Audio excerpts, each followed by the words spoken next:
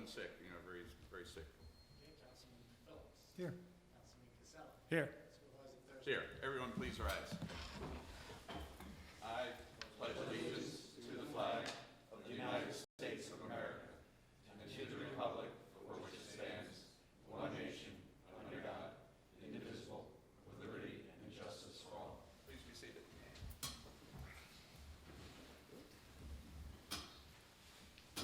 I'd like to have a motion to the agenda. I'll make that motion. Second. All in favor? Aye. Nays or abstentions? And the motion passes. Second is a motion to acknowledge the minutes of January 8th, 2020. I'll move it. I'll second it. All in favor? Aye. Any nays or abstentions? Seeing none, motion passes. Next item is, would be for a motion to open the public hearing. This is a public hearing on a resolution introducing local law number 1 of 2020, which would amend chapter 240 zoning of the town code with respect to the addition of liquid propane storage facilities as a new special permit use in the highway, business, and airport industry zoning districts. Do I have a I'll move motion? it. I'll second it. All in favor? Aye. Aye. Any nays or abstentions? Seeing none, the motion to open the public hearing is approved. Do we have any members of our public, you know, tonight that are interested in speaking on this important issue? Seeing none, I'll move to close. No, so He is. for purposes of the public hearing, there will be an associated site plan application before the planning board. And the resolution adopting this designated the planning board to serve as lead agency for purposes of all phases of this application. So the planning board has yet to act, so it will probably be some period of time before the planning board does in fact act on this application. So I would ask that this public hearing be adjourned out for some period of time, probably at least through March. That way the planning board can. And by act, Jim means go through the seeker process, do Correct. all that evaluation, and end the seeker process in some fashion. So at that point in time, there would be the seeker process, the conclusion of the seeker process, and then it would have to come back to this board for a vote on the rezone. And then after that, should this board vote favorably to create the use, it would then go back to the planning board for site plan Okay. approval.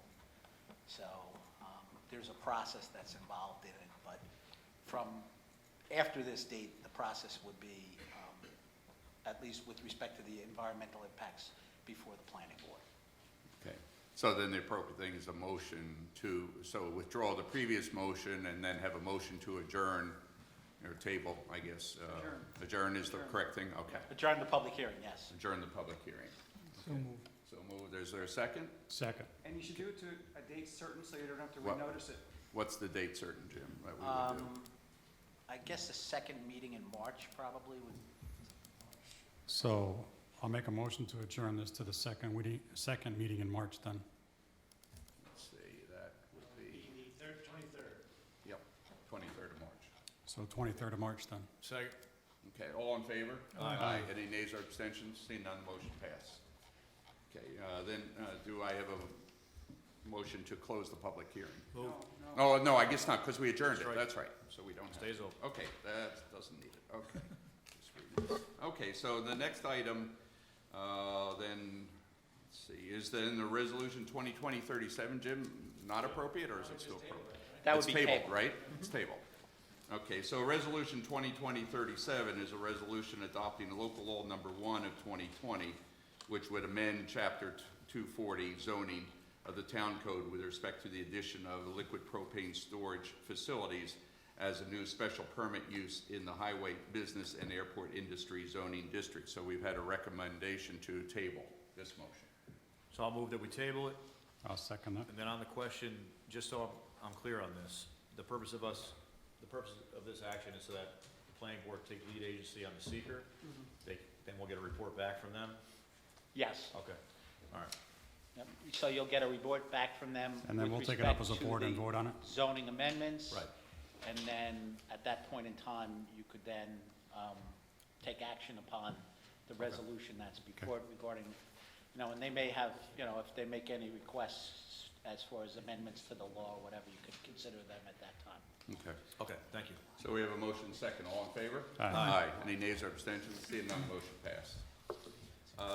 Now, the next item, Jim, you had a proposal for a resolution before we get into the workshop. It was discussion.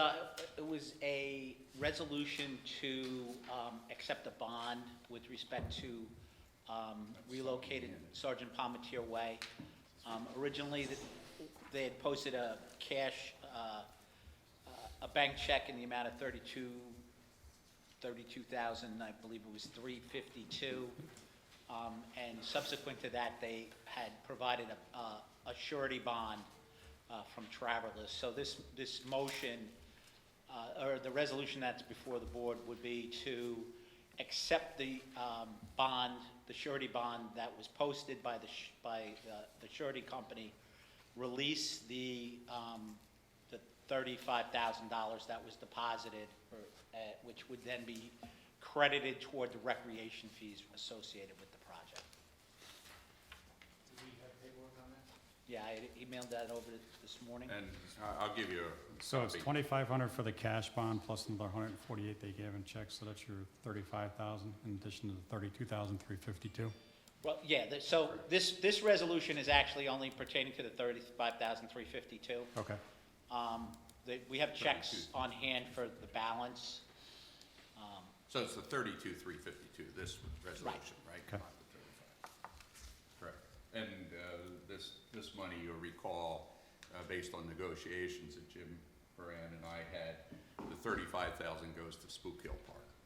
Well, it goes into the recreation Into the recreation trust fund, but and it's been earmarked- designated for that. It's earmarked for Yeah. the work that's anticipated to be done at Spook Hill. All right, move that we add this resolution to the agenda. A second. All in favor? Aye. Any nays or abstentions? Seeing none, motion passes. Move that we adopt this agenda as whatever the appropriate number would be. A second. Okay. All in favor? Aye. Any nays or abstentions? The motion passes. The next resolution that we have is Resolution 2020-38. This is the acknowledgement of the correspondence law. So moved. Second. All in favor? Aye. Any nays or abstentions? Seeing none, the motion passes. Now we'll move into our workshop, since this is the designated by town code, the workshop meeting. And so the remainder that we have prior to executive session will be to hear from a number of our town department heads. And starting off will be Mr. Owino. Frederick? Is there an internet issue going on right now? Yeah. Okay. Certainly. Is there a way to reset the router in here? We're going between two different Wi-Fi systems. Okay. So.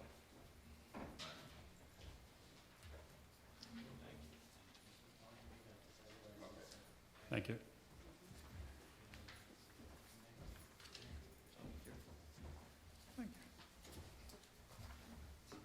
Patrick, can you give me one for Councilwoman Bettina, too? If you have an extra one, I'll take hers. Thank you. Thank you.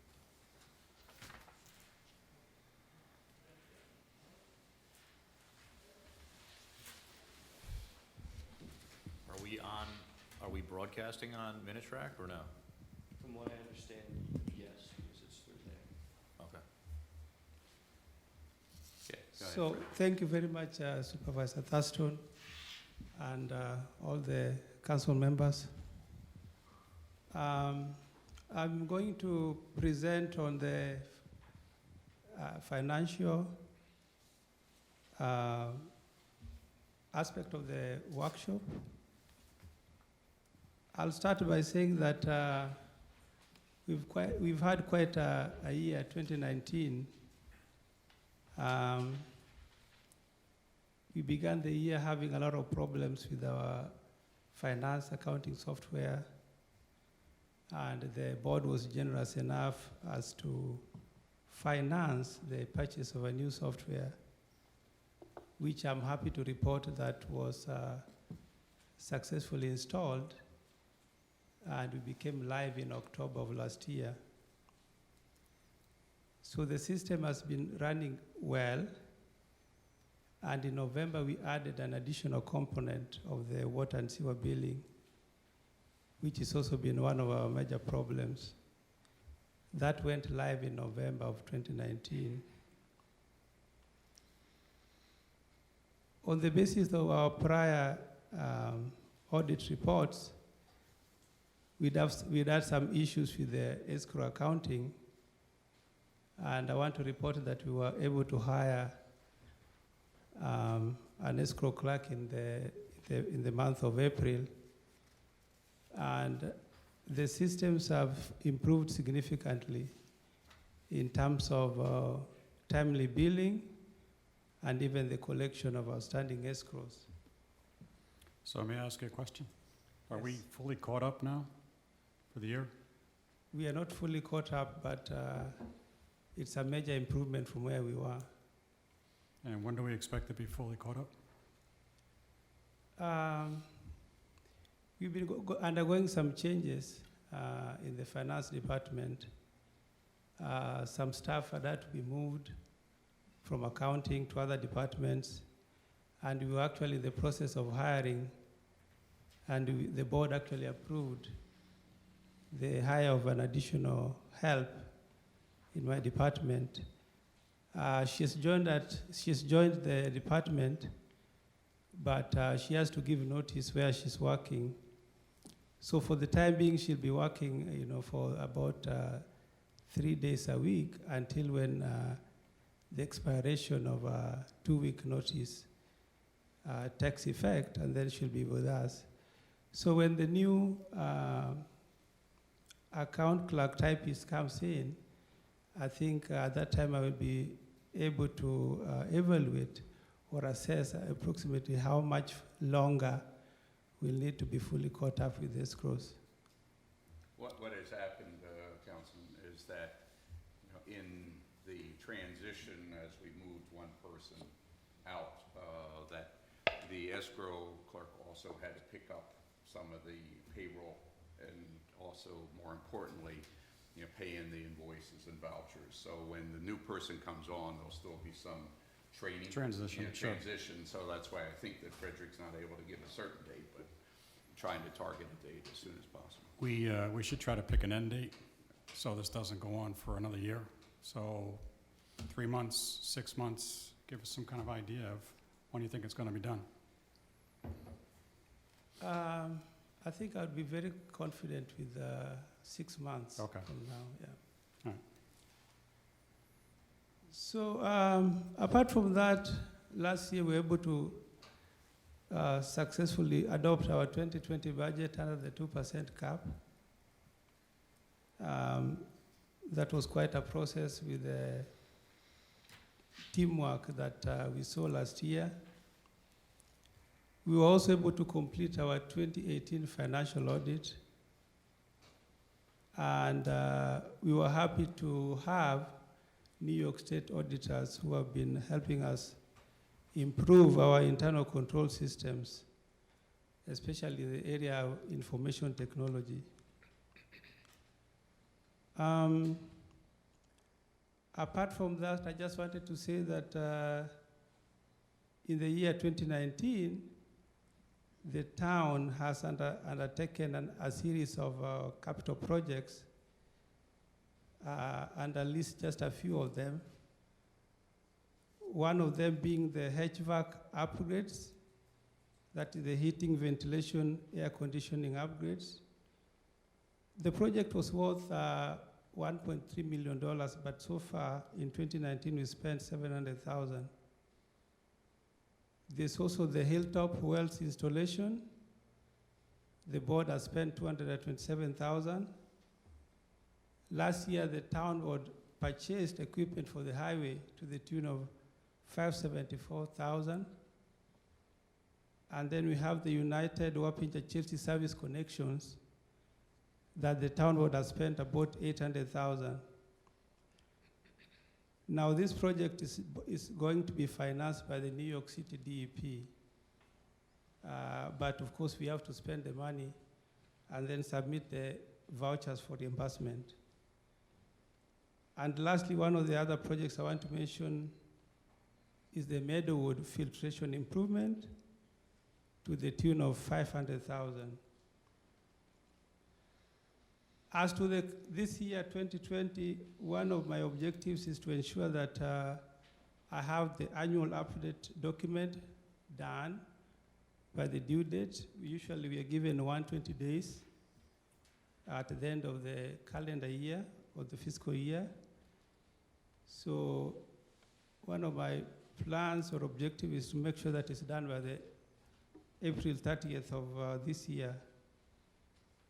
I just also had a call with our auditors, and they were happy to have been reappointed for the year 2019. And soon they are going to send to us the arrangement letter for us to review, which sets the parameters for the 2019 audit. I would also urge the town board to, I know there's a couple of capital projects that are planned to be undertaken this year.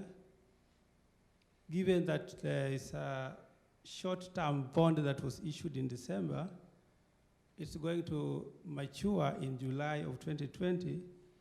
So if the capital project financing can be approved in good time so that when the short-term bond matures in July, then we can include the additional financing and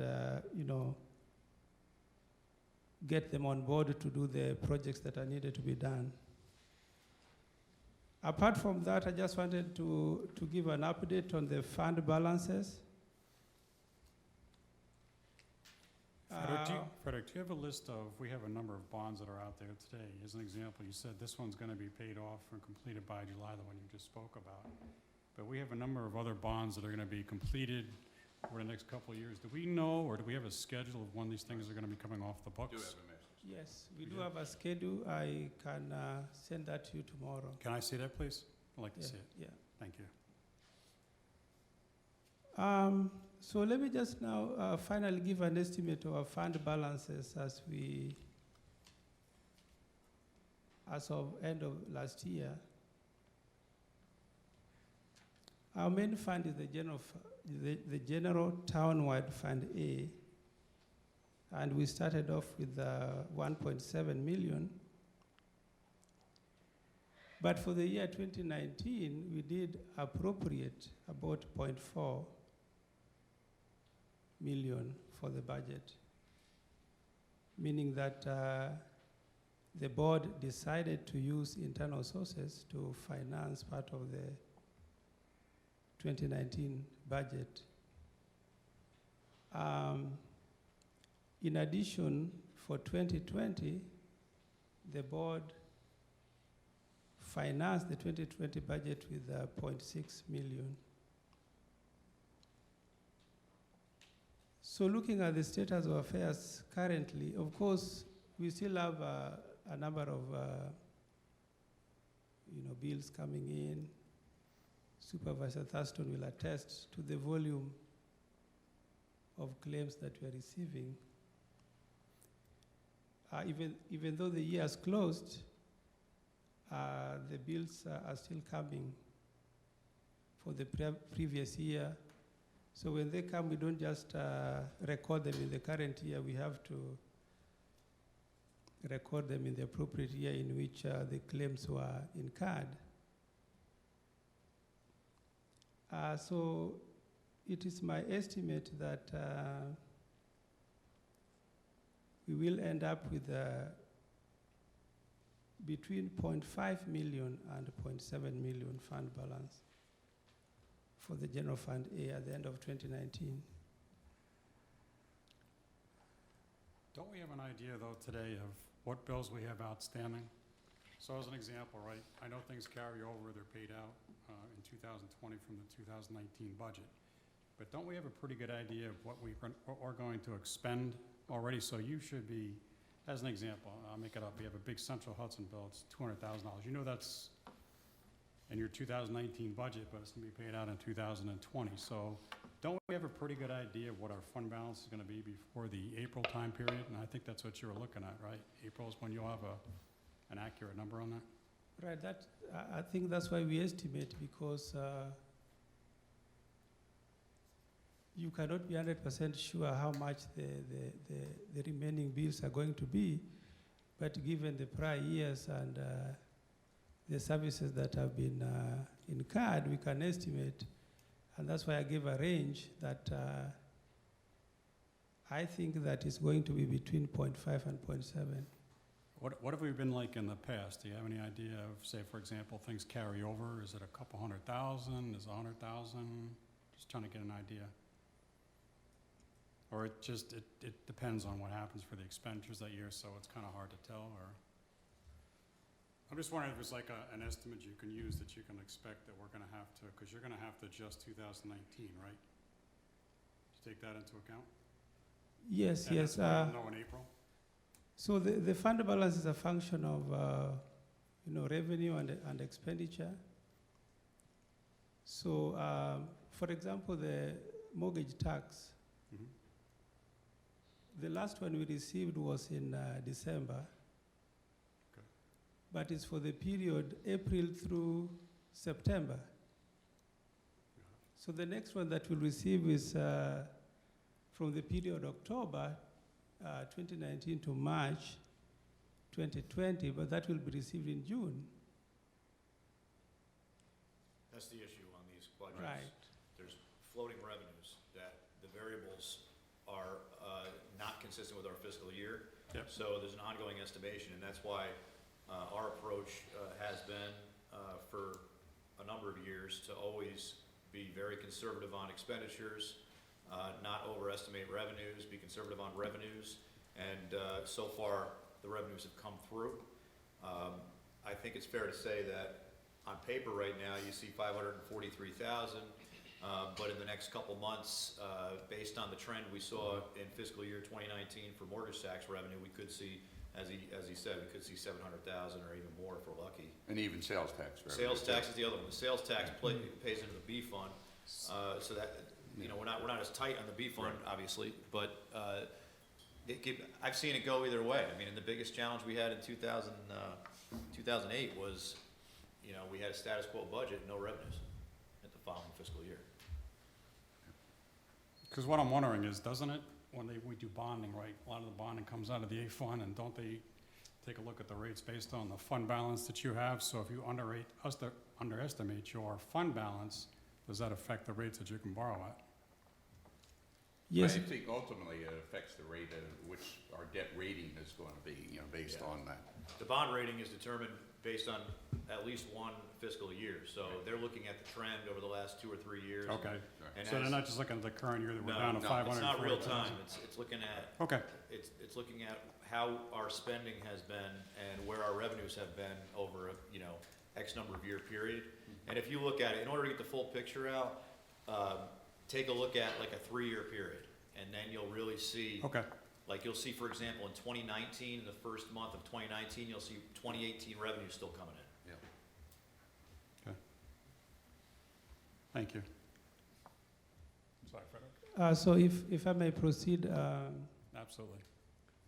so the general pattern, the B fund, which is also considered a part of the general fund, we started off at 4.2 million, and it's my estimate that by the end of the year 2019, we'll have 4.4.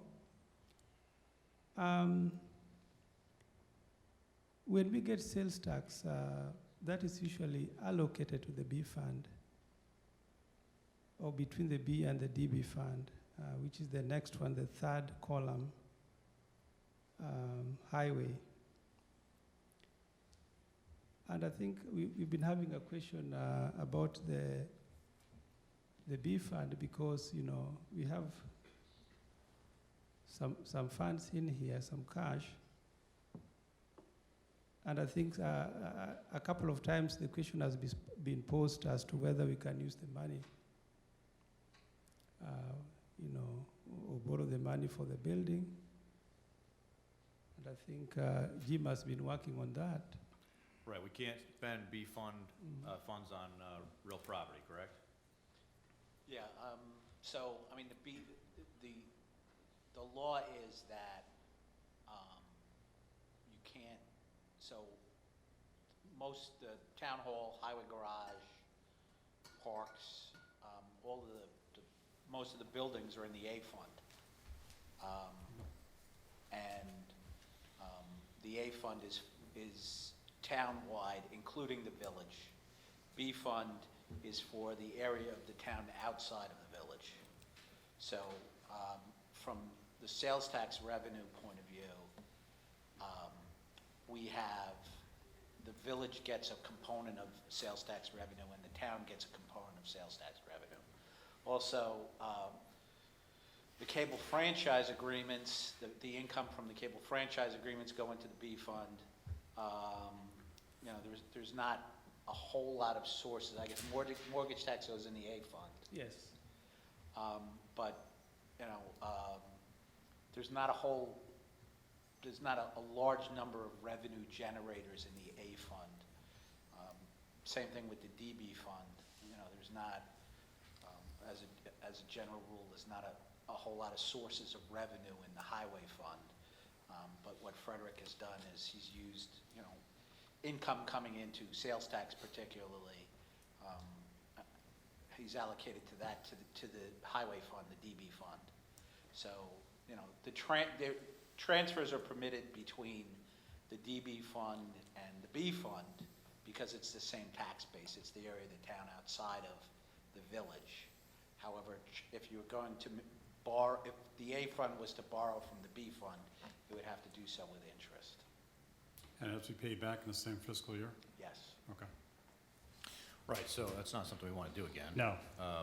No. You know, B fund, I'd be interested to see, not right this minute, but I'd be interested to explore and see what the permissible expenditures for B fund Right. can Yeah. be, thinking Same outside, question. thinking outside the box. Of course, it's never going to be simple. You know, you can't pay debt service, obviously can't pay A fund debt service out of the B fund. You can't buy property, right? You can't buy buildings. Well, I mean, so for example, the expenses that would go into the B fund would be zoning, you know, any areas, in essence, where the village duplicates service. Right, so So- highway. Highway, yes. Right, well, we have the DB fund. But, you know, unfortunately, the highway garage Right. is in the A fund. I mean, that's, Okay, so And then let we me say can- it this way. Is it permissible to, moving forward, if we wanted to make a capital purchase for the highway department, is it possible to use B fund balance? you can, so as far as all of the equipment, paving work, all of those capital expenses, that is permissible to come out of you can transfer that money Right.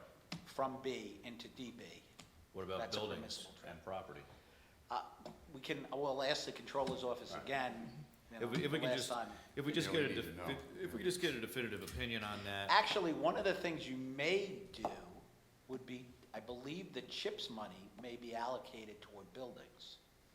Yeah, but I think- So what you could do is allocate the CHIPS money toward the garage and then make a transfer to replace the CHIPS money in the B fund.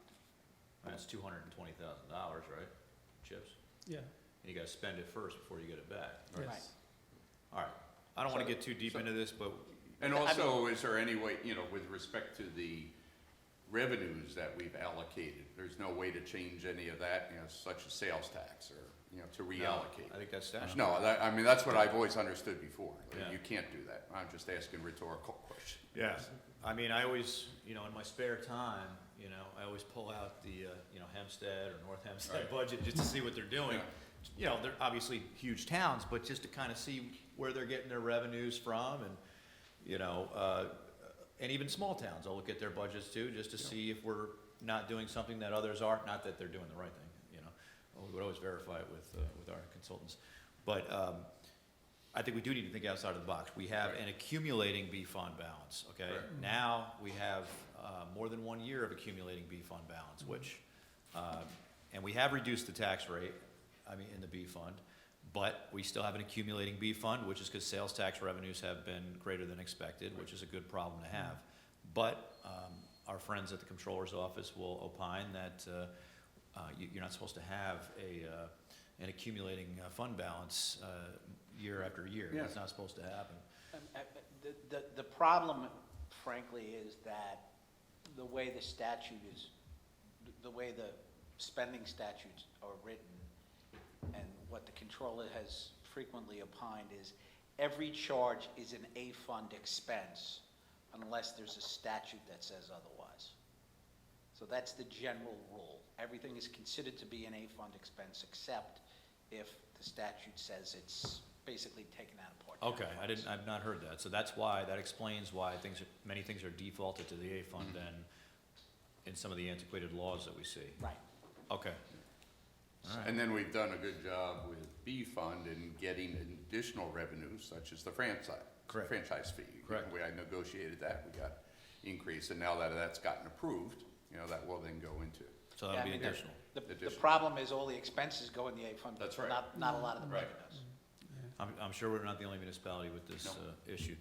So Thank you. if you dissolve the village, a lot of the problems go away. Okay, let's strike that from the minutes. I'm not saying that. Remember, if you do that, Jim, you also inherit the liabilities and That's true. the debt. Yes. Right. So you gotta be careful there. Hopefully nobody Okay. tuned out. Frederick, anything more on the DB fund as far as discussion, before you get to the water fund and sewer and so on? So in the DB Highway Fund, estimate end of year fund balance 1 million. The water funds, And on the highway fund, again, that can be used for roads, highway equipment.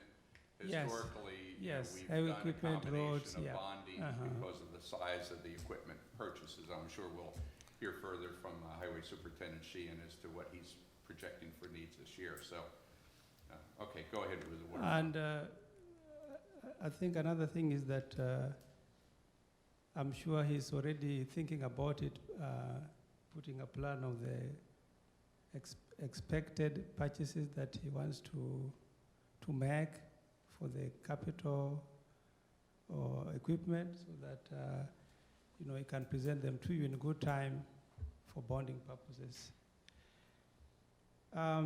In the water funds, And by the way, again, I'm sorry, but back to the A fund, the recycle yard comes out of there, and therefore our losses that we've been, seeing are also a burden on the A fund, Right. correct? Okay. Go ahead, Frederick, I'm sorry. in the water fund, we had an appropriation of fund balance last year of 1.3. I believe this was the Meadowwood filtration improvement. Therefore, that's why we are estimating 1.2 million end of the year. In the sewer funds, end of the year, 2 million, 2.8. And the others are miscellaneous items like lighting, ambulance, and so on. So we still do have a tough year ahead of us. I think even 2021 is going to be even more challenging with the tax cap and the fact that the use of our fund balance in the general fund A. And the AIM funding is going to be up in the air. So It's up in the air. Although we they ha- say for we this have year, a- that's we solid, have, that we'll be seeing it, but Well, we still it's- don't know exactly if it comes out of tax revenue. Well, I mean, sales tax. As far as I'm concerned, until that budget's adopted in Agreed. April, the AIM funding could be up in the air. And then right.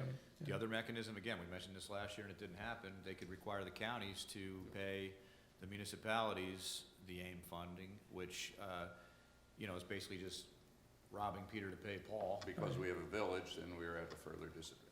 That's the other thing. The AIM funding comes in, it'll be coming into, I believe it's an A fund revenue source, correct? Or is it B fund? AIM funding. AIM is A fund. It's A fund? Yeah. Okay. So yeah, there could be an issue with how that's coming in. So we'll keep an eye on that, I guess. Yeah, so a lot of hard work ahead. Yep. Thank you so much. Well, thank you for your hard work. Thank you. Thank you. Just one last question for you. So a lot of our money is, I think, sitting in one particular bank. I think one of the things we looked at procedures last week at the January 8th meeting. We shouldn't have any more than about $5 million in a particular bank. I'm not sure if that is the way it is today, but we should probably take a look at that to make sure we're FDIC insured in case we have a balance greater than $5 million. So I don't know if you had a chance to look at that. I think Supervisor was going to potentially ask you about that. I don't know if you got an opportunity to, but we should really take a look at that and make sure we don't have all our eggs in one basket. Right. I think we could explore that, but currently we have the FDIC insurance, and whatever balances are remaining there are fully collateralized up to 102%. So there's a monthly statement that they send to us showing where the collateral is in case the bank goes under, we will not lose our money. But I think it's worth exploring, other. And Frederick's been discussing with a couple of banks some additional advantageous programs to the town and monies that are stored, such as increased interest rates or other No, considerations. that's a good So idea. that, we'll be talking that maybe in the next board meeting. Okay, very good. Al, as Frederick notes, I forgot exactly the terminology, but basically there's, in addition to any FDIC insurance, New York State, I believe it's under the general municipal law, requires the banks to have all of our deposits collateralized. So each year they provide certificates for whatever the level of the deposit is. So we're not bound by the FDIC insurance. We would go over and above that. So anytime we have a deposit there, in essence, is a... So it's not an issue, as we're telling it, because we're insured. Yeah, there's actually a separate, collateral agreement. as Frederick Again, I'm knows. just going by the Yep. process we looked at last week, and it Yeah. said $5 million in one bank. Yeah, I And mean, so that's something I think we should take a look Sure. at. Yeah, we'll So look at it. it sounds like we're covered through insurance, but I think, Frederick's going to take a look at that.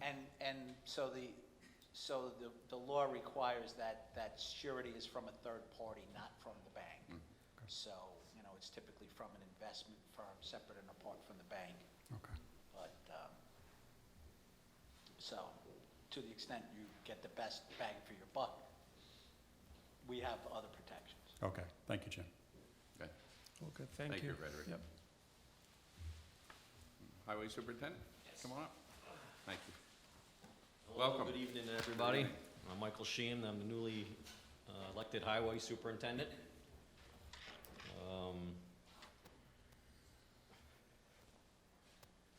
I just let you know that we have 16 talented employees. We have over 100 miles of road. We have over 400 town roads, and we also have over 2,700 catch basins, which we repair as needed. Men do it. Okay, snowplow in the winter.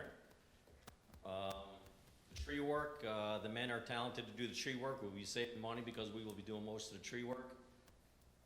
To save on money in that way, for plowing snow.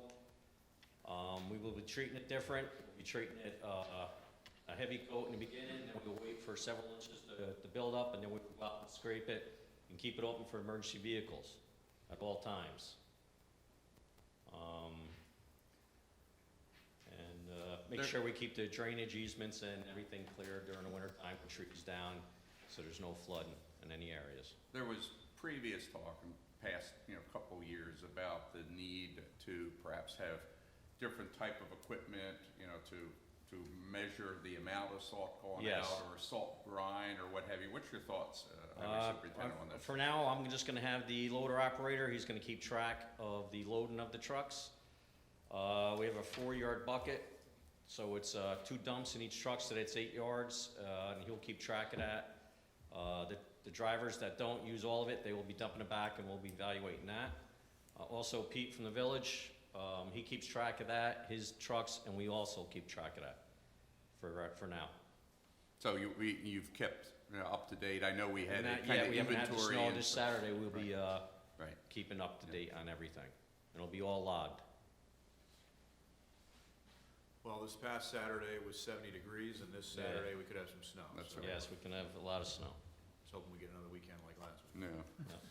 all right, thank you. And the brush and the tree removal, we're doing that now to, we cut the brush back to keep the mirrors, a lot of mirrors get broken when they get the weight on it from the snow. So the men are out doing that now, and they are also taking the dead trees out of the areas to keep them clean. Good. Springtime, as soon as the weather breaks, we will send out the Vector, which goes out and sucks every basin out, and they jot down all the repairs that are needed in that basin, whether it be pipes, or like the top ring, or any frames rotted. And then after that, the sweeper goes out. And, you know, as long as the weather stays with us, we will be sweeping, hopefully early spring. And the same with the brush removal, they'll be doing that. And, I hope to get the men out there a couple times a month to do the garbage cleanup alongside the roads, especially before the mowers go out. All right, summertime, we got 5 miles to pave. I've been going over the roads, I got 4.9 miles. And prior to that, the roads, if it's okayed by the town board, I will be doing all the checks on all the basins, the infrastructure, make sure the pipes and basins are repaired before the paving begins. We had a number of issues from, I think, probably all of us as we were walking the town where some of the roadways were having not proper joinder with Yes. driveways and Yep. even paving over of some of the drainage, so the drainage was uneven. So we've talked and how Yes. you have a plan to address Yes, that. we have a so- plan. I will put the people that really know blacktop in the last 20 years, they'll be on the crews to make sure the roads, the basins, and everything are taken care of at that time. So I have a number of roads I want to take you around to, as Dick said, where folks are, you know, the roads are a little too high and we're just draining down on people's Yeah, driveways. a lot of and them it's- worked in, they it's don't have destroying to the pitch the driveways. roads, you know, so the water's running across the roads. There are several roads that were done. We're gonna look into that. There were several basins that were passed by the blacktop, which needs to be repaired. And, And we have some other drainage situations, which I've asked you to work with CPL and vice Yep. versa, such on Dorothy Heights. yeah, You know, the situation there's several things, so there's several examples, you know, related Yes. to that type of situation. Do you actually have a list already put together of, you know, things you're gonna take a look at? Because- yes, Okay, good. If you could send it out to us, I'd like to see Yeah. it, because I probably want to add some roads to that too. yeah, I've been working on it the last few days, so we're. Okay, thank I you. think, good you know, on the general process and what I asked Mike to do is to review from his point of view based on age, you know, nature of the past repairs, replacement, Yep. drainage and so forth. And then, the way the work it is, he'll present the list to us and we can look at it from different perspectives. Certainly each, you know, councilman, woman, you know, will look at it from also that Yep. point of view. There are some other considerations this year that, we've talked about previously, Al, and one of them, for example, and Steve's here, is the need perhaps to repave the town hall parking lot and the ESB, you know, lot. So while that's under his responsibility, but in looking at, you know, our cost, right, you know. Well, that's and not, how but we that do can't it. come out of the DB fund. No, I know, that's what I'm saying, that's our responsibility as far as I meant the A fund, you know, cost. But we have to consider how we're going to do that and manage those, you know, things as well. So there's some other issues Mm-hmm. beyond what Mike has that we'll want to look at. Okay, good. Yeah, Robinson Lane is also another one. Yeah. Not Robinson Lane, Ralph Holt Way. Yeah. Needs to be, that needs to be paved. I Yeah, mean, we- that's rough. We took Yeah, a there's tour a on lot there of roads Saturday, that and it's need, really rough. attention. Yeah. So it needs attention. A lot of drainage that needs to be looked at, which we are. I'm And a looking couple at of it. speed bumps there too while you're at it. Yeah. Yeah. Also, the mowing will be kept up with. I'll make sure all the fire hydrants and everything are clear at all times, which they weren't. So they'll be done, taken care of now. And again, the garbage will be picked up before the mower goes through to tear it all up. We also have 2 mowers now, so one can start in the north end, the other can start in the south. And we can get it done in a reasonable time. Some of the hydrants, Jim, from the DEP line are pretty far off the road. Are those still in a town They're in a easement? right-of-way. They're in a town right away? Yep. I mean, some of them are not on town roads, so I don't think that it would be, I don't know whose responsibility it would be. There's some on New Hamburg Road. Well, I mean, Well, you also have it going through Cardinal. Right, but I mean, Yeah. So So- that's Steve's, I so assume. one of the things that I've asked many, many times items is, to the extent that the highway department is maintaining any of the water and sewer right-of-ways, the cost of that can be charged back to the water and sewer districts. I don't know if it's been done historically, but, you know, if you're, you know, maintaining water and sewer easements, rather than that money coming out of the DB fund, that can be charged back against either the water or sewer district, so. Yeah, also, we'll be out in the cul-de-sacs, the ones that are with the snow covering. When we get the major snows, we usually work with KMO, and we go out with the machines, and they help us, and we clean all the hydrants.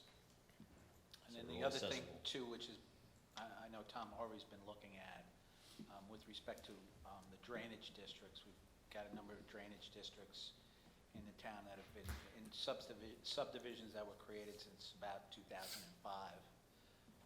There's, you know, drainage improvements. And those, in each of those districts have fund balances to maintain, you know, the infrastructure in them. So, you know, whether we do it with forced labor or contract it out, Right. you know, Is that the United Water one?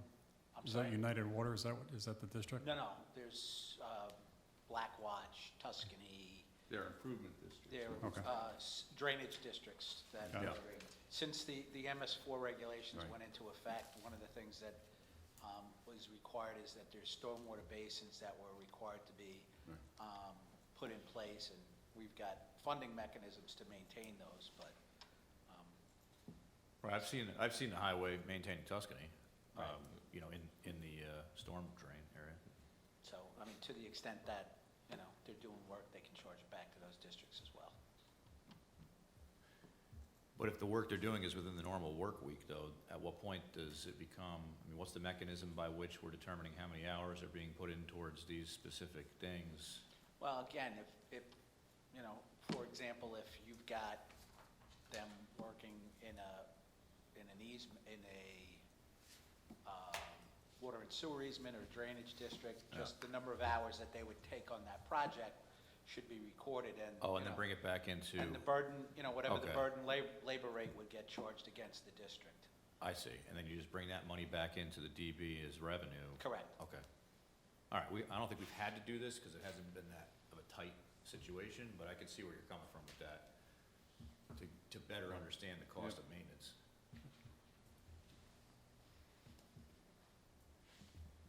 Okay, Go ahead. moving on to the recycling. I'm gonna be working with Joe on it. We have a scanner now, we'll be scanning the cars that come in. We can keep track of how many times they come in, so they're not abusing it. And that's another thing, the gates are falling down. I'll be working with Steve. He's gonna have some people come up, repair the gates. And if we have to, we gotta put more of them pylons in there, because people back into it, believe it or not, and they destroy the gates. And then you got people leaning over, grabbing things out of it, and so I'll be working with Steve and Joe on that. And any way to save money, we're always looking for ways to save money up there. We have in our budget $100,000 cost savings that you need to implement, a combination of highway and the recycle yard. And then we have also discussed, we'll have a separate meeting, I think, later on about, you know, fees and Yeah. for a recycle yard and Yeah. how to better manage it going Mhm. forward.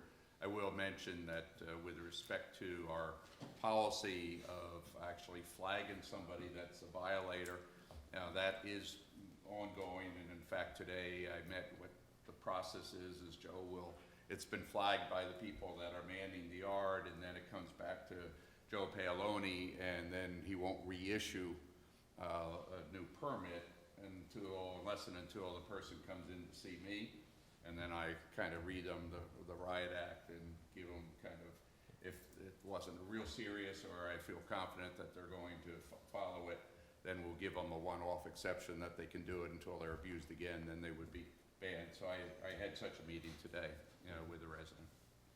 So what defines abuse, though? So That's what we gotta figure out, Bill.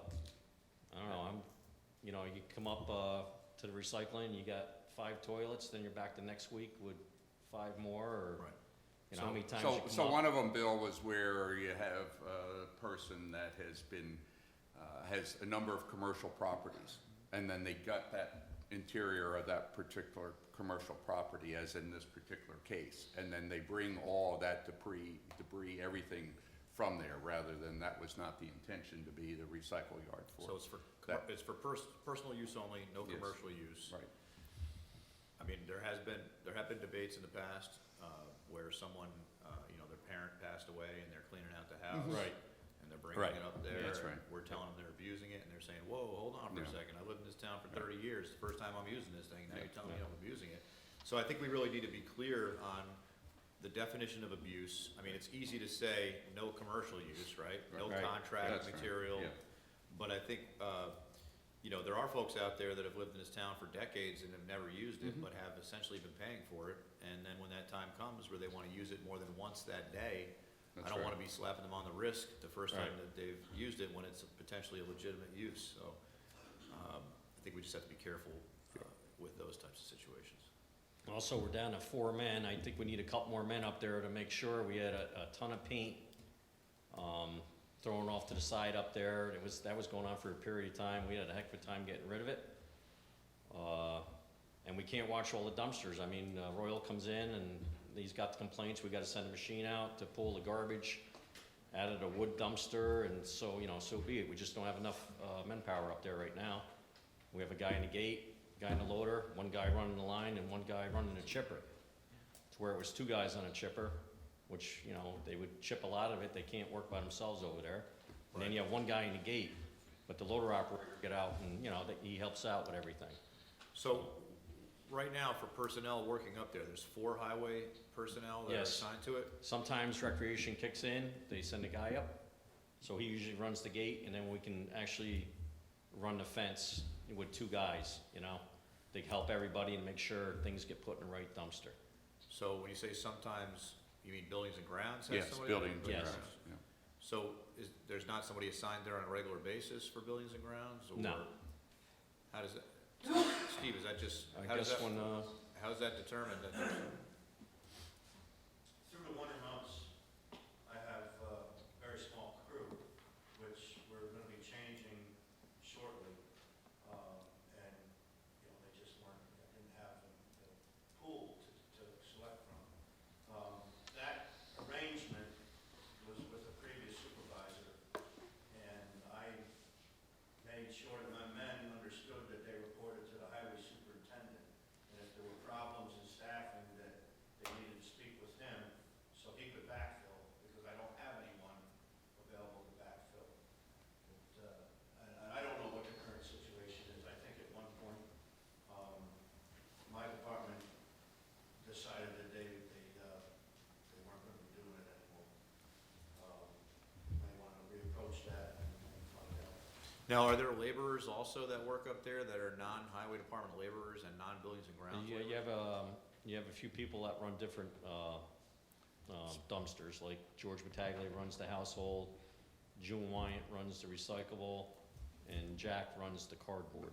That's an issue, Bill, we need to have further discussion on with respect to that Mhm. particular issue of laborers and non-laborers. Yeah, yep. Okay. Yep. A lot of this stuff was No. grandfathered over the Yeah. years, and Mhm. we need to We can discuss it further. standardize. Okay, thank you. The projects, what I gotta do, there was roads that were paved years ago, they are not complete as of today.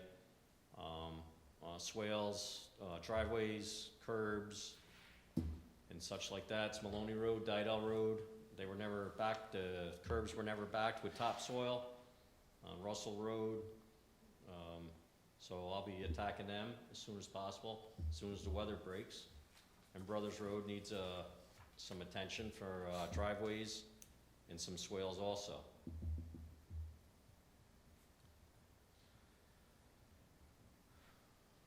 All right, the improvements on the highway garage. My thought was to, the building that has fallen down in the back, it's 3-bay. We used to put our concrete back there, our trucks, and some equipment. You can't go in it now, the roof is leaking and it's falling down. So my thought was to rebuild that, and we can use that for storage, and we just need a much of a pitch. I was working with Tim and Tom on that, and the existing metal building, the mechanic shop, I was looking to add 3 bays on it. 2 bays would be for mechanics. They would have a new floor that would be smooth, they could roll around on their creepers, and also add a lift in it. And I would also want a bay for the Vactor. This building would be higher than the other building because the Vactor just barely makes it out of its bay there, especially when the frost comes, it heaves. So the Vactor has a heck of a time getting out of there for emergencies. And we gotta look into a wash bay, which we talked about the wash bay. And that's pretty much it. So are you looking for a lift too, another lift as well? Because you have one lift there today. Are you looking to Yes. put another one in there, a second one? There's a backup because you only have the one now, right? Yeah, there was, the lift we have now was improved, so they say it's fine. We'll have to, guess, look into it further. But I think they need a heavier bay, because we got heavier trucks and stuff like that, and the roof would be raised, 18 feet. And you can actually put a dump body up in it, which you can't do now. So they can't put the proper safety, they gotta block it with wood and stuff. Mhm. So, So, they were my thoughts. question for you, deviating from that. So have you seen this massive document from the county with respect to Old Hopewell Road? Have you been involved? No, I with haven't seen this? that yet.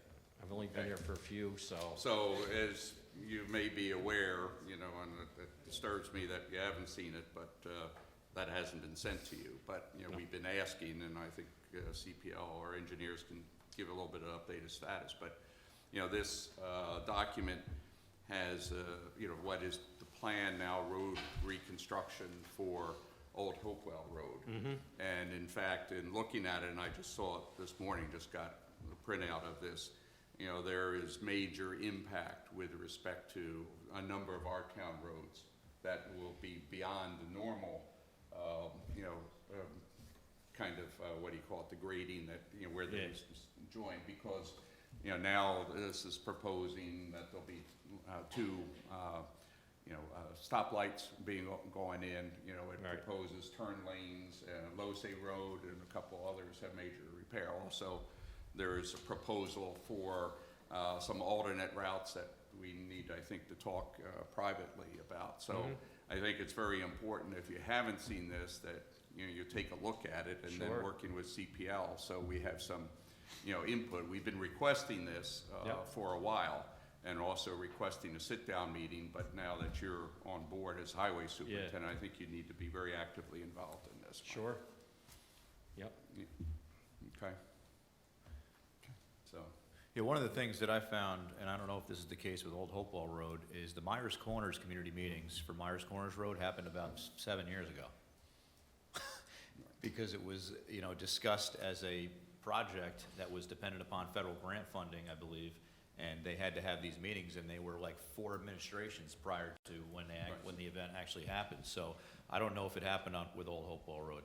I'm just going to talk as county legislator capacity. I've been in contact with Commissioner Balkine from Dutchess County DPW, and the supervisor and myself will be requesting town hall forums here in this building for the residents affected along Old Hopewell Road to try to get the conversation going again.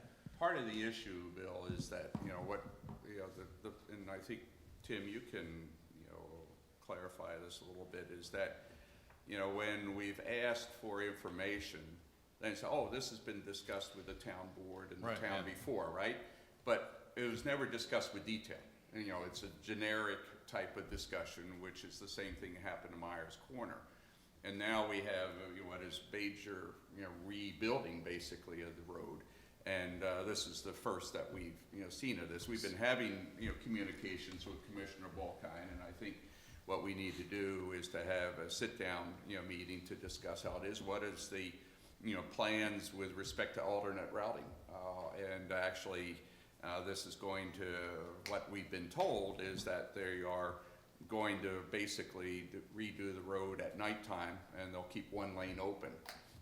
But you can imagine that issue relating to especially even old, you know, Hopewell Junction and so forth, because because of that. So we have to have some further discussions to review the impact in the planning, you know, for this. And I think Mike needs to be brought up to speed because of the relationship.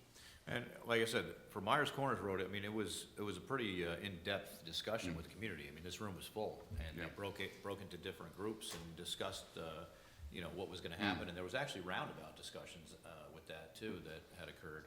I don't know if that's. There's none in this plan for roundabout. Right, I don't know if that was the same, if that's the same project that actually happened, but what is the timeline on this old Hopewell? I know they're doing the poles right now, they're pushing them back like 10 feet or so on each side, but what is the actual timeline for them to be doing the construction on a roadway, do you know? So that's where, and maybe why we haven't been issued the final plans until now, is that the county was in the process of getting DOT approval. Right.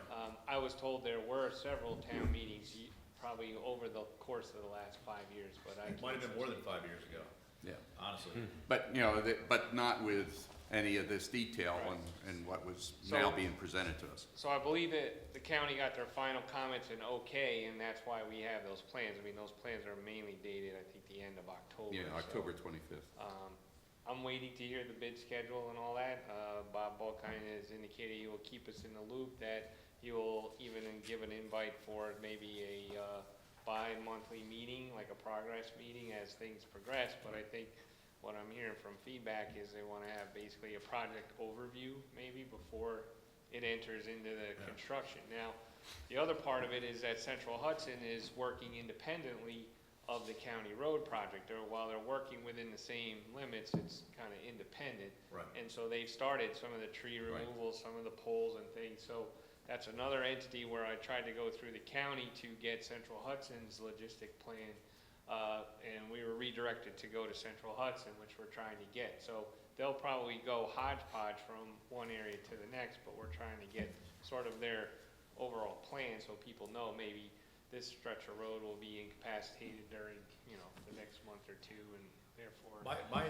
My concern with Old Hopewell Road is that there aren't many options to get to Hopewell Junction. And, you know, the signs say seek alternate route, but if you look at the numbers of cars on Route 9 between Myers Corners Road and Old Hopewell Road, you'll see 40,000 cars. Once you're south of Old Hopewell Road, it drops considerably, because many of those cars are going on Old Hopewell Road to get to Hopewell Junction. That's right. So, you know, my concern would be, let's have better defined alternate routes, and if there is an impact on town roads, which was alluded to in an email earlier today, clearly, I would think there would have to be town, at least town consensus on that, because if we're pushing large numbers of cars down roads that are not designed for that, that's gonna be an issue. But then again, perhaps we don't have the authority to be part of that. That's kind of the frustrating part. I mean, it's a county road, it's their purview, and it's their project. While it does impact the town, it's kind of their jurisdiction. But I agree, though, with Councilman Beal, that with respect to one or two of the proposals that I don't want to go into right here, that it will impact, you know, significantly some of our residential, or could impact our Well, residential I think the most communities. important thing is making sure you have communication out there, and just letting the residents know. That's the thing. And that's the thing, and I don't think that happened when we were doing the Myers Corners here, you know, because we had a lot of complaints and things, and they thought it was the town, and it's really the county, so And it's. that could happen again. So although I want to be in the loop on this, I'll be frank with you, I don't necessarily want to take ownership of this project. If I can hand out a business card with someone else's name on it that's not from the town of Wappinger as a point of contact for residents that have concerns, that would be even better. Well, and I think, and also, also in credit with, you know, Commissioner Balkine's office, you know, the communication clearly was very sorely to be desired. I think once I established some regular communication with him, and I think there are several different times where I had raised issues with he and also our county executive, and they responded actually very, very promptly on doing it, and part of the issue was the supervision of the contractor. And then that's where also, you know, I have requested, you know, and this has gone back a while, this is why CPL is well aware of this, to keep a closer eye on, you know, that as well, you know, as far as the maintenance. You know, what we're going to be interested in is who is the contractor that's awarded. Hopefully, it's not the one that did it on Myers Corner Road. My understanding is that contractor would not be eligible for this project. That's my understanding. No, I'm Yeah, serious. I don't know. Yeah, but in any event, you know, we have a number of things to do, and it's a matter now that we've gotten this, and it looks like that they're really proceeding. So- You know, So maybe one of the things to do is, you know, on the town website, right, is we find out updates, that's how we can communicate to the residents and say, by the way, this is gonna happen on X, you know, X day or whatever it is, just so you Right. keep the communication out there so that people aren't frustrated, because I know people were frustrated on Myers quite a bit, so we wanna try to, you know, keep that And I've down. conveyed all your concerns directly to Commissioner Balkine. We had a discussion about, you know, providing website updates. The county may have like a public relations office that will, you know, give monthly Right. updates. You know, there's other ideas. I talked about the alternate routes and maybe they can make suggestions. The other thing why it was alternate routes and not a detour per se is because they're gonna have temporary lane closures. So by code in the transportation world, there'll be traffic able to move through, so therefore they don't have a detour. But now we're looking in the plans here, and it looks like there are some minor details Yeah. or detours that they're Right. proposing. So again, I will convey, and it sounds like you did too as well. So we'll just have to keep at them to get them to come in and maybe have a public forum, sit down with Mike and go through a page turn of the project and, you know. Certainly with the engineers and Mike on the highway, you know, Yeah. to see what it's gonna be, as Councilman Beal said, you know, the, kind of the burden, the impact on our town roads, such as the LoSay, which, you know, goes in a lot further than the normal. Okay, good. Well, I don't wanna keep you any Okay. longer, since Well, you thank need for to your get back time, to the and, family. I apologize, I have to step out, okay? Thanks, Thank you, Mike. Mike. Thank you, Mike. And just on that point real quick, so, Yeah. you know, if you're gonna be pushing people down Losey Road or Spook Hill Road, what are they gonna gain? I mean, they're gonna end up on Myers Oh, I Corners know. Road. How do you get back to, Sure. you know, how do you get back to Hopewell? I mean, you're not gonna go to the castle and then go all the way out to there's no other way to No. get to Hopewell Junction, in a direct fashion. So that's just something that, they need to be considering. It's Yeah. not as simple as sending people down a tertiary road, because there's no way to get around in some cases, you know? So, No, you're right. just, you know, Everybody gets, it's gonna be a mess. Yes. That's all. Okay, thanks, Mike. Thank you, Mike. Have a good night, everybody. You Okay. too. You know, Tim, why don't you talk about Okay. some of You the wanna go projects? to, So we'll just do a quick overview of some of the completed projects for 2019. What we try to do is just give a little quick synopsis here, and then the project costs that we reference are really contractor costs, are not necessarily the all-in costs, so Frederick left, but I think our numbers are close. So the first one was Town Hall HVAC upgrades, which, you know, we're still in the punch list. We haven't formally closed it out. I think Steve, I think we talked about some training.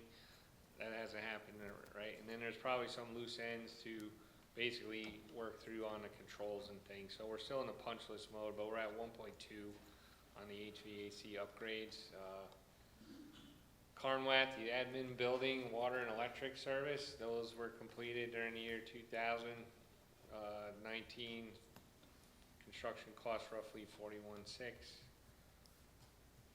Schlott House Park building improvements, total cost $90,743. Chelsea hookups, it's still ongoing. You know, DEP granted us a tentative extension through June of 2020. So we're still have some loose ends to work on the reimbursement request, and then whatever money's left over after that, there's a handful of connections still to be made in the yellow area there on the map. Meadowwood filtration, another project. This is bolstering the water supply. This one was $578,000. Basically, you know, revamping the filtration and getting the groundwater supply well online. It's working about 300 gallons per minute, so this is another facet to your groundwater supply inventory. so I think it bears noting that before this, it wasn't online at all. So Right. this is 300,000 gallons of water that the town never had before. So where does that go? Do we have a storage facility for that, or, Yeah, it's in the whole system. Yeah. it just so it's goes coming into the this. system?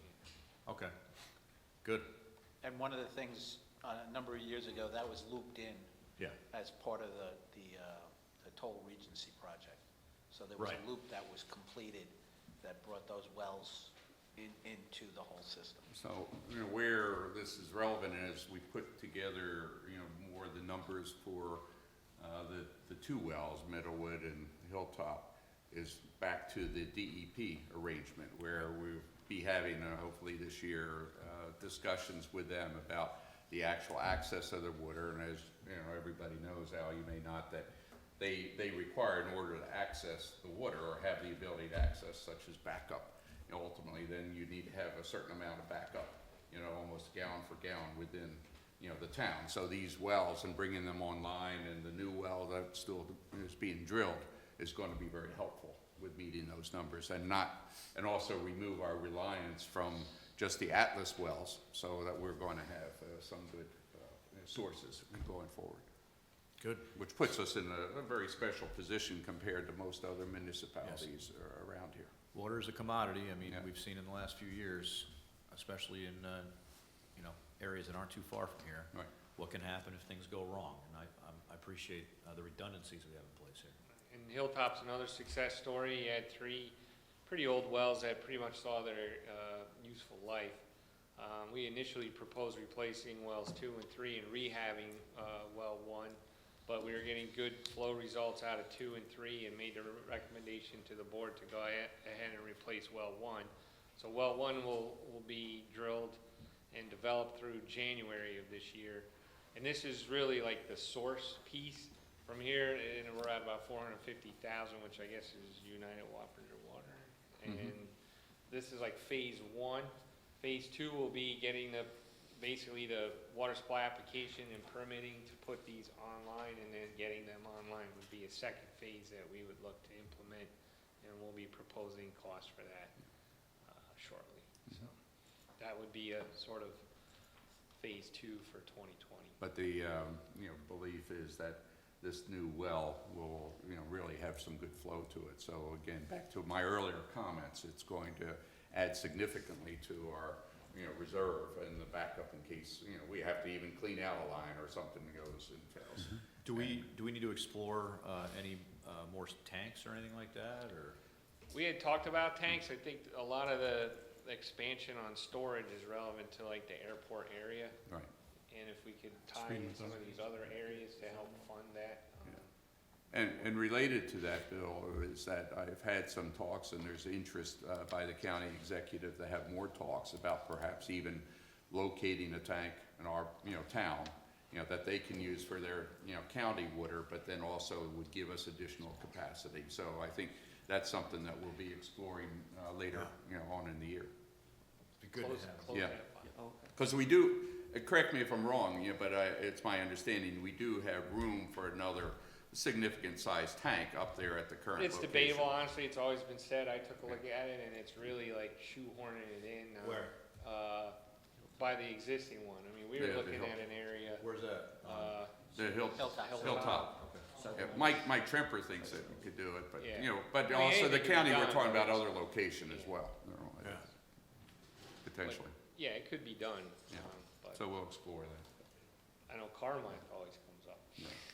But that, for the county, that's not as Not- no, desirable. correct. I think the airport area is what we're looking at, especially if we're going to build out some of that lines. It'd be nice to have a city water, a tank full of city water sitting on top of Carnwall, just Yes. as a, Agreed.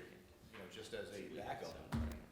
And I think that, what's going to have to happen, we'll have further discussions, I think this year, is that we're going to also have to put in a small plant, that will deal with that water and the filtration of that water. Now, correct me if I'm wrong, Jim, but the DEP had talked with us before, but they have a couple lots across the street that they said they would be willing to sell, back to They- us and use During potentially. the course of the construction, they purchased a number of houses that were surrounding the site, and they're currently using them as construction management offices and things of that nature. I believe they may even have, personnel, living in them. But what they said is that at the end of the construction process, they'd be more than willing to sell them.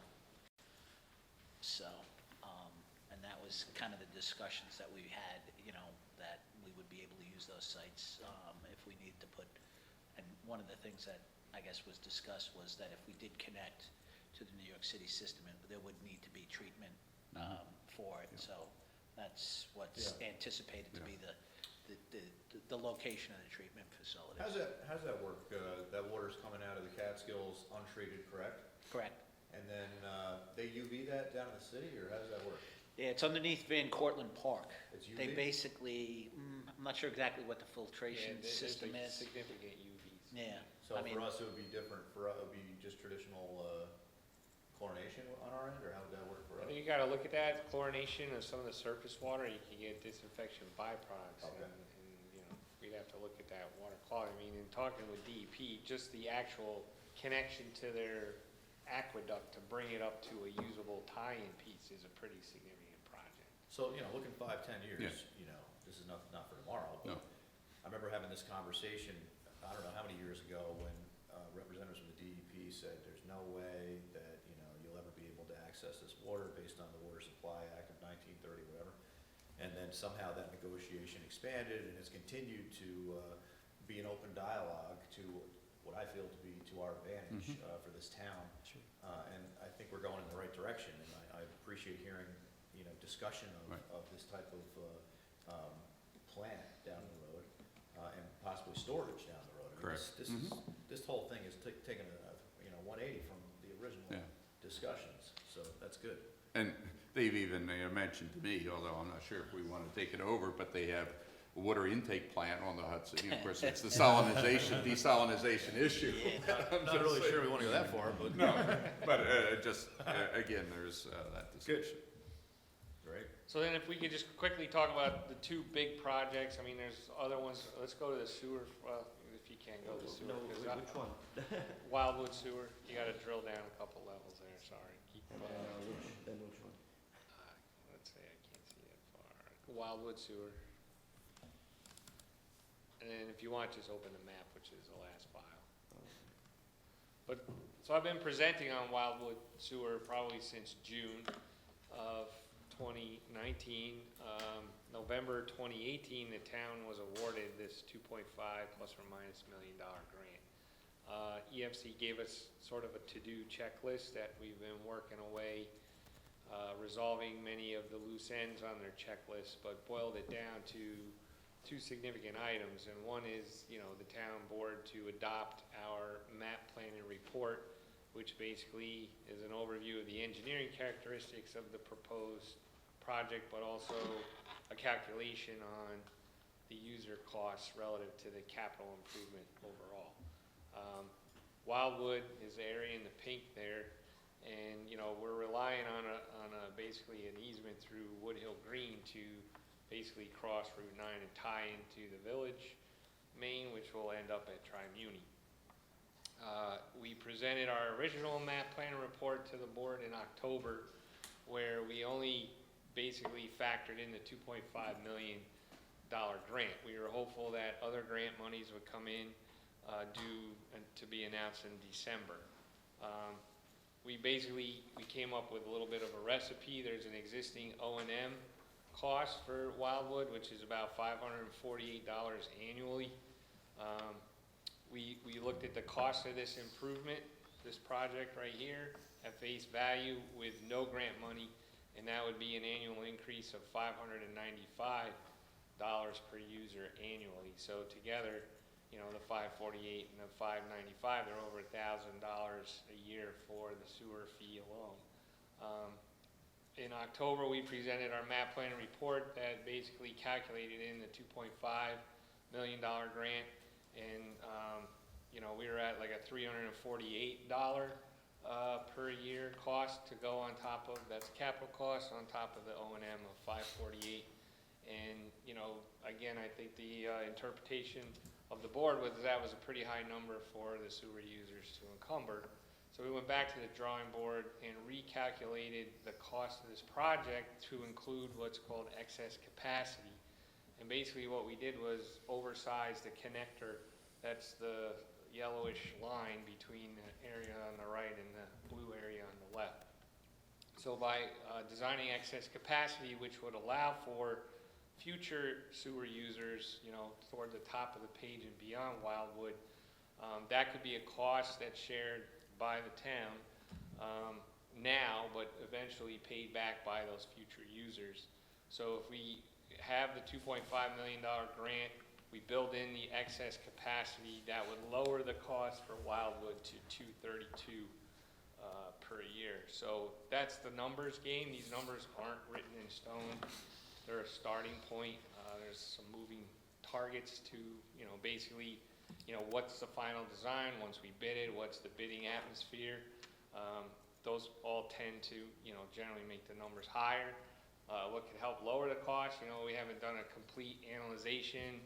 There's an O&M cost to operate Wildwood in the wastewater treatment plant. That would go away. However, there'd be increased sewer rates to go to Tri-Muni. That may be a net balance.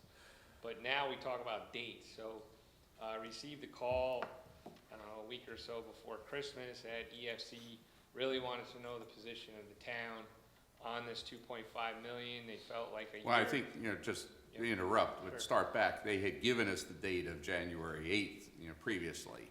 You know, I think was what, you know, was the Well, communication. that was separate. That was Yeah, DEC. yeah, but also we have that, you know, date that's been imposed on us as well. Right, so, so January 8th was a commitment by us to have the town respond to the DEC notice of violations for both Wildwood and Midpoint Park.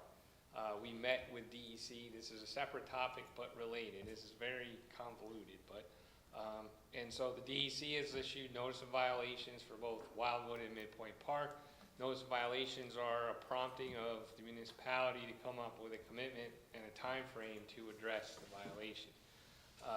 That meeting with DEC was back in October. I tried to buy as much time beyond, I knew grant announcements were coming toward the end of December, and I tried to guess when the next town board meeting would be, which I thought was the 6th, and so I shot for the 8th. Turned out the board agenda, the 8th was the 1st, so I asked DEC for a reprieve for a month. They gave me a reprieve till February 21st. So I have to respond to DEC on the notice of violations with a commitment of the town on a timeline to address those. As part of my discussion with DEC, I said, you know, the town has been awarded $2.5 million for Wildwood. That's a very positive thing. You know, they're gonna move forward on it. We're anticipating more grant announcements. So I don't see Wildwood being like an issue. I think the harder one to solve would be Midpoint Park because it's further from Tri-Muni and the cost is probably estimated to be double what the cost Wildwood was. So then I have the call from EFC asking about the town's commitment on the 2.5. They said on the phone, you know, if town doesn't really respond by January 31st of 2020, the town could stand to lose the grant money. So after talking with the supervisor, I reached out to Dwight Brown in our EFC funding group, and I said the town doesn't want to lose this money. I've asked for an extension, but I can't guarantee that, you know, that I got a response today from EFC that they will look into it. They're gonna create a community action plan and assign like a representative. And so maybe that representative could help tie in other departments like DEC, so they understand, you know, this is a small part of a very big picture. We have Woodhill Green, which is part of the village. We have Tri-Muni, which they're saying they're at capacity now, and there's capacity issues for moving forward. Tri-Muni wants to go for grant money to make improvements, so there's a lot of moving parts, not just the town of Wappinger and Wildwood. But my recommendation to the board is to find a way, if there is, through Jim's recommendation, through what funds are available, is to make a commitment on this 2.5 so you don't lose it. Our plea would be to expand the time frame. I think EFC always wants to, like, you know, hold your feet to the fire, get the job done, and expend the money. But if we try to explain, you know, maybe we need 2 years to expend the money and it's not going to happen in 1, or we need 3 years and it's not going to happen in 2, I think that's a discussion that we're trying to have. So I've conveyed to EFC that, you know, tonight was a workshop and an update. If there's a possibility for a resolution, I'd request it to be on the 27th, the next meeting before the end of January. And if for some reason we do get a reprieve from EFC on our January 31st deadline, then obviously we could buy a little more time that way. But that's my report on Wildwood Sewer. So let me ask you some questions. So the project for Wildwood is what, roughly 5.6 million in total. We've got $2.5 million in grants, so we have to potentially at one point in time bond approximately 3.1 million. But when we do the project, you have to bond for the full amount? You have to, well, Jim can always answer, but up to, so we recommend you have a resolution that you're gonna bond up to the maximum amount with the intent that grant monies come in and knock the grant obligation or the. So the can we bond use resolution. part of the $2.5 million worth of grant money we have to help make payments towards the 5.6? And is there a way to ensure that we get that money up front so that, you know, as we start paying this, we have time to figure out how we're gonna pay for this in total, because The grant is for 40% of the project cost, so they can actually go back and look at the total project cost. What we had done and what we intend to do this year again is to resubmit our other grant applications which were denied.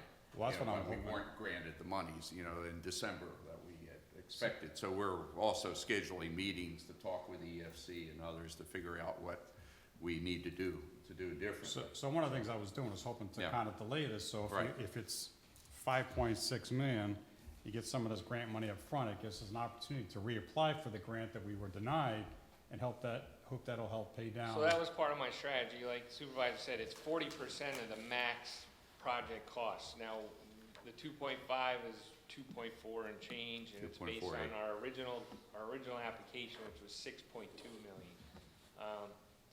The other thing is it's reimbursement.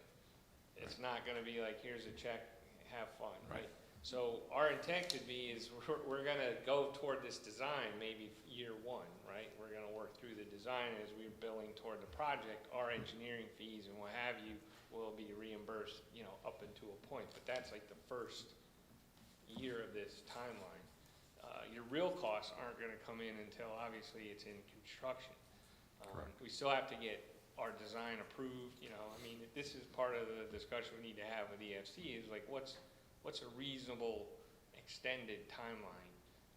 You know, sometimes without even asking for it, it could take a year and a half for our design to be completed, for it to be approved. Then you start looking at, you know, construction time frame.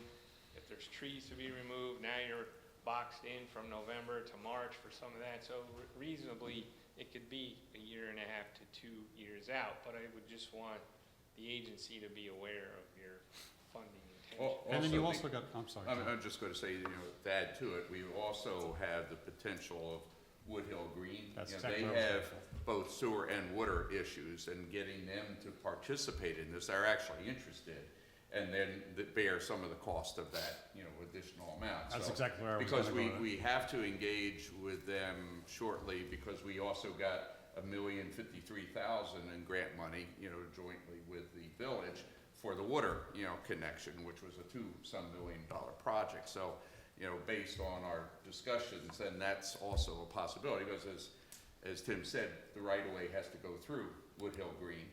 And so then while you're doing it, they might as well, you know, look at building out the laterals and then paying, you know, for that tie-in, the buy-in fee.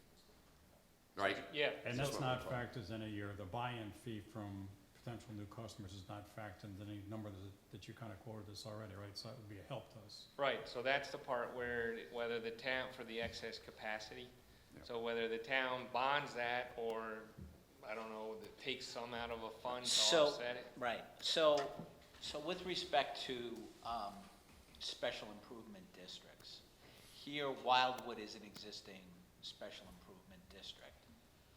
So it's got its own tax base. But as far as the costs here, I mean, one thing is that because of the DEC notice of violation, DEC is going to expect some solution. Sure. You know, based on the engineering discussion that took place previously, you know, and the options that were reviewed, this was the least expensive option. The other options to replace the plant were more expensive than this one. If even doable, you know, Right, I mean, and then the other issue is, you know, and they probably have a higher O&M cost, because you're gonna have to operate the treatment plant. Whether you know, expand that, DEC also in their correspondence has strongly urged the town to get rid of small sewer treatment plants and go to a sewer treatment plant that discharges into the Hudson River, into a larger water body. So that's, so as the supervisor just said, you know, DEC may not, you know, permit a new plant. So, you know, so that's one of the things that's out there. But as far as the costs go, basically what EFC is looking for at this point in time is a bond resolution. Now, the bond resolution talks about the cost of the project. The bond resolution will be issued by the town and guaranteed by the town as a whole, but the debt service would be paid from various funds. So one of the things that's done in the map plan and report, as Tim mentioned, is excess capacity. So all of the infrastructure here that's being built out will be larger than what is needed simply for Wildwood.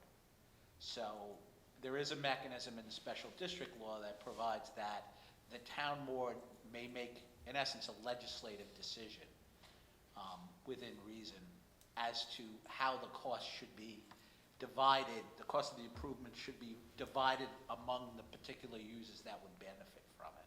So obviously Wildwood is going to receive a certain benefit here. Woodhill Green at some point, you know, could be, in essence, tagged with a certain amount. And then upstream users in the area of the existing Wildwood district would also theoretically have a percentage of the use. You would then use that to determine how the debt service is going to be paid to service the bond after it is issued. So some of the debt service would come from, as I said before, you know, the default is it comes out of the A fund unless the statute says otherwise.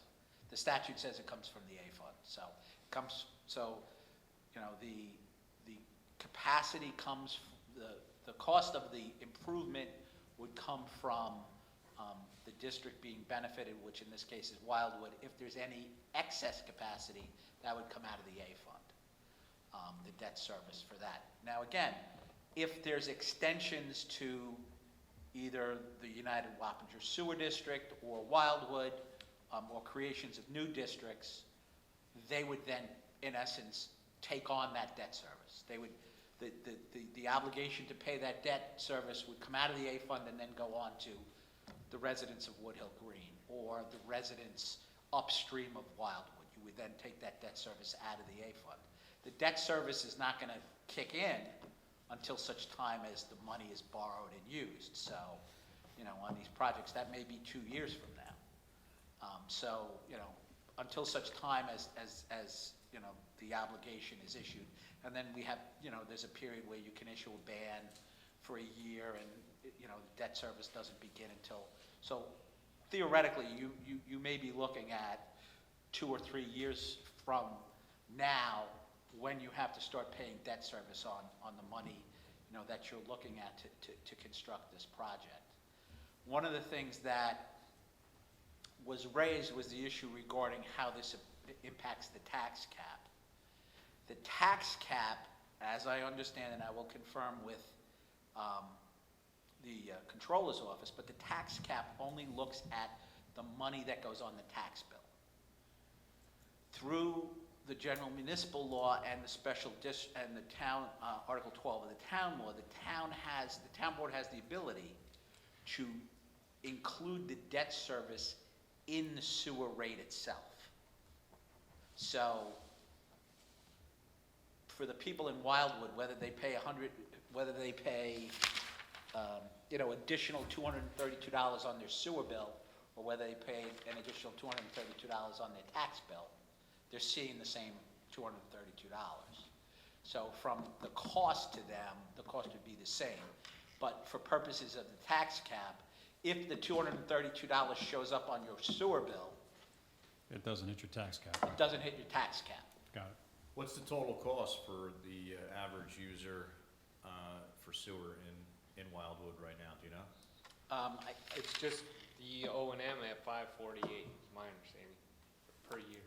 Yeah, there's no debt There's service no outstanding. capital, they're not paying any. So this would be what type of an increase, 200? 232 per year, per user. Roughly 50%. It's a 50% increase. Basically because there's been,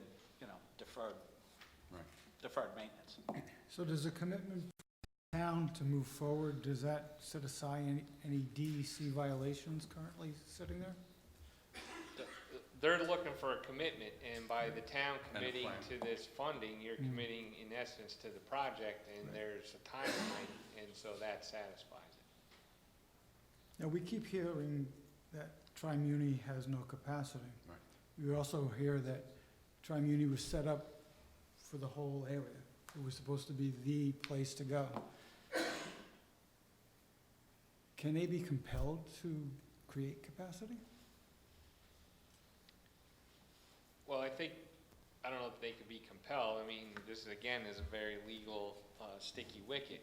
My understanding is there are certain sewer use agreements between the village and the town, and I don't know what Poughkeepsie has, town of Poughkeepsie, but a number of, say, 1.3 million gallons per day is something like the capacity assigned to the town of Wappinger. And so that's like contractual. Right. And so when Well, that's actually the permitted capacity. I believe. Permitted, yes. collectively, that's like the overall. So they would need to expand their permitted capacity overall to then therefore increase everybody else's capacity. So that permitted capacity is through the Speedies permit for Tri-Muni, and that's, they're saying it's roughly 2.6 something million gallons per day. And the issue, though, isn't really that capacity, it's the problem of I&I, which has put a tremendous burden on them, both from the point of view of the operation of the plant, where they need some significant repairs, whether it's surge tanks, such as the village's surge tank, which they're now for the first time going to inspect and, see what that is. And that's all, in order to do those repair costs, that would actually bring them up to their permitted capacity. It's going to cost probably around $12 million that Tri-Muni's going to have to go out and probably bond. And who's gonna pay for that? Good question. We haven't gotten an answer to Well, that that. was another facet to my discussion with EFC and why I tried to Get request grant funding. everybody get together, because Right.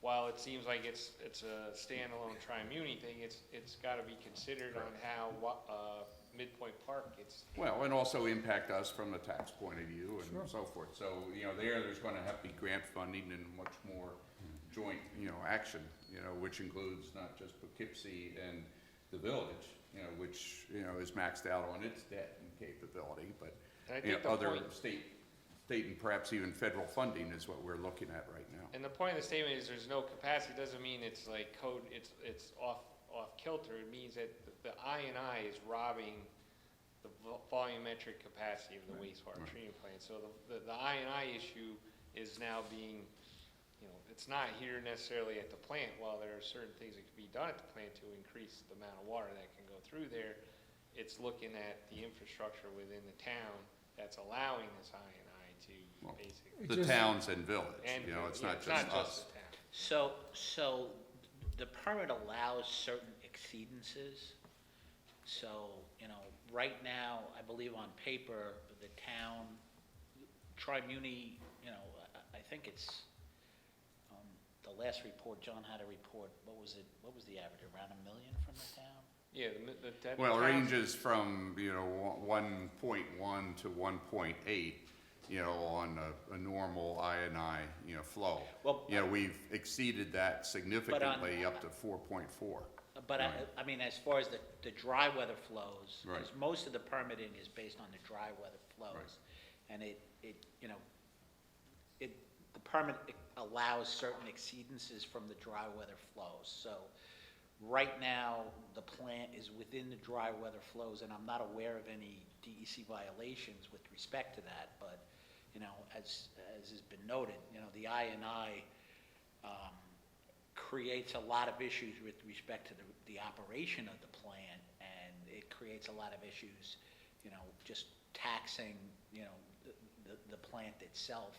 It decreases the life cycle of a lot of the equipment and things like that. Just So- seems like you can't talk about one and leave the other one out because they're Right. interdependent. No, right? and that's one of the core issues that we're dealing with in their determinations. There's, you know, a lot of other things that, And We can discuss. DEC saw that and gave us a month to respond, because Right. really, you know, I think, I'm hopeful that Wildwood will sort of take care of itself over time, but Midpoint Park is really the next obstacle, and, you know, they want to see a time counter commitment, and if there has to be funding obligated in a project at Tri-Muni, and, you know, maybe looking at sending Midpoint to Tri-Muni, you would have to look at other options, but. or we're looking at county and/or, you know, East Fishkill as far as other options. You know, take it across and connecting to their nearby, which is just on really the other side of Sprout Creek. So those options are being explored because the cost perhaps to take pipeline down to Tri-Muni connection, you know, is significant. Which sewer access do they have over there? You know, they have, I forget the name of it, you know, but we have it on the map over I in think East it's Fishkill. And It's it's just a package plant, right? It's not a- Yeah, but they're now in the process of buying those out and then connecting it, because they're working on the process to take it down into the IBM facility. So we're exploring that. It's not an immediate fix, but it could be So an It's issue. a potential. It's just a potential option. which plant has the DEC notices on? Both of those? Midpoint and Wildwood? Yeah. And is Midpoint part of the greater sewer district, or is it its own improvement area? It's its own improvement area. Yes. And do you know how many units are in that? It's 200 and something. We did, several years ago, we converted it when we did work. We slip lined the system itself out there. They put a plastic liner inside the system. And at that time, we converted it. It was originally an improvement area. What happened in the 80s and early 90s, when the town took over a lot of these developments, the water and sewer plants and the developments, they were taken over as improvement areas. That way they were not subject to permissive referendum. So at that time, it was an improvement area, and it was converted to a special improvement district, I want to say 2014, 2015 Yeah, timeframe. And the distribution system was upgraded to reduce I&I issues, and there was some debt service that was issued at that time. Well, in fact, there was an order, right? Yeah, There was a yeah, consent that was decree. a consent what it decree, was. again, It's actually and, what I Yeah, I know. I've looked up the midpoint. so, and that was because of the flow exceeded, the I&I exceeded the permitted capacity of flow, and now, I think the issue is not is with respect to the Like the nitrogen and. yeah, Yes. the levels, the ammonia and the nitrogen. prior order dealt with the flow rate. Now we're looking at issues as far as the treatment of the effluent itself. Yeah. And then in our discussions, there's one more plant that's on Right, their so radar. DEC's already alerted us that Fleetwood will be next, so. That's in Bill's neighborhood. Well, it's Ward 2. Yeah. Oh, I know, but close to you. That's definitely Yeah. a concern over there. And then my only word of caution is, you know, to put in these grant applications and to be considered, you know, there's a certain criteria that has to be set forth, and the town did, before my time, have an intent to bond for Wildwood as part of the grant application, so, to not be able to accept this grant offer is not gonna be viewed, in my opinion, is very well with EFC, is like the community, they apply for money, but they don't take it. Now, I understand completely your prerogative on it, but I'm just, you know, So we'll have some more discussion, but thanks, you know, Tim, for making the special effort. I think you called in a couple chits in order to get I us did. some extension in time. So some really I haven't strong got, effort. honestly, as of now, I don't have an extension from EFC, Right. but I did get a response from a reliable source that, you know, we will get a response. But quickly, on the water side, as you mentioned. Just, let me Oh, just, okay, one, okay. one issue with respect to how Tri-Muni and Wildwood comes into play, because the rate, the O and M rate for Tri-Muni, once this project is completed, the sewer's gonna be transmitted to Tri-Muni and treated there, and that's gonna come out of the town's end. So the town, whatever improvements are needed at Tri-Muni, the cost of those improvements are gonna go on Wildwood as well, so. But again, that's gonna be spread out over a much bigger area, because United Wappinger Sewer District is, orders of magnitude larger than Wildwood. So quickly, it's a parallel story with the water grant. That again is an interconnect with the Village of Wappingers and Woodhill Green. We estimated the grant application to be $2.6 million. As Supervisor said, it was awarded $1,053,600. The IMG type of grant, again, is 40% of the total capital cost of the project. Again, it's not designed, so we don't know if, again, we're aiming high and it's a fluid number. But it leaves about 1.58 The bond. to bond. What? But that could be paid through the United Wappinger Water District. I'm reading John's notes here, so bear with me. So we can use some fund balance out of the United Water to help pay for this? And so John ran a bond analysis of 1.5 million over 30 years at a 4% rate of interest. So the total benefit cost for United Wappinger Water, it would equate to about $19 per benefit unit per year. So, I mean, that's a much better number. And also Woodhill Green, which desperately needs the water, knows that they're going to have to pay into that in order to get, that project developed. So we'll be looking at some additional contribution. Have we So talked to be the discussed with them. mayor about both the? Yes, the yeah, ones the that- mayor is fully on board. Okay. In fact, we have an intermunicipal agreement and, working on finalizing that. So Matt is actually probably listening, watching, right now, because he's very interested in this. He's probably watching football. No, he said he was gonna watch tonight, so. So, I mean, But anyway. again, this will follow probably Yeah. the same suit as what we've been talking about Wildwood. I mean, we just got the announcement, Yeah. but this will be a big thing We to got that put in forth December. for 2020 as well. So, Yep. all right. So, Tim, would it be safe to say on the 3 plants, we're looking at $18 to $20 million worth of improvements? We haven't even really looked at Fleetwood yet. Shot in the dark? Mike Tremper says 10 to 20 million per plant, if we can do it. It's just that they're so far away from. So we're Yeah, 25 to 30 then? Yeah. And the fines, if they were to go through, 37.5 a day. To you. Per plant, Per plant. or per notice of, Yeah. You're Well, full of good news. what they really want to do is get your attention with the notice of violations, and then enter into an order on consent, which that's not No, something thank you. that I don't. That does get But- your attention, but I think the- 37.5 a day. But, the good news is we really, are understanding the numbers, working with the authorities, and I think can find a solution, and still probably some additional monies, to put on a full court press to get this done. During the period of time it's 2 to 3 years that we look at. And the other, it helps if you address the problem and don't kick the can down Yeah. the road, because there's been a lot of kicking the can Yeah. down. Right. Well, hold on. I wouldn't say there's been a No. lot of kicking the can down the road. People need to understand that these are 2-year terms. No, I understand. I've had 5 different administrations in the time that I've been sitting at this I know dais. that. So it's easy for people on the outside to say kicking the can down the road. The problem with town government when you're in 2-year terms is 5-year capital projects, I would argue, are impossible to even get going because you're running for office 14 months after you take office.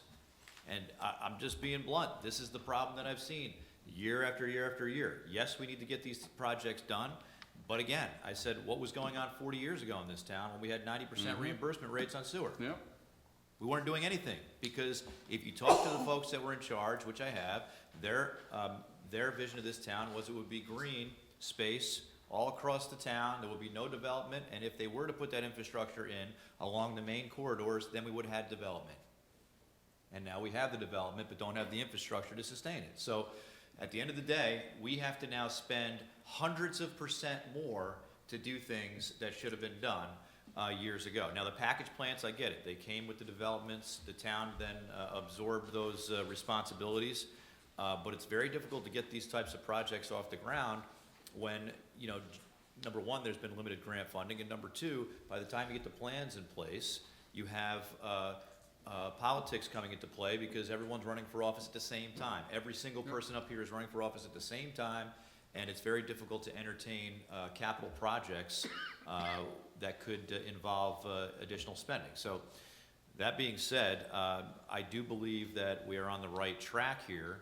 I think we need to take small bites, though, and that's the big challenge because, you know, prioritizing these types of things, it can be challenging, basically, because what's more important than this, you know, or what's more important than that, or where's the grant money going to become available, or how can we, you know, affect the most users in a positive way. So, you know, I appreciate all the work everyone's doing, and I have a lot to think about.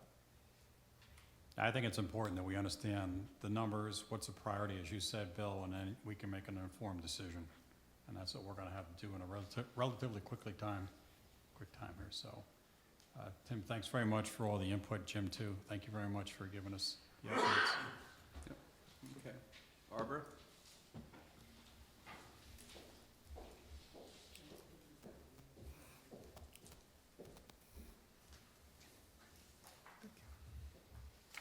you.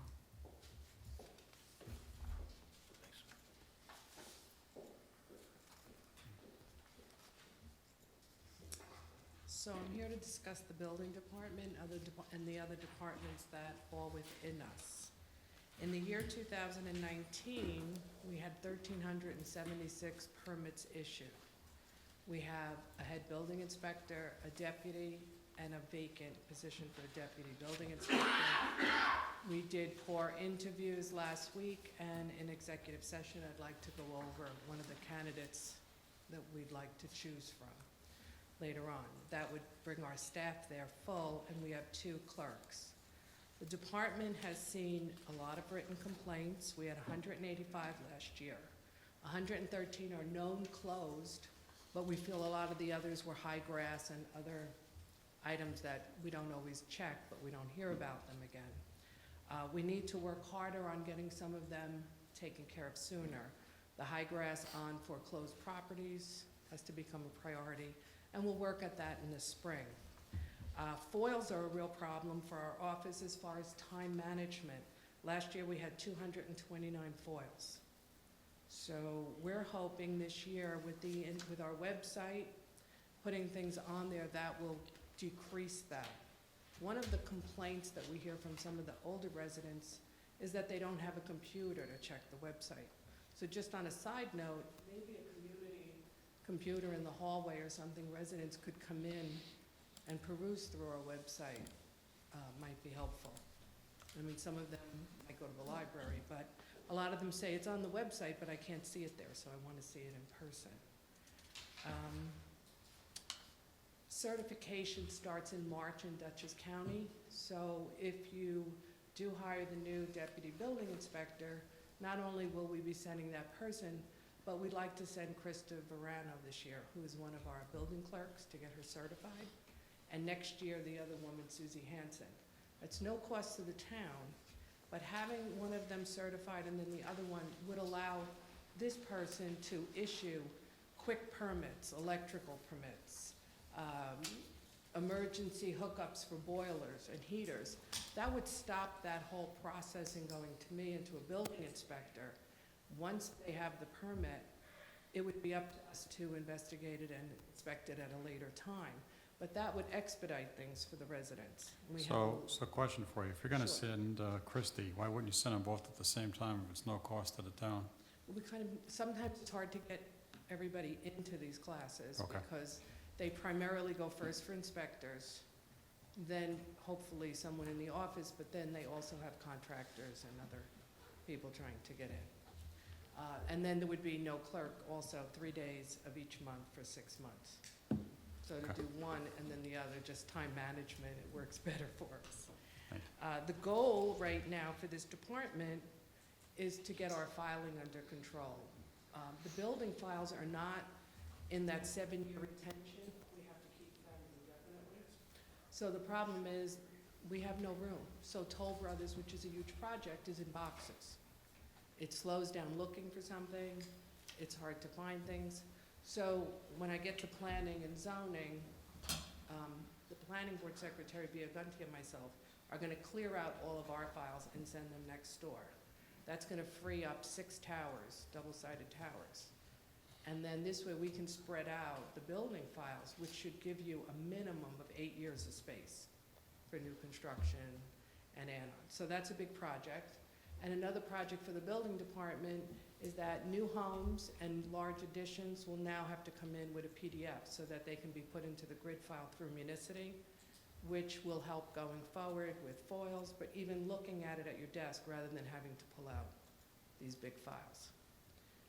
The fire inspector's office is currently a part-time person. We went through the numbers, and right now, we have approximately 373 businesses that need a 1203 inspection every year. This does not include multifamily houses.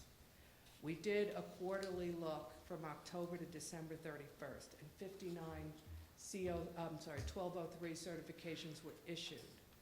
So we're only gonna get 236 a year at that point. So what we were thinking, instead of hiring another person, we might try to use some of the building inspectors on the easier 1203s, like offices, so that we can get more done with that office. Planning Board and Zoning Board of Appeals Secretary, some of the things happening there, starting this year, all projects that come in will have to be in PDF so that they can be on our website, and also so that the engineers, architects can come in here and use our new TV screens, which will make it easier for the board and the residents to actually follow projects. She will also be updating the website continuously with reviews from the consultants and any outside agency, like the DOT and DPW. So again, that decreases foils, shows transparency, and it allows people to look at the whole project from their own home. And back to the files, we're gonna be taking all the planning board files and bringing them next door. We don't necessarily need to use them, but we will have access to them just next door on that. The other thing that Bea is doing with the ZBA, Biagunti is the secretary, is that she's going to be scanning in all the ZBA projects, so that when we have public hearings, the neighbors that are notified, and even the ones nearby, can then just watch it from their home and look at what the project's about. Starting this year, the sign should be ready. All public hearings, when they're set, the owners or applicants will be putting signs on the property so that the neighborhood will be aware that there's a public hearing happening. They can then be directed to the website to see the project instead of coming in and foiling it. During the budget hearing, we talked about having a deputy zoning administrator, someone to start learning the job, to maybe have advancement. This person could also do the escrows from the office, because there's a clear, path to the planning board and the building department escrows. So that could be taken down by us. Do you This have that person, position? I'm sorry to interrupt. Do you have that position in your budget today? well, we had it in the budget. I asked Frederick for a copy, but I think Okay. that position was there. They do? Okay, Mhm. thank you. So this person could also start slowly and be responsible initially for property maintenance this year, which is something that takes a while to learn, as Jim will tell you. Jim enjoys it. I could hit the ground running before the grass really starts to grow. Yeah. So this could be somebody who also would go in March to be certified. So our office could, within a year, have everybody certified, which would be a real plum for the town. And that person can also fill in and possibly do 1203s here or there. And then myself, as the zoning administrator, as the department head, I oversee the department as far as the simple day-to-day payroll, vacations. But I'm also the person, I'm there the longest, 20 years, that most people come in to solve problems. So I deal with most of the residents' complaints. I also meet with developers and architects We have staff meetings with all our consultants, and we'd like to move forward so that when people want to come in with a project, they meet with myself, and then I will meet with the supervisor, and then bring the staff on board with escrow in place. It's important to protect our resources and to know what we have available so that the town grows smartly. So these are just some of the things we're looking for in 2020. Thank you, Barbara. And then we'll have, in executive session, talk about the hiring and a couple aspects related to this. Any questions? The only thing I would say is, we had a full-time fire inspector for 30 years. I understand Mr. Prager only wants to be part-time, understandably, but I think we need to explore an additional part-time fire inspector. Right now, we're doing about half of the 1203s based on the numbers you gave us. And Right. 1203s, in my opinion, need to be prioritized as they are, public safety-oriented routine inspections. They also generate permit fees that could pay for the additional part-time person and be able to free up the deputy building inspector. And there, at this point, we have one. We look to add one, but then we may net lose one. Actually, we got some We good have- news today. Barbara, go Yeah. ahead, you can share. That other building inspector was brought up to Albany on Friday. He will be leaving us at the end of February, but he's destined to return in July. So it's just a small. Not going window. overseas. Okay, It was good so news for us. still though, historically, as you can agree, this department's been run as a skeleton crew. And, I think we really need to look at how we can effectively run this operation properly. We are a large town in this county, and if you look at other towns of similar size, they run things a little bit differently than what we do here. So I think we need to explore that, different models, and I appreciate the organizational chart, and we can discuss further in executive session. Okay, thank you, Barbara. Thank you, Barbara. Leanne?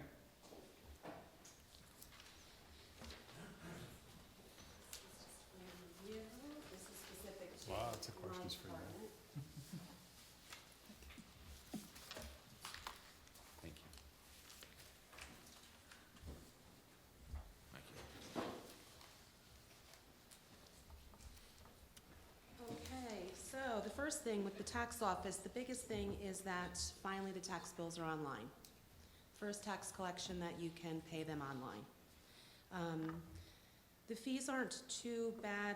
The credit card fee is 2.45%, but you can use an e-check for $1.75, which isn't horrible if you're overseas or you don't want to mail it or you can't get into the office.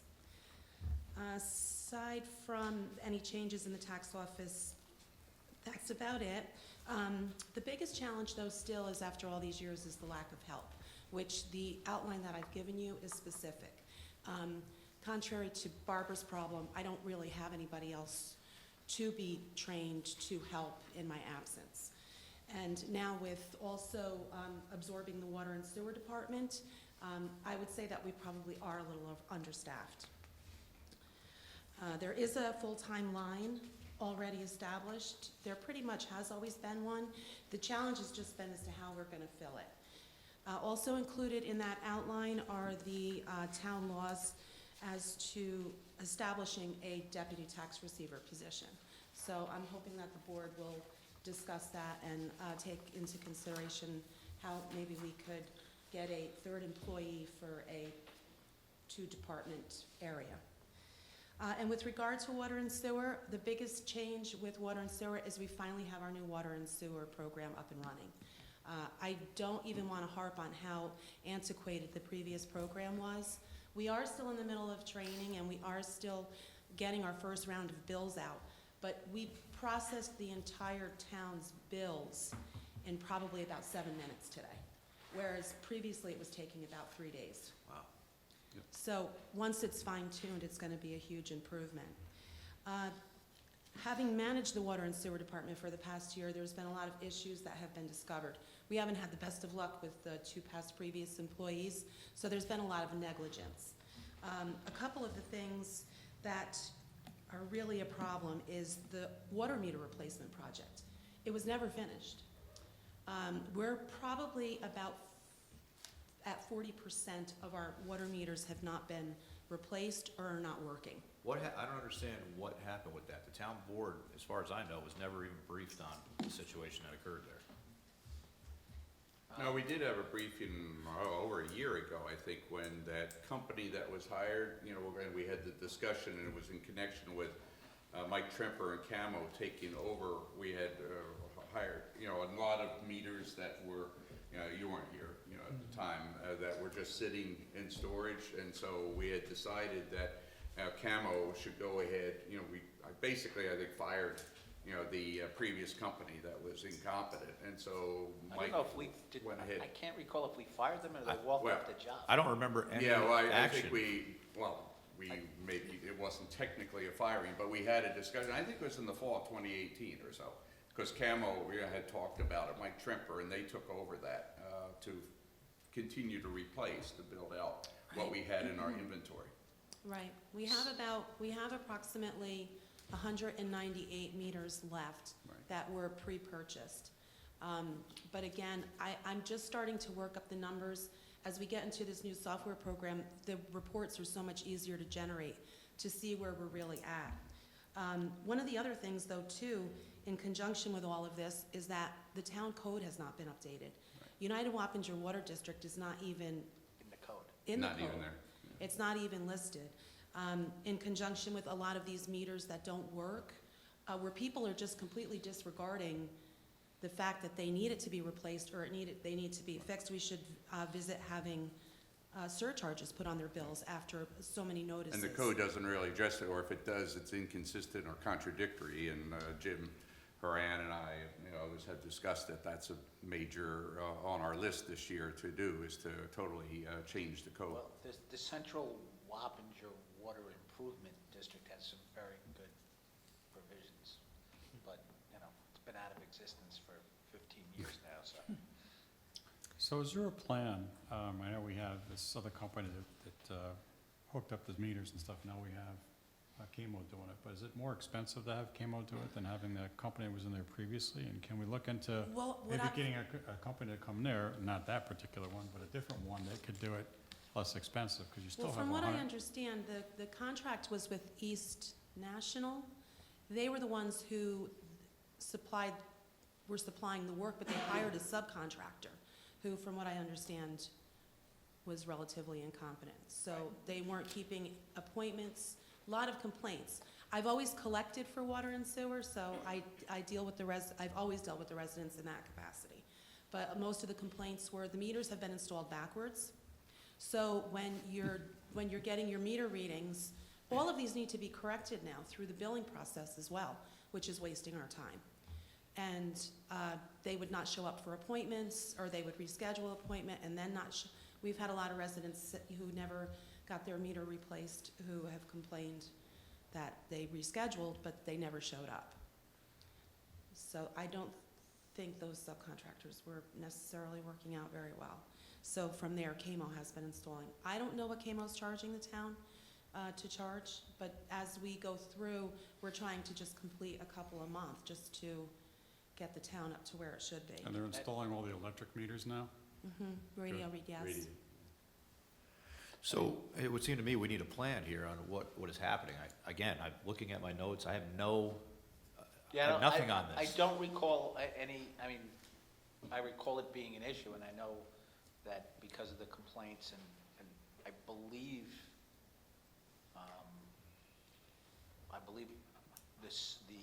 I don't know if it was the subcontractor or the contractor basically walked off the job, and I don't think was ever replaced. And, you know, Camo kind of took up the slack, but, you know, as Leanne said, they did not have the staffing. I mean, the original contract, and I'd have to go back and look at, you know, when it was signed, but, you know, it was what was it, maybe a 6-month project, or I forgot the time frame. You know, it was to be accomplished in a relatively short period within a year. I know it was less than a year to replace all the meters for, the various districts, but, Well, by comparison, the town of Fishkill did a meter replacement project. I'm sure it's not without its issues, right. but they don't have meter readers anymore. The customers who did not get a meter replaced, they get a $100 surcharge on top of their minimum usage bill, and they have gateway towers now that read all of the meters. But it was done in a year's time. It'd be interesting to see if we paid for those meters to be installed as well. Well, Yeah. I believe we purchased the meters, but, they would invoice as the meters were installed. there's a separate contract. And there were punch lists, I mean, that was kind of one of the reasons why they left, my recollection was, I think they may have even left money on the table. Who was directly overseeing that operation? Don't know. That's probably part of the problem. Well, that's why we've changed it so that Leanne's doing it. I mean, technically, Frederick was the one that was overseeing it, but that's why we've had to make some changes in order to get it properly focused. Yeah, I don't- And Leanne's been doing a great job of doing it. If we could get eyes on that contract and have some sort of a briefing at some point at a future meeting so that we can be on the same page and have a plan to get these meters installed before they are out of date or there's new technology, it would be helpful, because it doesn't seem right to me. Do you think an additional person, the three of you, could cover all the work in your department? Yes. So in addition to some of the other issues with the town code too, we possibly could consider some of the residents have consistent leaks. The new software now generates a leak report, and you can tell when it's excessive. So what some of the other towns do is if a significant leak is repaired within 30 days and they have proof, then sometimes you could give a credit on the account as motivation. And that would be in line also with water conservation.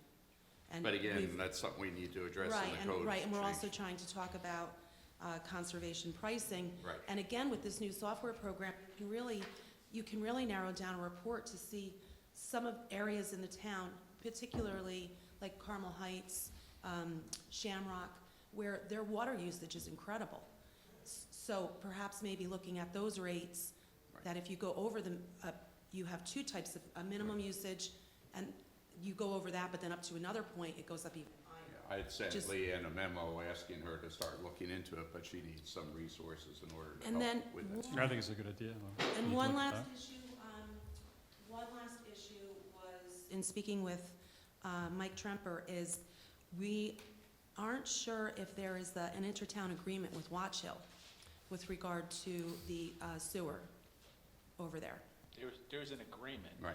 He It's wasn't sure if pretty- there was still a current I agreement. mean, Yeah, I raised that today at our intermunicipal committee, and Ozzy Albrecht is going to be looking into that as well, but also I raised issues with respect to other aspects of Watch Hill, Brinker, Hoff on sewer and water, and so we'll be, I think, addressing that further. the agreement basically says Yeah. that once a year I forgot it when the bills are paid, but it's just, they calculate what's owed and send us a bill. Right. And that, there's It's a been very questions informal on, so. agreement.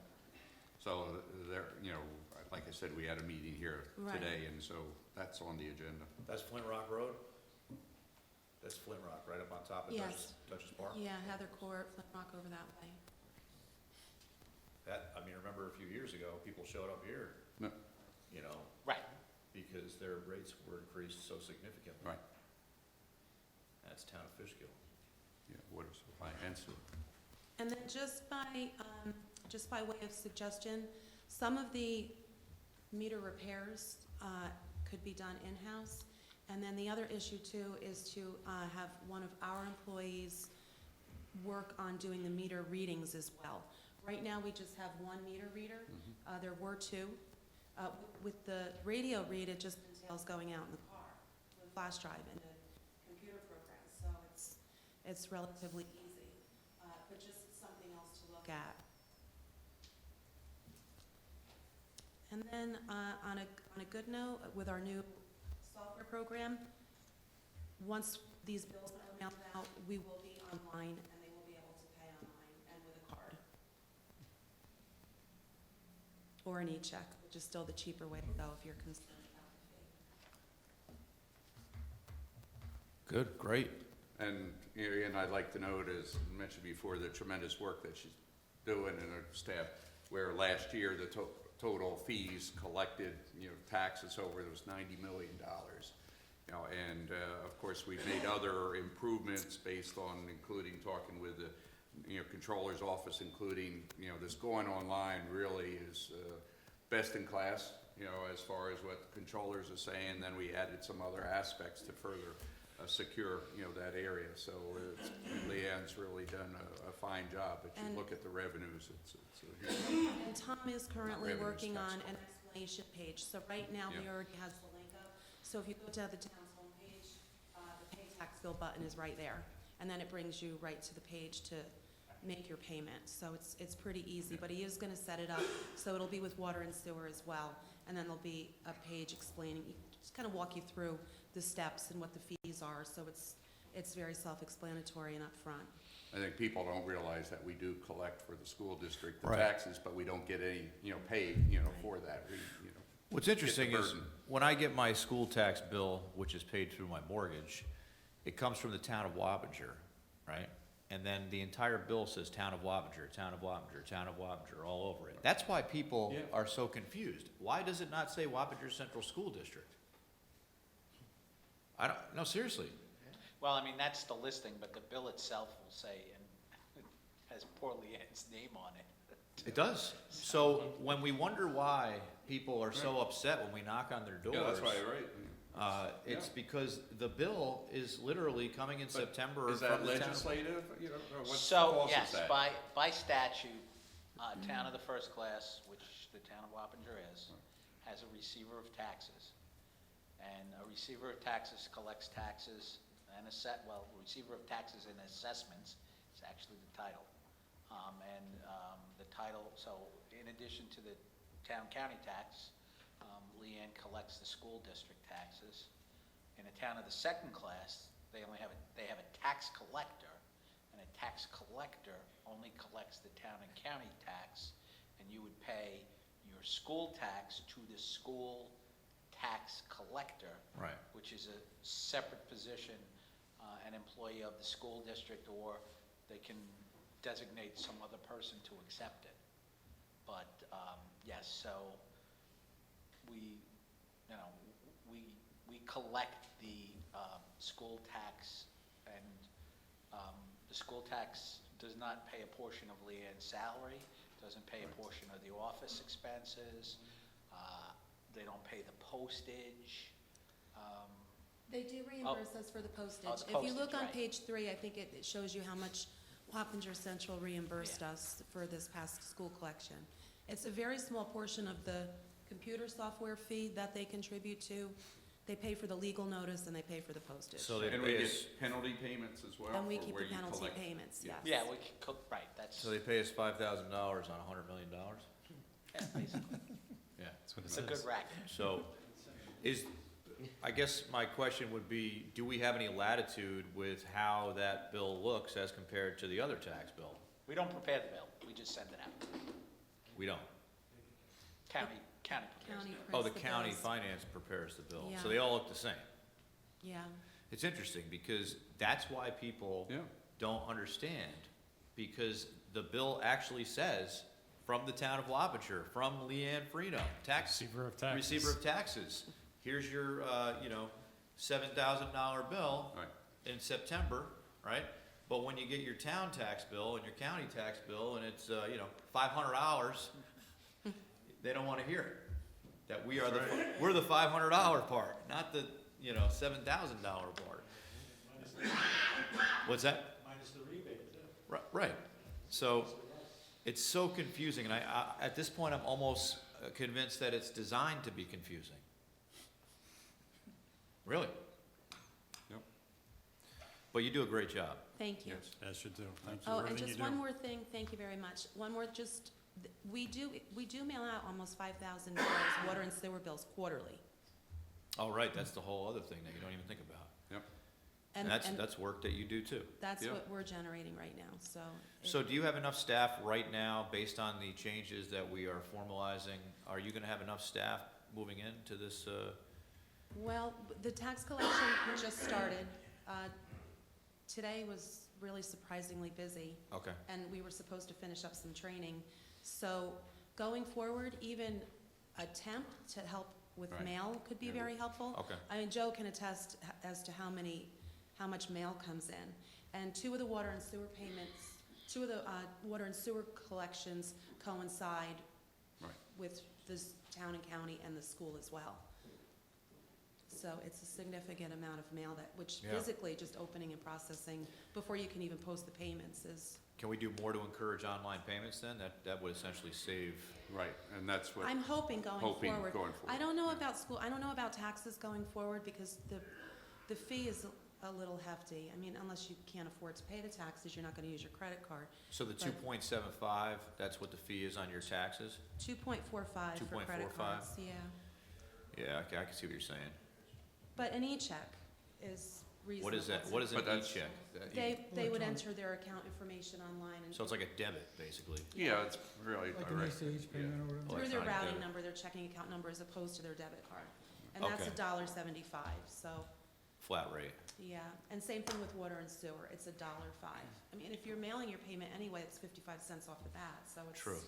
it's not that much more expensive. So hopefully, I mean, it might take a few quarters for people to. Right.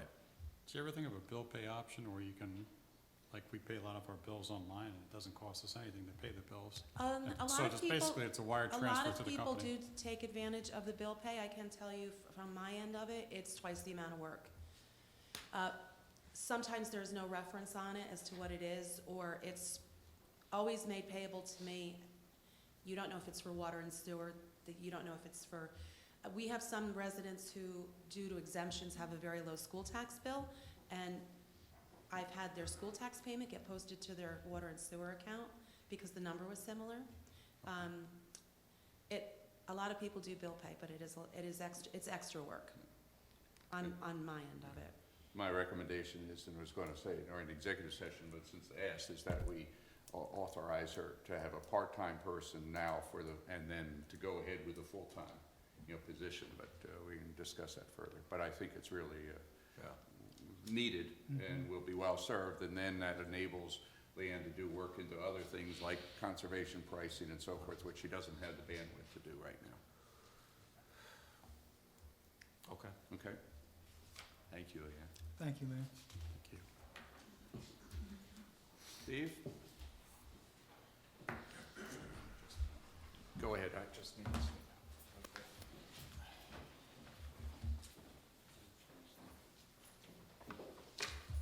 Thank you.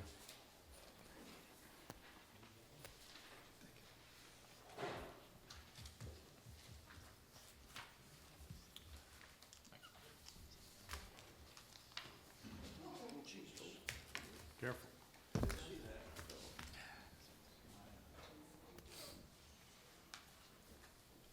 Thought you were the buildings and grounds guy.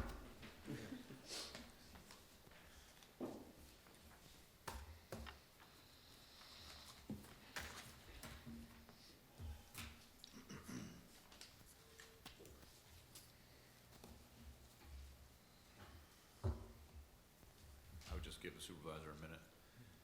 We can read through this real quick. For ease of presentation, they're listed alphabetically.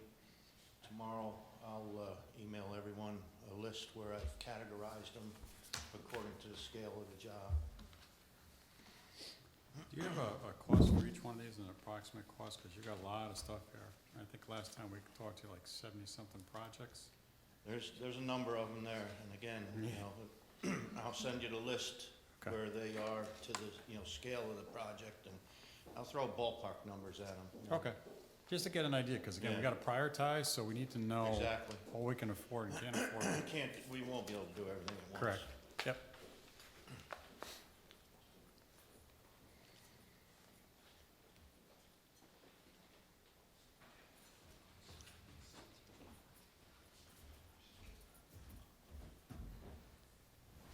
Okay, want to do is start out with refreshing the board on a couple things that we discussed during the budget hearings.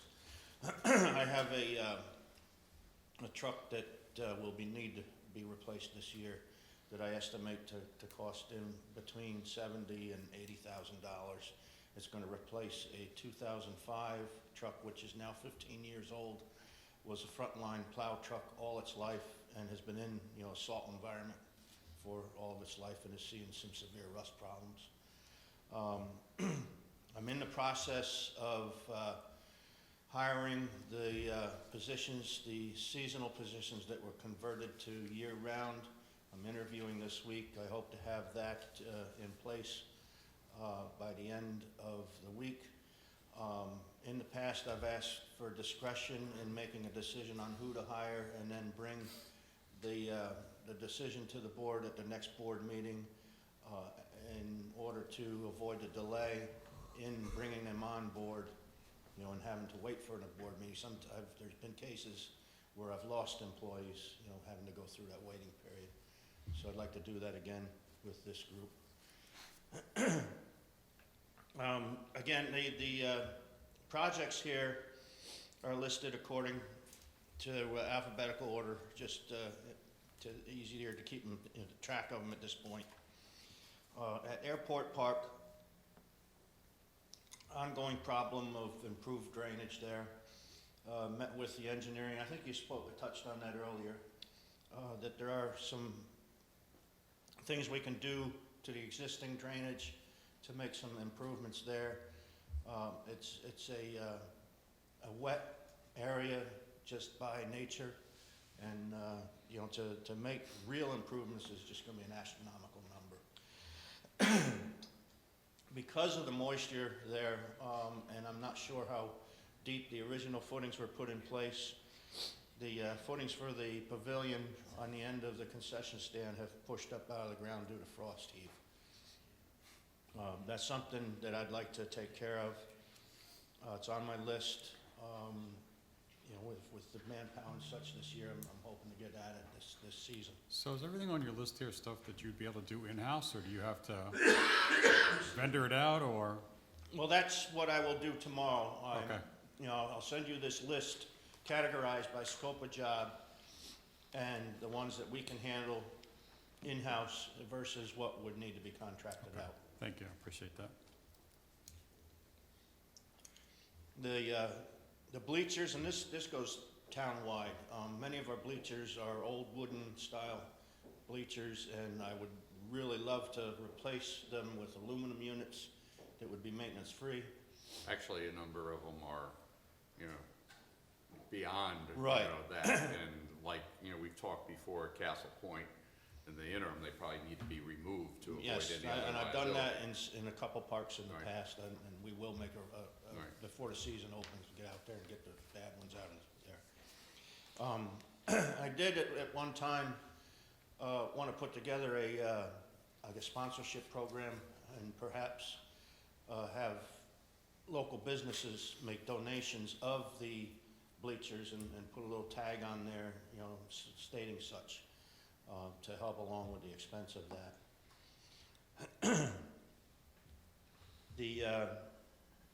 The gravel parking lot, again, because of the moisture content of the property there, that's a continuing problem.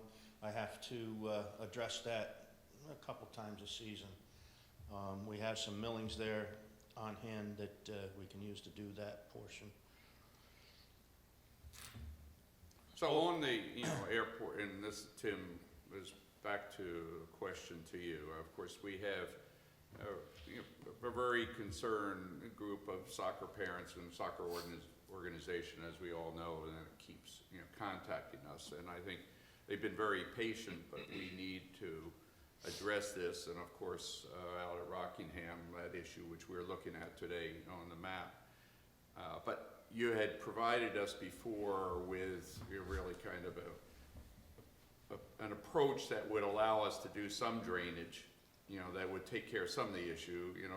The full issue solution was well over $1 million to bring in fill, new drainage, take it 2 feet up. But is that still viable as far as some drainage? I know we'd have to get approvals of some of the adjoining landowners, but Well, relative to the airport site there. yes, airport site. There's downstream of the field, there's like a cemetery there, and it looks like they had a makeshift irrigation pond, so they had actually dammed up it's a very gradual, flow through there, and it's a back pitch culvert, so, it's almost, a year ago that we looked at that, but, it seemed to me that if you could we'd have to work with the cemetery people, work with how they're trying to do this irrigation pond, but if we could lower that, it may lower the water maybe 6 inches at most, because it's so flat across there.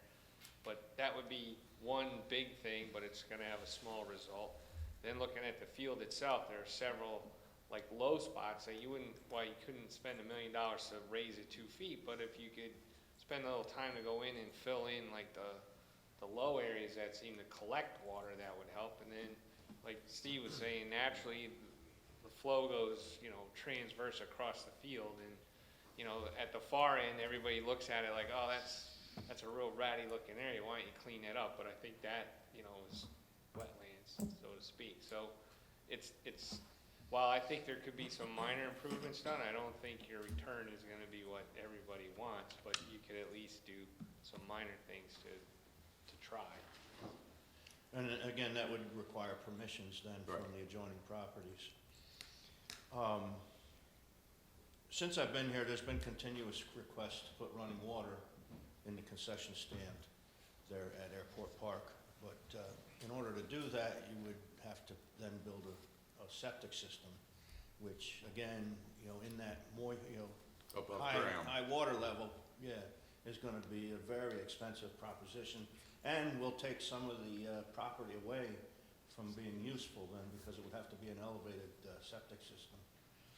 Do we have a contract with soccer yet, or what's the story? That, will be renewed, this year. As soon- Because- Right, Jessica?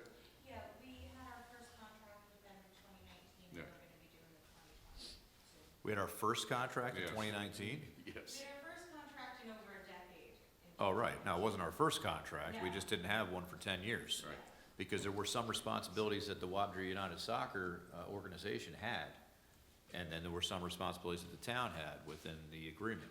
So my question would be, where do we stand regarding their responsibilities versus our responsibilities when we're looking at these types of projects?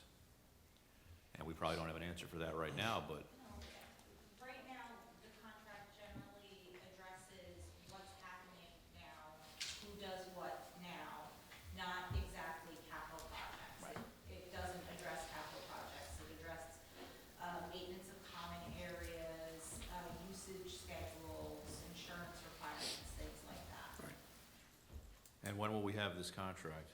by the end of the year. Okay, 'cause make sure the town board has time to Yep. review this. Yeah. Thank you. Okay, moving on to Carnwath Farms, the admin building. The water there has been tied into the municipal system. All the leaks within the building have been taken care of, so the water's turned on, the heat is on. We just installed a security camera system there. And the interior then is gonna need some restoration due to the water damage from the storm that we had go through a couple years ago. Once we have a intended use for the building, then we can figure out what direction we wanna go with that. My guys are currently replacing a roof on the pump house, on the upper, just up from the admin building. The thing had through the years deteriorated to where it was not even repairable. In the process of doing that now. Carriage house, the roof is leaking. That's gonna need some attention. I think that's a fairly high priority, because if it's left uncorrected, it's gonna cause structural damage. The windows need replaced. They are original to the building.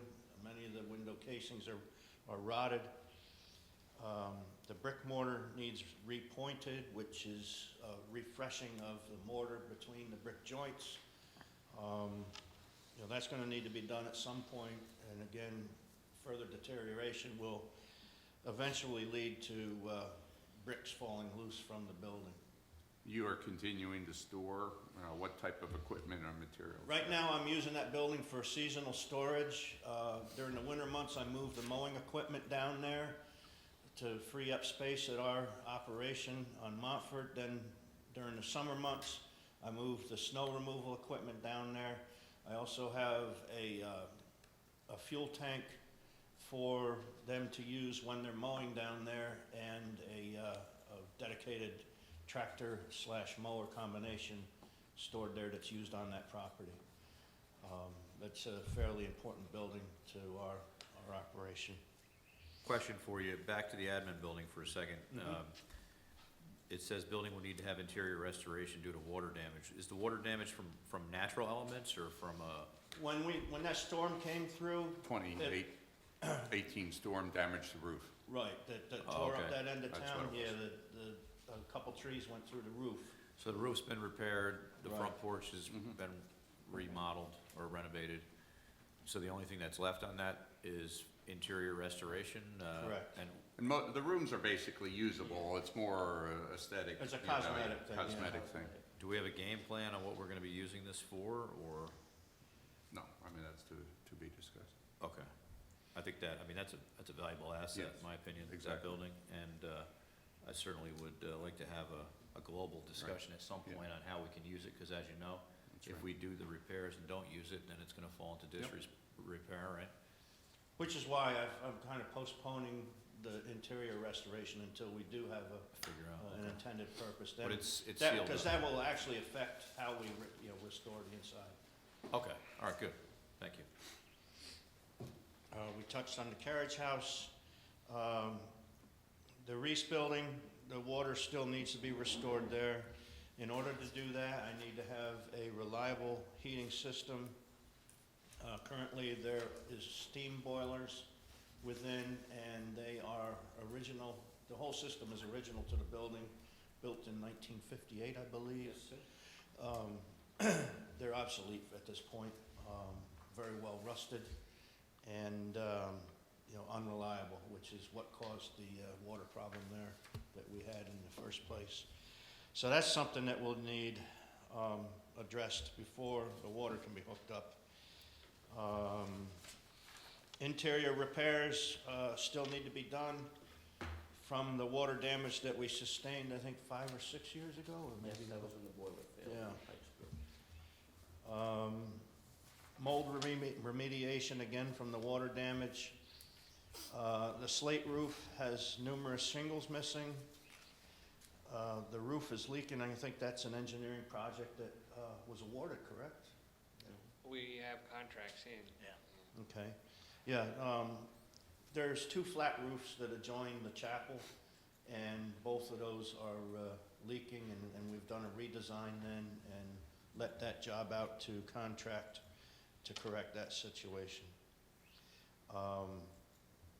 I've already signed papers to have the rotted doors replaced with solid steel doors, or steel doors with a very small window that couldn't be breached within, and that should be taking place fairly quickly here. Chapel has water damage to the plaster. There's vandalism, damage to the exterior doors. I have made them secure, but cosmetically they aren't in very good shape. And again, slate roof on that portion of the building is missing some shingles as well. What's the status of the electrical panel in the chapel? That's going to be addressed with that roofing job So that, that I just spoke of. Right now, it hasn't been corrected yet. so there's still water pouring into that panel? Yeah, when it rains. Okay, so I'm not understanding how we are occupying that building for events. We're not, we're not, Because there's no CO? No, and It we're doesn't not. meet code, so there's no occupation. there should be for no events. public in these buildings That's until correct. there's a safe situation. That's correct. On the grounds, there's numerous dead trees. We're doing our best to get to those. Currently, they aren't in a spot where they're causing a huge issue, but we do plan to get those out of there. The road, the asphalt on the road is very aged and deteriorated. At some point, that should be addressed as well. Right now, the highway department has been helping us as far as patching potholes that do come up, but it's going to need a thorough overhaul at some point.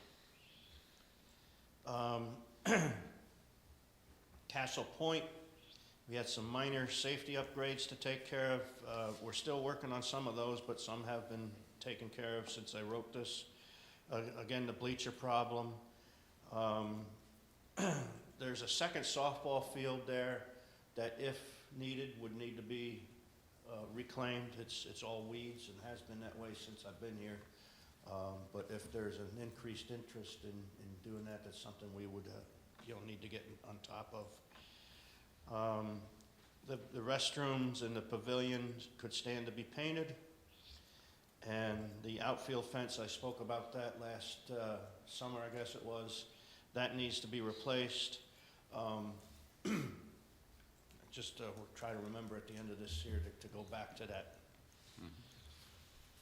Chelsea Boat Launch, the retaining wall that is along the approach ramp on the Chelsea Yacht Club side is deteriorated and falling apart. I mean, it's been that way for a number of years. They did stabilize it here this past summer, but that needs to be replaced. And we did determine that it is the Yacht Club's retaining wall. I don't know what the plan is at this point on that. The attachment points on the concrete seawall for the second dock need to be reestablished in order to put that second dock in the water. So Tim, you were looking at that. We were gonna take care of that this spring when it's ready to go in. Well, just back to the boat ramp, I mean, we kinda had an idea what to do with that based on the local waterfront revitalization. We put in a grant for that, which We did not get. we did not get, so we'll need to revisit globally what to do about that wall. The vehicle ramp has a couple severe washouts. I believe they're over a foot deep now at this point, where the edge of the road just drops a foot into the river. That's going to be a very extensive project to correct that. And How is that? How do we even address that? One of the ideas was to build a coffer dam so that, I mean, when the tide fluctuates, you have a coffer dam, you know, to expose the hole, and then you have to put a high early concrete in there. But the cost of like the coffer dam is gonna, you know, be significant and the ramp wouldn't be usable while this is going for at on. least 24 hours. I mean, if we use high early concrete. Right, but I mean, by the they time you gotta put set- that dam yeah, in. You're and- talking about yeah. a few days of Yeah. that, or maybe. So optimally, when would that have to happen for us to have usability during the summer months? I'd say as soon as, you know, we're not any winter time conditions, you know. I mean, we'd have to bid it out and get the coffer dam pricing. April, we'd have to. Probably April, so. We'd have to False. look into whether there's any environmental restrictions as well on something like that due to wild, you know, the sea life or marine life. Well, the coffer dam, what's a ballpark on something like that gonna cost? I couldn't even tell you, I'd have to look into it. I mean, I'd rather be proactive than Right. I understand it's at your own risk, okay? And I understand we have insurance and all that, but the last thing I wanna see is somebody get injured or killed down there when they unexpectedly have, an issue with their vehicle falling into a hole. And right now, it's, I imagine after this winter, you know, with the ebb and flow of the tide, you know, it's gonna be even worse, much worse, you know, because already it's pretty bad. I mean, generally, there's an accumulation of driftwood and stuff that you Yeah. have to put on your list, right, Steve? I mean, Well, yeah, we do that. That's regular maintenance that we do. You know, every time there's a storm that comes through, we take a few truckloads of Right. debris off the ramp that's washed up onto the ramp. And I don't know if would we need a nationwide permit from the Corps? I don't know, I mean, I gotta get a better sense of where this pothole is relative to what surface is there. I mean, if it's like already paved or Yeah. concrete, then to me, it's a maintenance item. Right. You know, it's not like you're, but I think I understood you right, maybe the maximum height of the water during high tide is, you still have to go out beyond this ramp, or? No, it's a problem at low tide. Low tide? Yeah. At high tide, I don't think they have to back out that far. No. But even during low tide, if it's a ramp, can they stay on the ramp and still launch, or do they No, have to now they have go to off? go into the, yeah. Off the, you The know, low tide, it takes it out beyond what is the remaining part of the asphalt and concrete base. I mean, from everything I've seen, you know, it's never really been designed. It's not, there's like no design. No. It's a road that goes into the water. Right, but it's also never been maintained. Right. That's the other side of it. So, you know, I understand it's a hands-off thing. Hey, it is there, it's at your own risk. That's fine, but it's not fine if somebody gets killed. Right. And that's, you know, Yeah. it's a dangerous situation there, and it always has been. But if we are noticing it's, you know, getting worse, certainly we should see what we can do. I mean, one of the discussions that we had out there is right now, I believe it's carried as a town highway. You know, I think if we took that off, abandoned it as a highway and made it a park, or some, you know, related to a park purpose, a recreation purpose, we might have more funding streams that are available to maintain that. I know, you know, Scenic Hudson, there's a lot of emphasis to get access to the river. There's not a whole lot of, that's realistically the only access point, I believe, in the town Right. to the Right. river. That's So correct. Well, if you keep it- outside of Chelsea Yacht Club. If I you mean, keep that's it a the only town public highway, you way. got $4 million in fund balance. That's the other side of it. Yeah. So we need to explore, you just know. might be hard to expense a cofferdam for the highway. I'm not talking about the coffer, I'm talking about dumping some sort of product, whether it be concrete or whatever engineers believe we should be using. We just need to look at this, because one of the ongoing concerns year after year after year has been that boat ramp and that dock. Every year, Yep. people are complaining about the dock not being in time, the access point to the river, not enough parking, you know, it's like a big deal, because you're right, it's the only real access point at this moment. I think there is opportunity for access to the Wappinger Creek off of that, Old Troy Road, pad that's down Right. there, which we should talk about at another Yeah, time. Joey and I have been looking into Yeah, that. that's at least a kayak entrance, Right. right? But for backing your boat in, that's the only spot. You know, so. That's right. Well, that's why last year we put together a list, Bill, you know, and started looking at these things, including when we made sure we got the dock in, but then, you know, the dock was only half installed because of the concrete retaining wall, uninitially delayed because of the, you know, issue with respect to the collapsing retaining wall, the Right. railroad ties. But it sounds like that problem still exists. Well, it's been stabilized. Stabilized. It hasn't been repaired. It's not gonna get better. So one of the issues relating to that is, you know, what is going to be the yacht club's responsibility? You know, they have indicated a willingness to actually repair it, pull together the funds, but then what we had discussed is there some other way that we can, you know, work with them where maybe once they repair it, we take it over, but then half of the road that's there that goes to the yacht club, we dedicate that, turn that over, and then consistent with what Tim said or Jim said, that we take that second part, you know, and turn it into a park and be able to use it, you know, in that sense too. But the parking issue, where Steve stores the dock, all those, we have, you know, and I gave Jim, you know, the list a little while back about, you know, 7, 8 different issues to address there. Yeah, I mean, And then finally, I have overhaul of the existing docks. I'm working on one, the one that we've been putting in and out, I'm gonna have revamped here, ready for the upcoming season. The second one, you know, would have to be done, but, you know, at this point, we don't have the attachment points available to put it in, so. But I think Tim is saying that they'll be able to address that come the spring and get back to the board before then. Yeah, And then, you know, that second dock is gonna need attention before we can put it in. I was just gonna add, I think striper season starts April 1st, so while everybody kinda thinks like, oh, we got till June, I think there's. And I did want to mention this, we put the docks in when the weather permits, and every year that's a different, Yeah. you know, it has to be when winter breaks. And there's a number of factors, the river has to be calm enough in order for us to work, because there is a risk of injury, you know, if the river's too rough. And I have to work with the tides, where the tides fall within our workday. Yep. And sometimes that takes a few weeks to get all that stuff coordinated in order to put the docks in.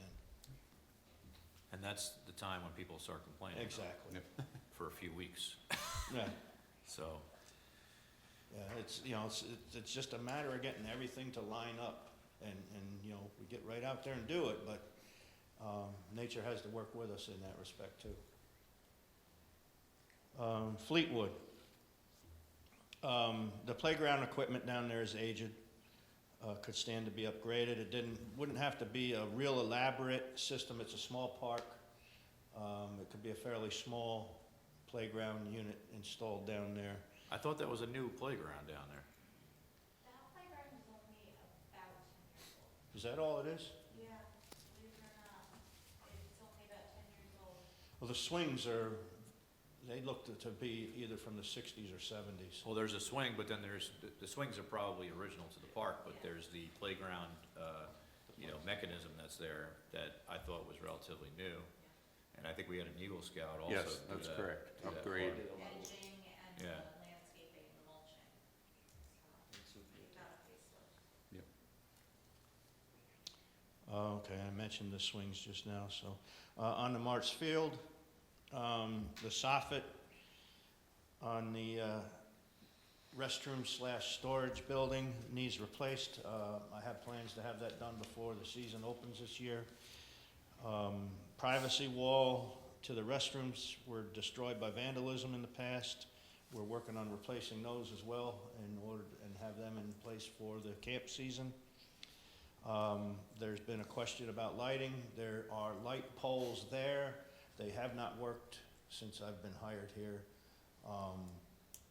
You know, there's been some suggestion that we restore those lights. Currently, you know, and I've mentioned this in the past, our park rules would be in conflict of lighting the parks at night. The current rules read that the park closes at dusk. So that would have to be modified in order to justify using the lights. It also And- seems like there's a call for it though, no? Excuse me? The residents are looking for the lights to be on. You know, I don't hear these calls, you know, I go home at the end of the day Right, and, you know, and if you guys are getting those calls, then that's something we should look at, yeah. Well, lighting is, you know, gonna prevent vandalism theoretically. We have cameras there, or? We do have cameras there, and what I find in watching the cameras is when it gets dark, people leave the park. My vandalism takes, you know, the vandalism that I was having took place in daylight hours. The parks are empty when they're dark. And you said since the cameras have been there, it's been substantially a lot less with the Correct. vandalism. It So- took, that park took about a 2 or 3 month learning period for the, you know, the vandals. Well, you had a couple to- people caught Plus, on we tape had before. you know, sheriff's deputies out there patrolling. We caught them, you know, they Right. were trying to actually knock out the cameras and a number of things, so. But, you know, once we started making some arrests and making Yeah. them pay restitution, that dropped off significantly. So the first two items on this list need to be done for camp season, Steve? Yes. And once the roof job that they're working on now is complete, then that's what we're gonna move on to. So we don't need those done, I'm sorry, we don't need those done before the Easter egg hunt, because that's typically out at Mart's Field. You don't want that updated before that, I don't know. I can't guarantee that we'll have that done, but, you know, Okay. we'll do our best. It wouldn't be a huge thing for the Easter egg hunt. No? And you got the water line in? Water line is in, functioning. I tend to do a little dress-up work. I need to do a little asphalt repair where we had to cut through to access the building. But the water lines are working, and I've been told they have plenty of pressure, which was the goal. What about all the pine trees there? How much problems do they cause the courts? That's a significant problem, and we spoke briefly about this through the summer. The former board members know the number of complaints that we got about the mildew that forms on the playing surface, making it slippery and unsightly. A big cause of that is the shade and debris coming from these pine trees that are alongside the, Yeah, we were out there, Chris and I were out there on Saturday, and we had a number of, as well as yourself, and a number of residents said they'd like to see the trees removed if at all possible. yeah, and that would be my recommendation as well. Those pine trees drop needles and sap year-round. My guys can go over there and clean the courts off, and on a windy day, 20 minutes later, it looks like they haven't touched the place. Yeah. They're problematic. You know, they do offer shade, but that shade is promoting the growth of the mildew, so it's my recommendation that we remove those trees.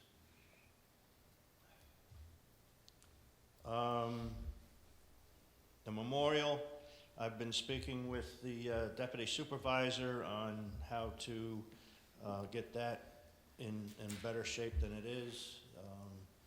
The renovation work it was, you know, well intended, but not well executed. And It's very bad shape. yeah, it needs a little attention.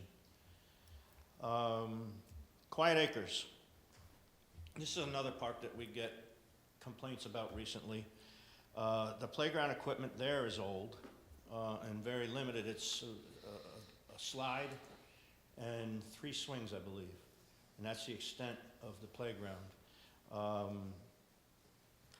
It needs freshened up with, at minimum, paint. I need to make a repair on one of the support posts, and we'll get to that very quickly.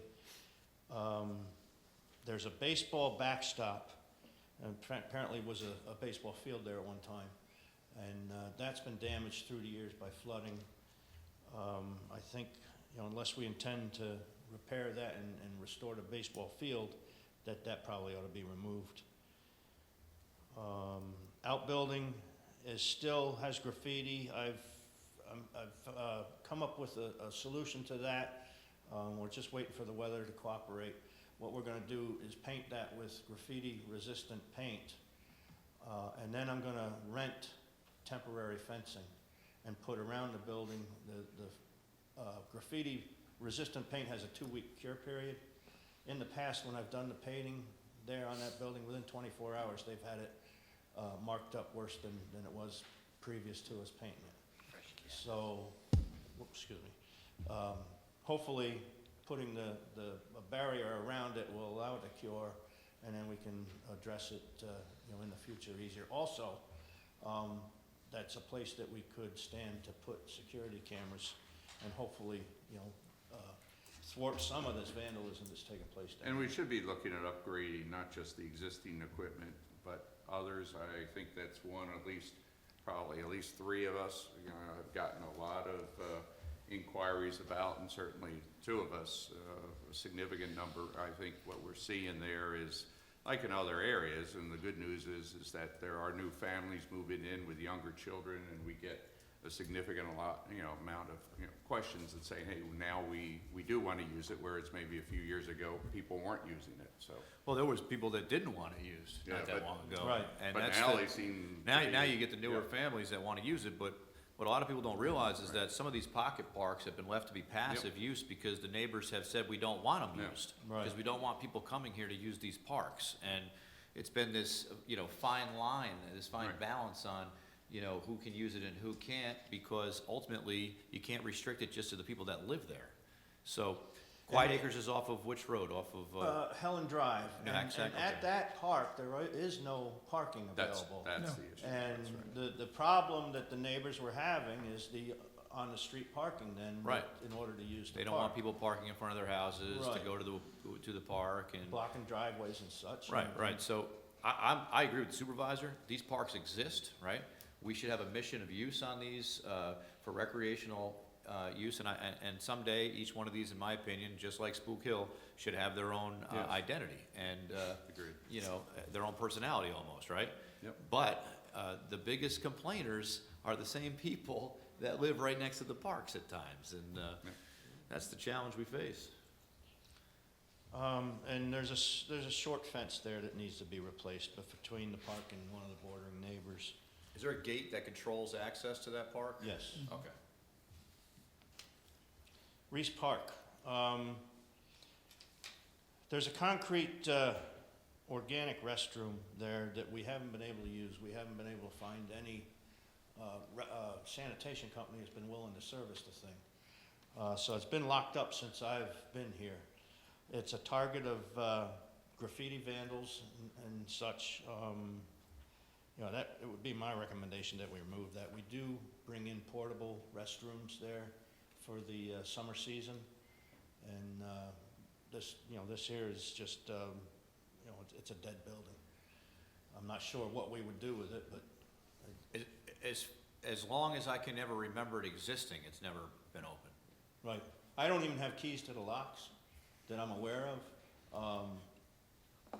And again, I've called all the local sanitation companies that, you know, deal with septic, and none of them were willing to service the thing.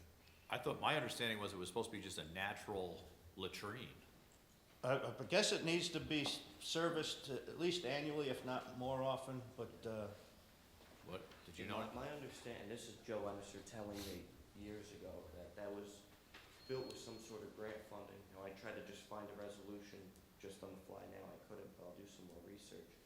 So that was, I believe, built with grant funding. Right. And it was supposed to be an all-natural style restaurant Right. facility with very limited maintenance. That was part of the stipulation in that grant when they built it. So I can do some research and find out. Either way, it's unusable now, Yes. and who knows what's in there. right. The pavilion, I thought Craig O'Donnell had donated. Right, and that's in good shape. Yeah, I think that could stand to have some painting. I Yeah. believe there might be some But it looks graffiti on nice. that at this point. But the it's biggest not- need at the park is the footbridge. You know, that was actually one of the things that was dear to Joe before he passed away, and wanting to get that done because the storm, I guess it was, you Oh, know, I haven't broke been out out a there. section So of that, it. broke it? Yeah, and so I've also, It's still there. yeah, but a side of it, or some railings have been knocked down, well, severely Well, damaged. the whole I thing is see. twisted, and I It's didn't, honestly, I didn't even know the thing Only about existed. half of it, and then there is some issue. So it's closed, I guess? No, it's open. It's open, and that's The part of the rail is issue. twisted. Bill, you know, it needs to be Well, if addressed. it's not structurally stable, it should be open. Well, Bob Gray had said, Yeah. I think, you know, last year that he was gonna look at it. I didn't hear anything else. I did look at it with him, and we decided that, you know, it was okay for a single person to walk across at a time. But that's why I say, though, it's a top priority. We need to address it, and that's the major connection point, one The side of the park. problem to there the other. is how remote it is. It's not accessible by normal means with, you know, the necessary equipment to repair it. And that's something we have to work You know, out. Joe had somebody lined up, you know, to do the welding work, but as Steve said, it requires equipment to get in there and to do it. And then the other concern, when I was there and took a look at it, I think one of the footings may be getting eroded. So then we have to decide, do we shut it down, you know, pending, you know, repair and maintenance if we're gonna do that. Well, it's winter time right now, so in the spring, we should get out Yeah. there and take a look at it. Right. And the best access is 9D for that. Right. Yeah. Yeah. Right. Robinson Lane, the handicap restroom that we've been talking about, the septic plan is in front of the health department for them to look at and hopefully approve, and then we'll come back and go, you know, move on to the next step. Well, not official, you know, we have, it appears, gotten an award for that. You know, it's not yet been announced, but, you know, we had been applying for a $100,000 grant. We're gonna actually get, it looks like 94,000. Steve has to ante up 6,000 that he got for selling the old facility. That should be coming shortly, I hope. There's a number of dead trees to be removed. We'll do our best to get that done before opening day. Wappingers Yankees, I actually took care of this problem with some millings that Highway Department gave us. They had requested some gravel for the parking area that they use over there. So Steve, the road is technically your responsibility, right? Ralph Holt As far Way. as I know, yeah. But we should be getting the cooperation with, and I know I've talked with Mike Sheehan, willing to cooperate and working with you, but I think. They've when always we- come in and patched stuff. So there's, I don't think any issue with Mike. I think we have to look at it from the funding point of view as we look at different roads to be Right. paved and parking lots to be paved. And that is in fairly poor condition. And at as, this you know, point. you and I have discussed, you know, the lot here and Correct. ESB, you know, which was been dug up, you know, repeatedly. And also those streetlights, I mean, Yeah. they look like they're leaning in different Well, directions. people keep running into them. I mean, I don't. I straighten them up and then they get hit again. I've never I quite don't know what to seen, do. I've never quite seen a streetlight layout where you have 3 feet of concrete that looks like it's supposed to be buried, that's sitting on, you know, it's sitting on top of the ground, and Agreed. everything's on a 60-degree angle. I'm not sure where that even came from, or how that, That's what I inherited. So is this funded out of the B fund then? So this would go towards highway if you were to put a road in? And is any of this here under, you know, Parkland Trust, where you can use funds for that as yeah, well? capital project, yeah. You could, but if, listen, let's be honest. If we can legally utilize the highway department to assist with any type of road project, that's in a park, a road that long, certainly, we Well, should explore that, 'cause That's where I'm going, that's where I'm going with this. So we can Now, use funds for is that. that officially a road, Ralph Holt Way? Do No, we it's dedicate it? a It's never been dedicated as a Well, road? no, it's not a town road, right, Jim? It's a driveway, basically. I believe it's a driveway. Yeah. It's a town park driveway, Right. so it's not a town road, but I think in the past, they've been able to use extra asphalt that happened to be available. Right, to- right, and Steve's been getting, Right? That's They, kinda they've how. been assisting me with the potholes, like I said, but, you know, when you're talking about full paving. Yeah, they can't do Our that. highway department isn't Yeah. equipped to do that. Well, they can't, I don't think, it's probably not legal, Jim, Probably for them not, to. yeah. that's why I was Pave that. asking that. Because that's for most of your reserve fund, isn't that Unless you wanna fund? think So about it. if you're gonna, I'll think about it. Maybe he'll find a solution for us. Yeah, if you spend Parkland Trust on a paved job like that, my fear would be you'd eat up all the Parkland Trust on a driveway. no, I'm just thinking of some of the other projects they were talking about. I mean, certainly some of the other parks, if we can use some of the money Oh, yeah. for swings and everything else, I mean, Right. we oughta, Sure. we oughta think about using that money if we have it available to us. Yeah, I support that, as long as it's, my understanding is if it's a capital project, you know, something that's gonna last at least 5 years or whatever, you know, it's not maintenance. It qualifies. Right. And it's Well, also, and in you know, fact, replacement of playground equipment, Right. you know, that's all. well, in fact, that's why, you know, what I said to Steve in preparing for this is to identify the list that we could then have a capital list, and as Jim, you know, goes back and recreates kind of the rules Gotta under the court research to make sure we decisions, can, yeah. then we have our list, and then we give it to the planning board and say, hey, here's kind of the priorities based on what Jim advises us to do. So with respect to Parkland Trust, I mean, the way the recreation fees now are structured is, it was structured based on acquiring new land. We've got plenty of parkland that. Don't need any more. And one of the issues that was raised I by, agree. you know, a developer in a threatened lawsuit is we've got plenty of land. The town hasn't acquired any new land in recent years. Why are you charging a recreation fee to acquire new land and not acquiring new land? So that poses a legal issue. But again, the fees can be used for making capital improvements to the parks.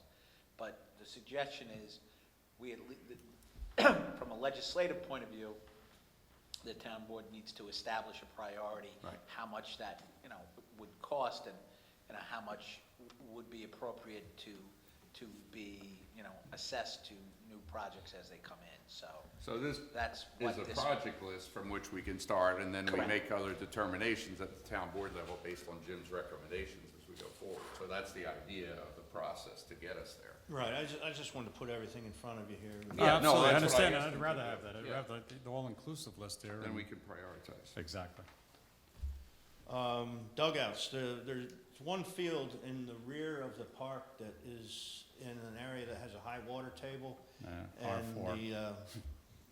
the dugouts have heaved from frost heaves. Really need to be torn down and possibly replaced. It's my understanding that Little League doesn't use that field I believe we anymore. rent the field It's one out, of I the thought. fields that we do rent out Yeah, now. exactly. So, you know, that's something we need to determine what that priority should be.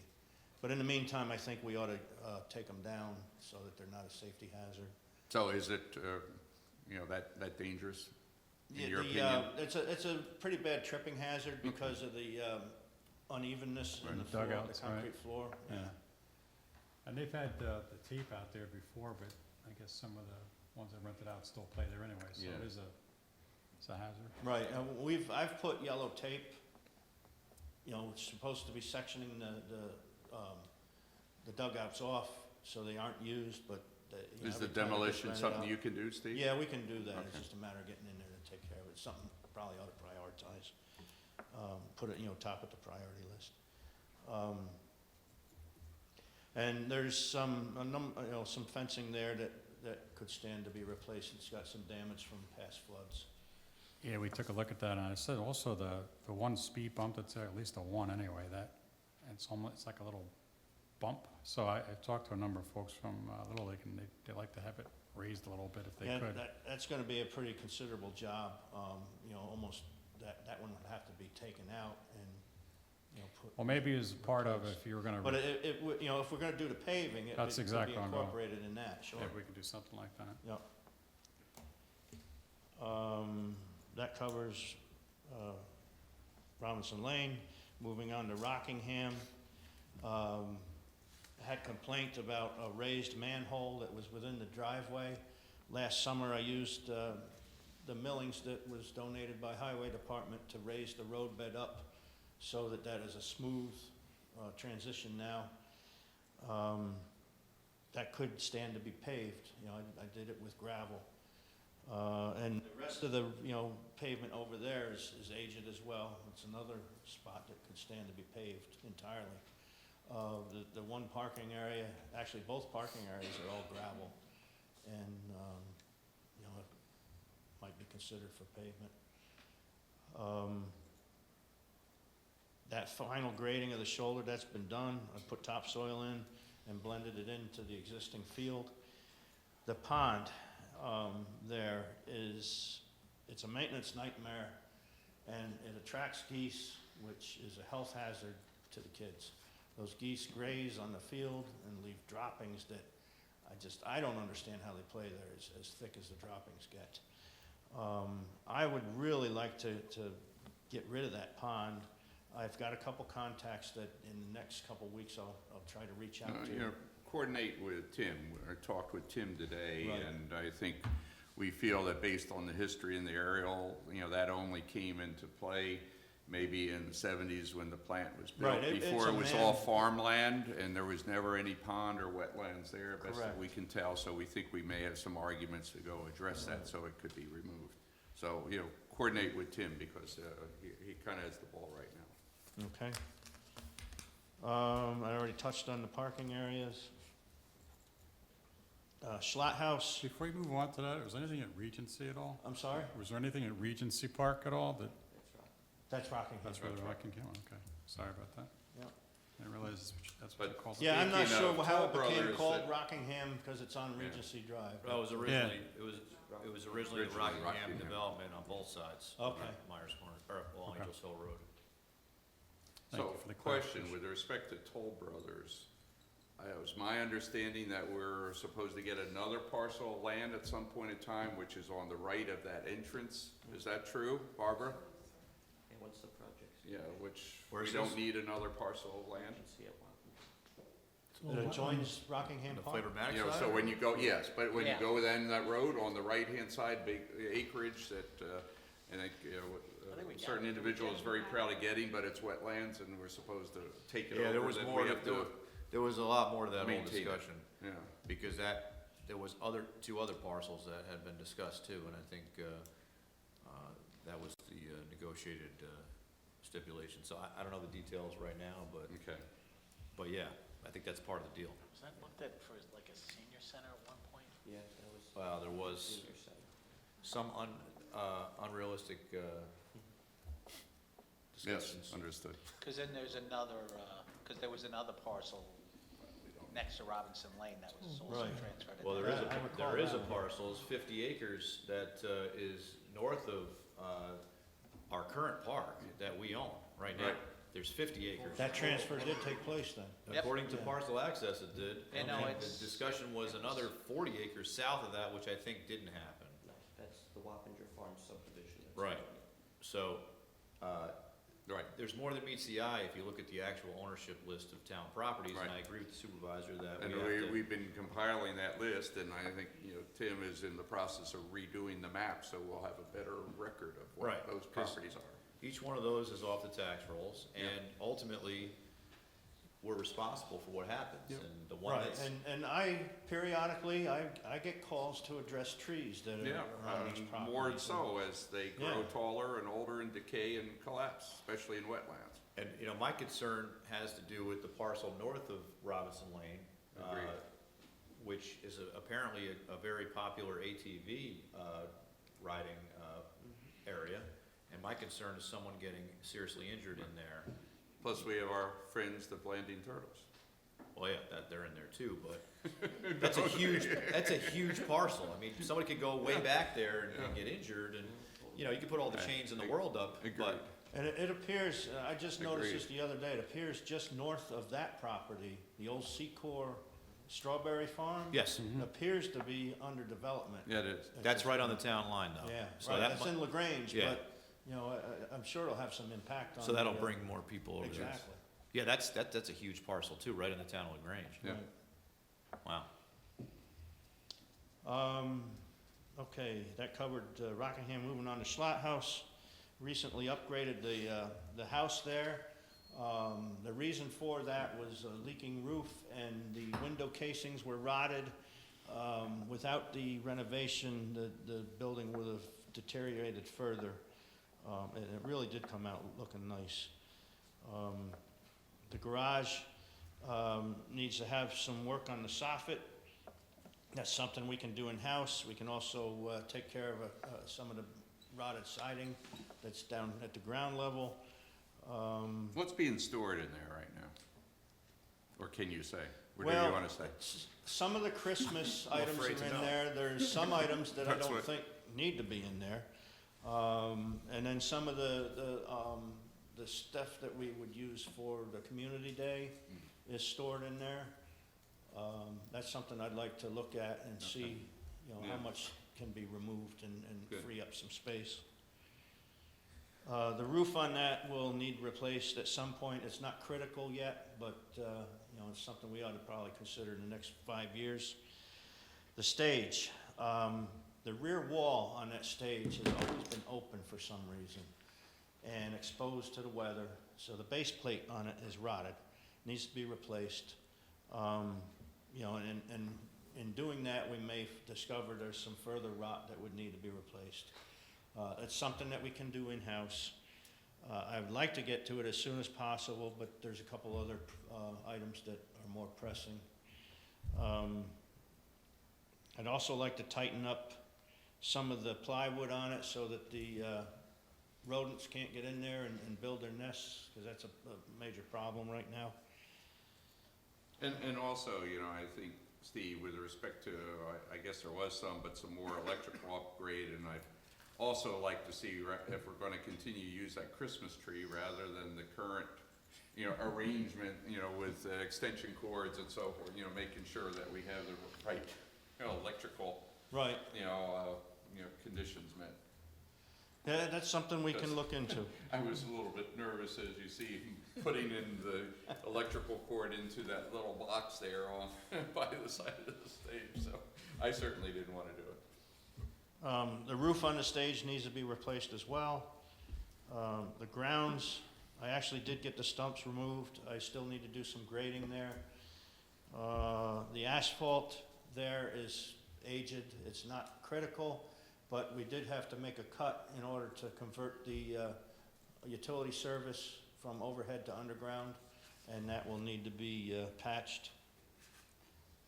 So what about, you know, any, you know, additional, I guess you have, what, you have irrigation or something, you know, to try to remove some of that sitting water that's runs through the middle? I know that it would require, I guess, a massive amount of fill to do it properly. Yeah, that is gonna require some engineering and would also require some permissions from the Meadowbrook Farm there, Right. as the water that we collect would have to run down to the, you know. Well, you and I and Jessica and I had talked about also the possibility of talking with them Right, about being able to use that space as parking space. right. And then we could take care of the drainage going through down to the creek, right? Because we have. I made an initial approach and- on that and and- wasn't rejected. Well, then but, you know, we if need it to wasn't further our rejected, then we talks can then, pursue too. it. I'll go Yeah. out there with you. But Sure.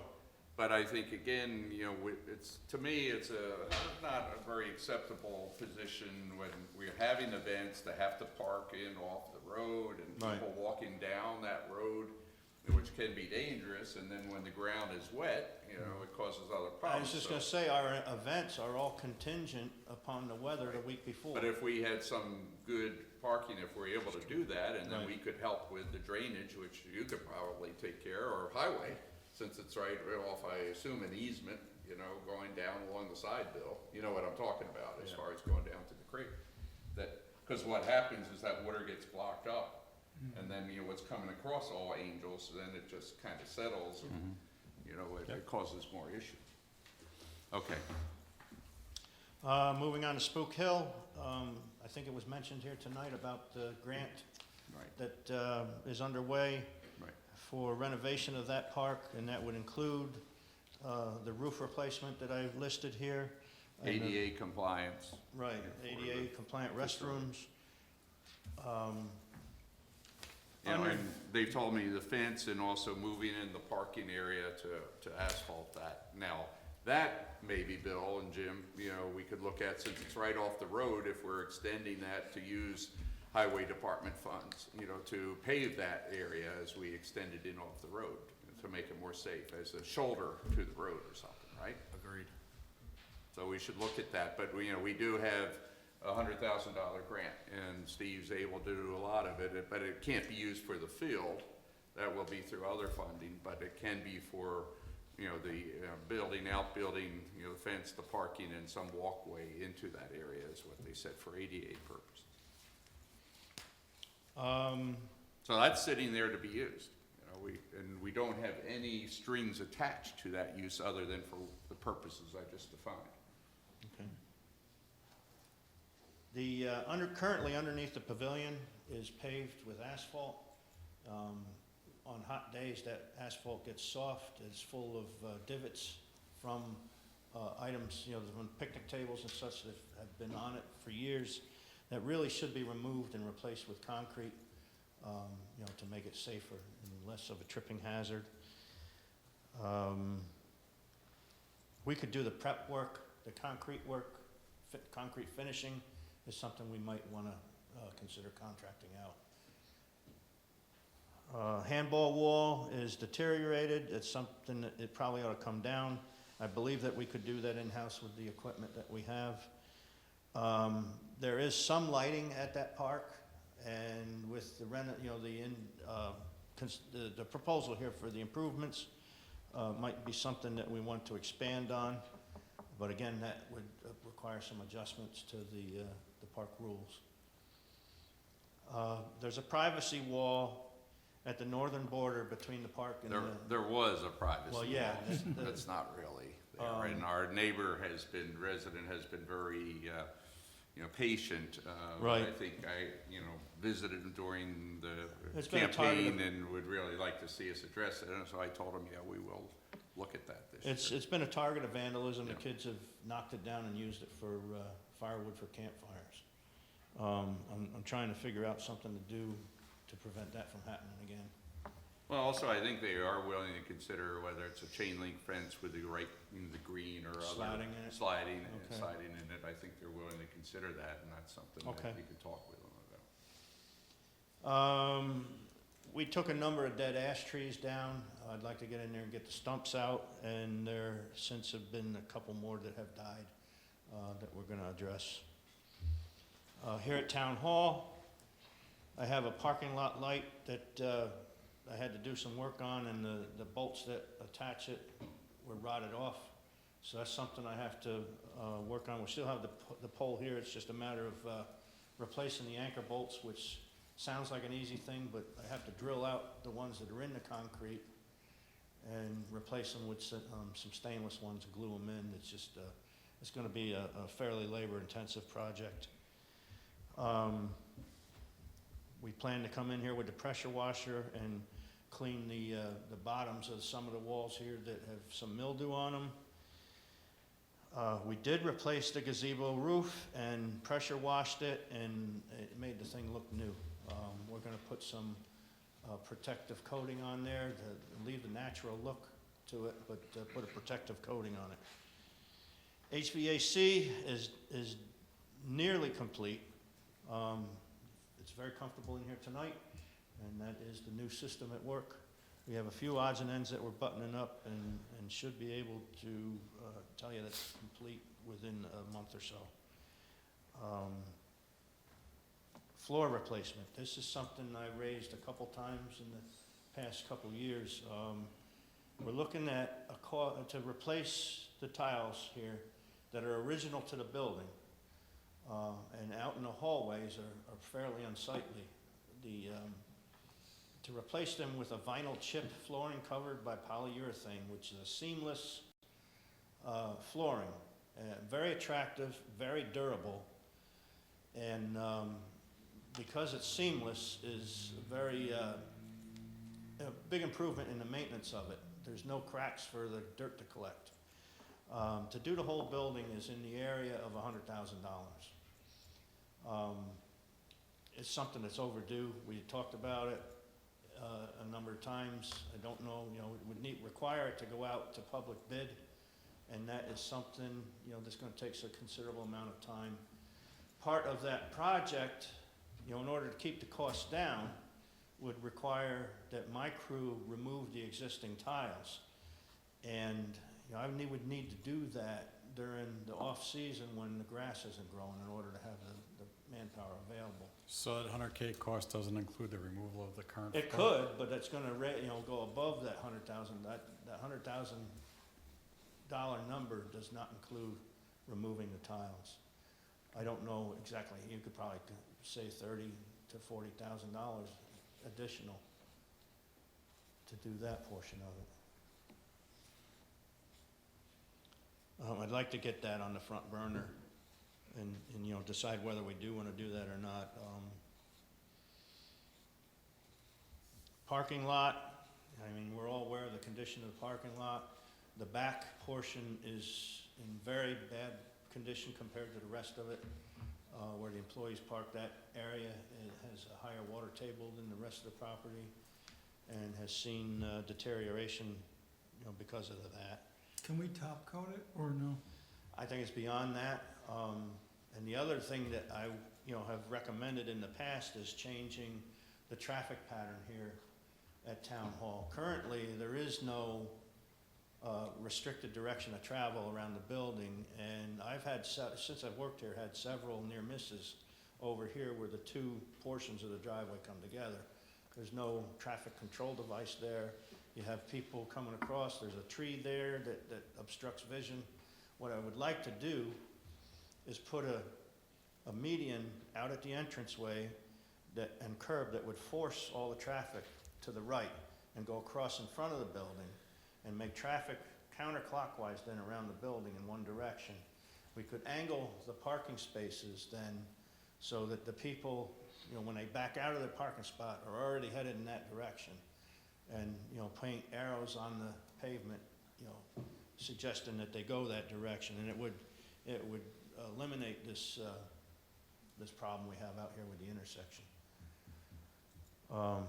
That's something that would have to be engineered and put out to bid, I'm sure. Yeah, we talked about that late fall when they're budgeting on different pavement jobs, and we sort of recommended to table, any sort of patchwork or fixing to implement this sort of master plan. Right. The other thing was to connect the two, the state police, the ESB through, this grass median out here. So we've employed someone with an aerial photography to get the topo done, and we're working on the Part of that plan would also include a handicap parking area here in front of the front doors. Yeah, you'd have to widen the entrance. We have to work with the county on it, but it's all doable.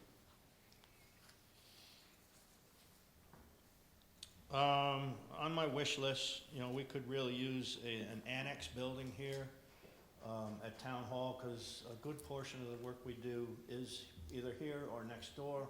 I don't have a carpentry shop. I have employees now with those skills. That's something I would have liked to include in that shop, where we could do some of the projects and build some of the stuff in-house. Also would like it to be big enough to house a snowplow truck to have on hand here, because of this being a priority for snow removal, and next door with the 24-hour operation, I could save a minimum of 20 minutes or more in attacking a snowstorm, having to drive across town to get here. And, just have my employee report directly here since we have the time clock and be able to start right on it.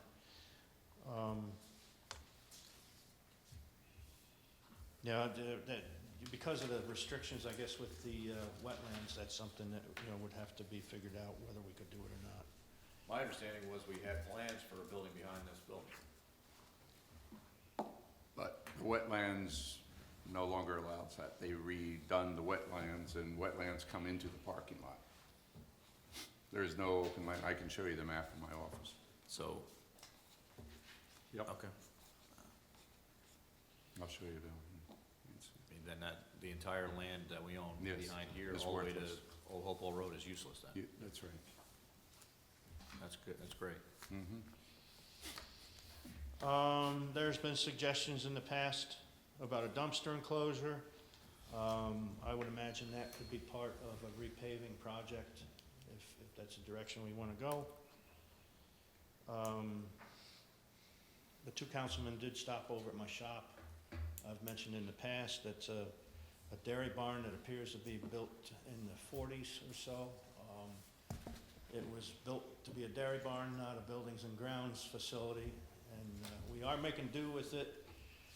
But the area that we do our vehicle and equipment repairs is not heated, and that's when we do the bulk of our repairs through the winter months. So we got a little space heater out there trying to keep warm while we do that. Also, the floor has the remnants of the dairy stalls and the manure cleaner in them.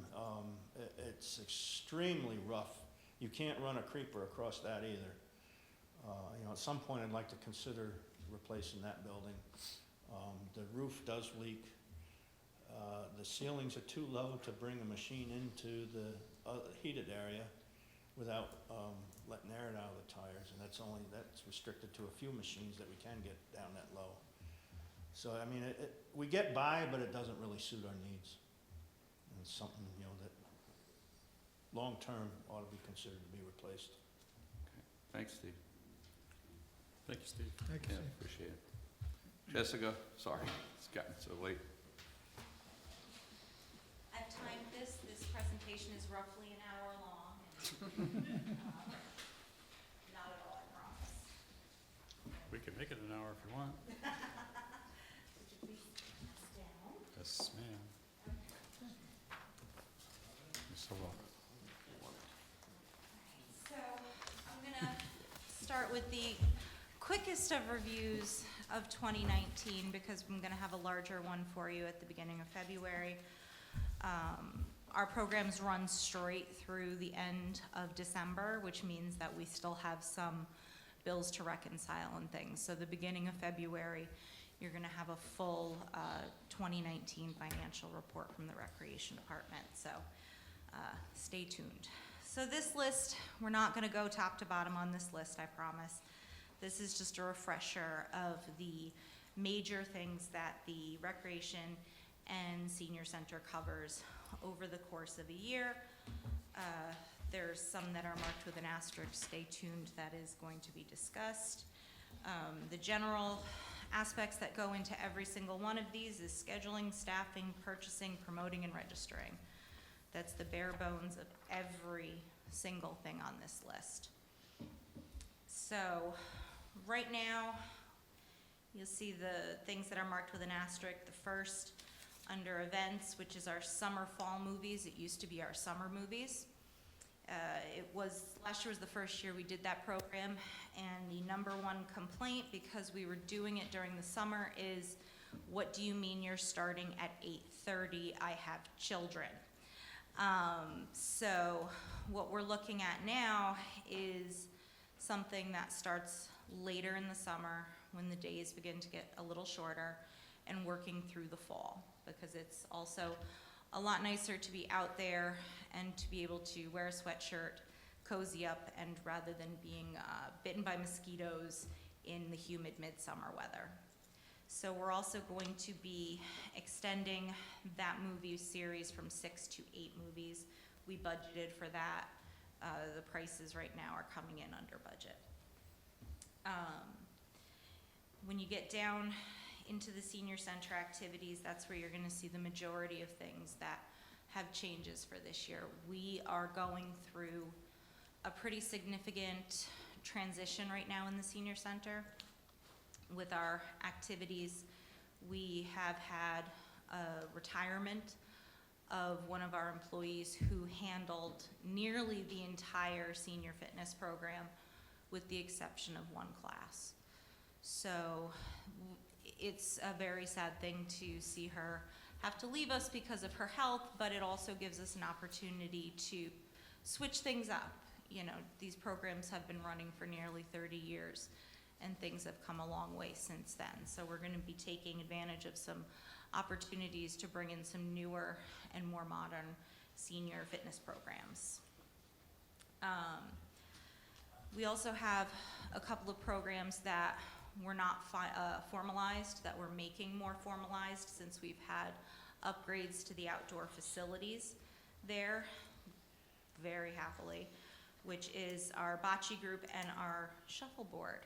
Both of those facilities were refurbished in 2019 and got some casual use towards the end of the season, but we're going to be forming more formal and structured leagues. Lots of betting. They get very competitive. It's interesting. Also, our senior photo club has gone by the wayside. The person who was in charge of it was in a major accident, and his wife is currently ill. So that's another program that we're looking to rejuvenate and restart in 2020. We have a lot of things that we're starting anew in this coming year. So that's actually, again, sad but And exciting. that's over at Schlott House? Yes, that is held over at Schlott House. Do you keep track of the numbers of people that attend these different activities? Absolutely, absolutely. We keep a daily attendance record. We keep attendance records for each individual class. There are some of them that are a little less formal, like we're not really taking attendance for Pinochle. Those people are just in the senior center, so they're counted in the senior center daily attendance. No, I think it's a great list. I was just curious if, you know, Yeah. how many people actually attend. Right now, we did a purge of our records when we went digital. There used to be a list of 500 people, okay? But that was a list that was accumulating and not being purged. So we had a list of 500 people. It sounded really great to say we had that many members. But when we purged it, we still have a pretty impressive number. We have 157 active senior center members, which means people that we see at least once a month, whether they just come for a certain activity or a certain class. These are active senior center members, not someone who is on the list that we haven't seen in 6 years, or someone on the list that unfortunately may have passed away and wasn't removed from our records.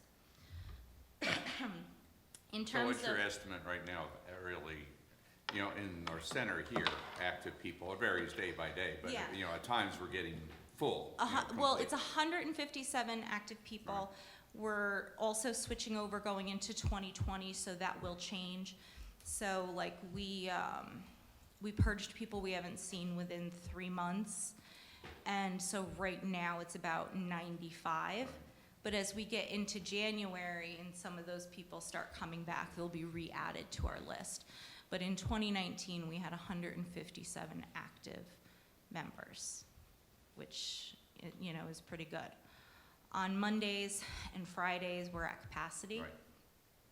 On Wednesdays, we're at about 3/4 capacity. And we're really working with Tuesdays and Thursdays to kind of up our game, which I'll get to, because those are our 2 slowest days. Those are the days that it's a lot easier to get a chair. Some other days, they're fighting for chairs in the And what- most polite way. What demographic do we see the most participation from? It's changing. It's changing. when I first started, the senior center today, and I'm not gonna go like this, but maybe a little bit, the senior center today is a lot different than it was even 3 years ago. When I came on 5 years ago, it had been on a decline for about 5 or 6 years. They were in their 80s, their 90s, and we weren't refilling at the same rate that we were losing, okay, through infirmity or having to go into an institution or passing away. That's changing. So now we're seeing people who are coming in that are in their 60s, people that are in their early 70s, and those are considered to be younger and more active seniors. And we're seeing more couples in the sense. We are that- seeing more couples. A big positive thing, Bill. You used to be very popular if you were a man at the senior center because there was about 3 of them, and yeah, And in that sense. it yeah. really- It's really it's been a benefit. And it's still 55 to join the senior center? We or- did make it 55, and what we're seeing that is a improvement is the 55-year-olds are really coming for specialized activities, whether it's a trip or a party or something like that. So what we're using those younger seniors who are 55 to 60 is as a feeder program for once they are fully retired and are able to join us on a more regular basis. So let me ask a question. So Monday and Friday are your busiest days, you're at capacity. Wednesday, you're almost. What, do you have different activities on Tuesdays and Thursdays that you don't have the other 3 days that people? Correct. Yes. Okay, so maybe it's the activities. Well, we and take a look at. also historically Thursday wasn't, because we didn't do dial Yeah. ride, we didn't do- Tuesday. or Tuesday, I mean, Yeah. dial ride. So Yeah. I insisted that it be, there every day, Yeah. so there were certain things. And then on Thursday, and we're trying to do, Yes. which has gotten some more traction, Yeah. classes and programs to get them Yeah. out. So So- Jessica's looking at how you change the mix in order to get them out. Exactly. Okay, that's- So that like sounds right valid. now, on 2 Thursdays a month, we have a special activity day, whether it's movie or craft. Right. And those days do pick up. Right now, manpower-wise and things like that, we are not really in a position to make it every No. single Thursday, something happening in there. And that's something that And I'm. birthdays and other celebrations. Yeah, we- birthdays have reached the point where we might actually be moving down to this room because we Yeah. may exceed our capacity by fire code. Yeah, don't tell Bill. Don't tell, so, Bill, no. Is the senior center 5 days a week? Senior center is 5 days a week now. Because it wasn't always 5 Yeah, days that's a No, week. right. it was not. It was not. And Tuesday, I would say, which is the day we were historically closed, is the slowest day. And a lot of that has to do with the people who've been with us for a very long time, who actually worked their schedule Yeah. around the fact that we were closed on Tuesdays. So that was their grocery shopping day, that was their doctor appointment day, and things like that. So that takes a cycle of quite a long time to get some of those folks out of Sure. that habit of not just scheduling everything for a Tuesday. What's the status of the senior association? They recently held their elections, things are a little bit in flux. I can't, But they'll have their first meeting on first new meeting this year this on year. Wednesday. Wednesday, I think. And Connie Smith is now, the Back. president back on that, and they're Yeah. getting more active. Okay. yes, yes. They're a wonderful organization, it's always a little different when you have something that's operating independently from, the actual town senior The growth center. pains of leadership Yeah, and who yes. runs what or who controls what. Yes, correct. All right, so, I covered all Bless that. you. Bless you. I covered all that. Those are the things that are kind of gonna be changing and growing within the senior center, where we're starting with a little bit of a fresh slate. In terms of adding new programs, across the recreation spectrum, our biggest challenge in the department in general is our lack of space.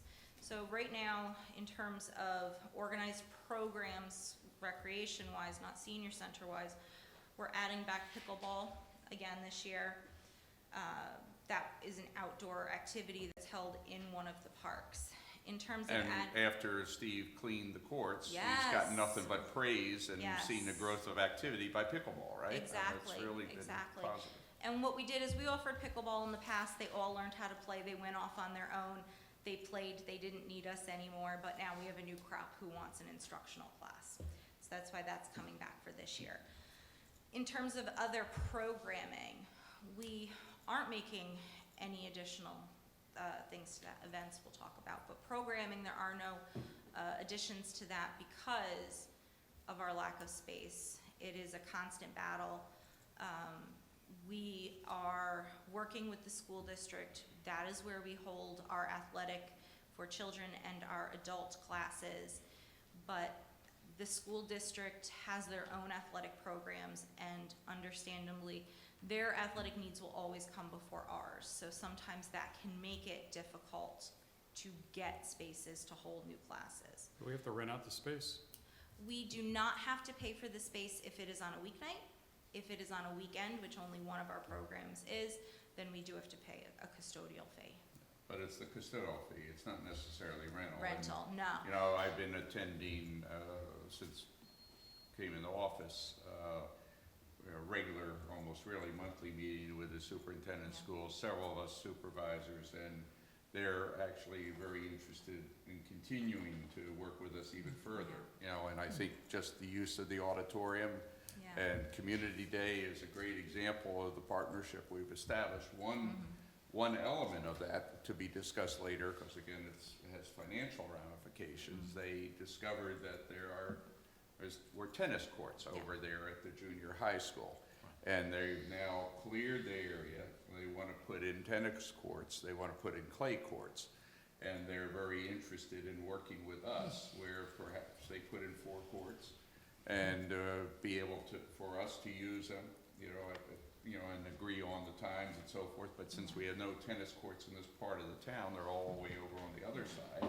It could be, a real cost. Also, Yeah. the village, and particularly the mayor, is interested in working with us. So that's something for us to discuss because, they haven't yet gotten the funding themselves. But if we were able and willing to go in with them on 1 or 2 courts, that might be a possibility. But again, it's an example of their interest to continue Yes. to work with us more closely. And there's no grudge held about the fact that we have trouble getting space in their gyms, because what are we gonna say? Hey, you can't have middle school basketball.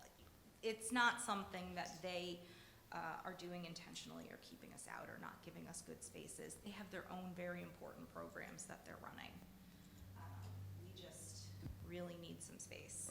And the other thing that they're very interested in working with us on, and I've asked Tim to go study, because of some interest to help with funding, is a community swimming pool that would allow us to have a team, the town, the schools, and with other, community organizations perhaps participating on that, including the donation of some land, but it's perhaps over on All Angels Hill Road area. So I've asked him to run numbers, because I've been asked for numbers on what a pool would look like, but the school district would just go crazy over that.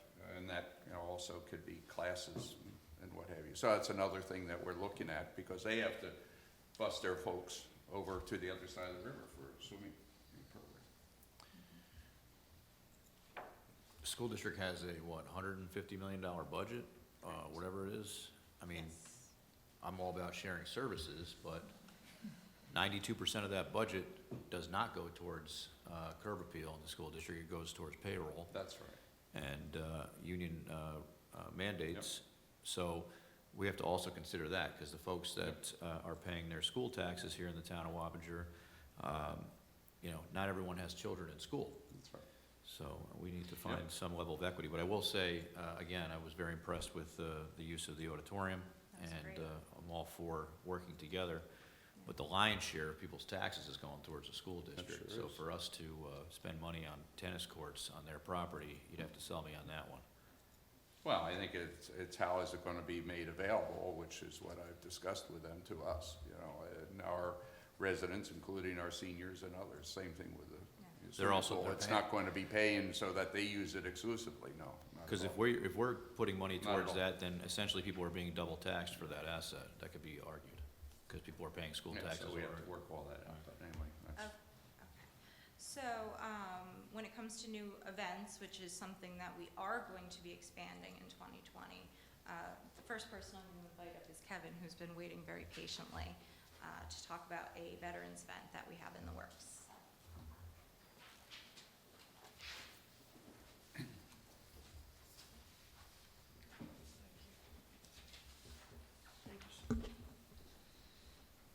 Thank you, Kevin.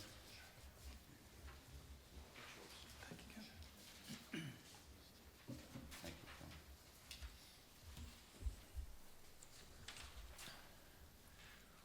Correction, $235 million budget for the Wappinger Central School District. They're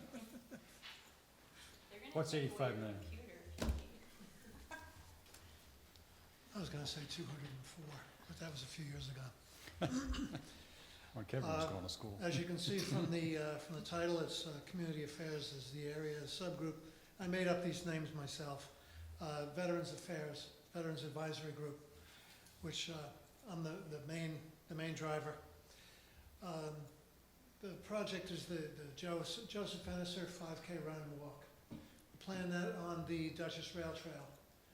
We're planning to group up at Lake Walton Road and go up towards Didell. We're working with, I'm going to jump around a little bit. We're working with Fleet Feet. We're working with Caitlin and Kim from Fleet Feet and Mid-Hudson Roadrunners Club. And they are helping us plot out the course and do all of the peripherals. Now, the benefit of this is the local veterans causes, and that's why it's the Veterans Advisory Group project. At Castle Point, a lot of, they obviously have a lot of veterans causes there, but people don't understand or really aren't aware of what they do have there. They're taking particular care to look at the women's veterans, well, the female veterans, and the issues that they face. Now, we all know that they have veteran suicides, military suicides. The women veterans are no different. They have PTSD. They have clinics for that. They have clinics for mental health. They can use an awful lot of help, even though they are a government-funded organization or groups. Mid-Hudson Valley, the Vet-to-Vet group is incredible as far as getting the help to the vets. What we plan on is any profits, any income from this 5K run and walk will go to the veterans groups. And it's, let me go down the list, the costs. We're looking at a porta potty, we're looking at permit fees, well, they've been waived. The awards, we're thinking about medals instead of trophies. They would be more economical and they would still have an awful lot of allure, attraction.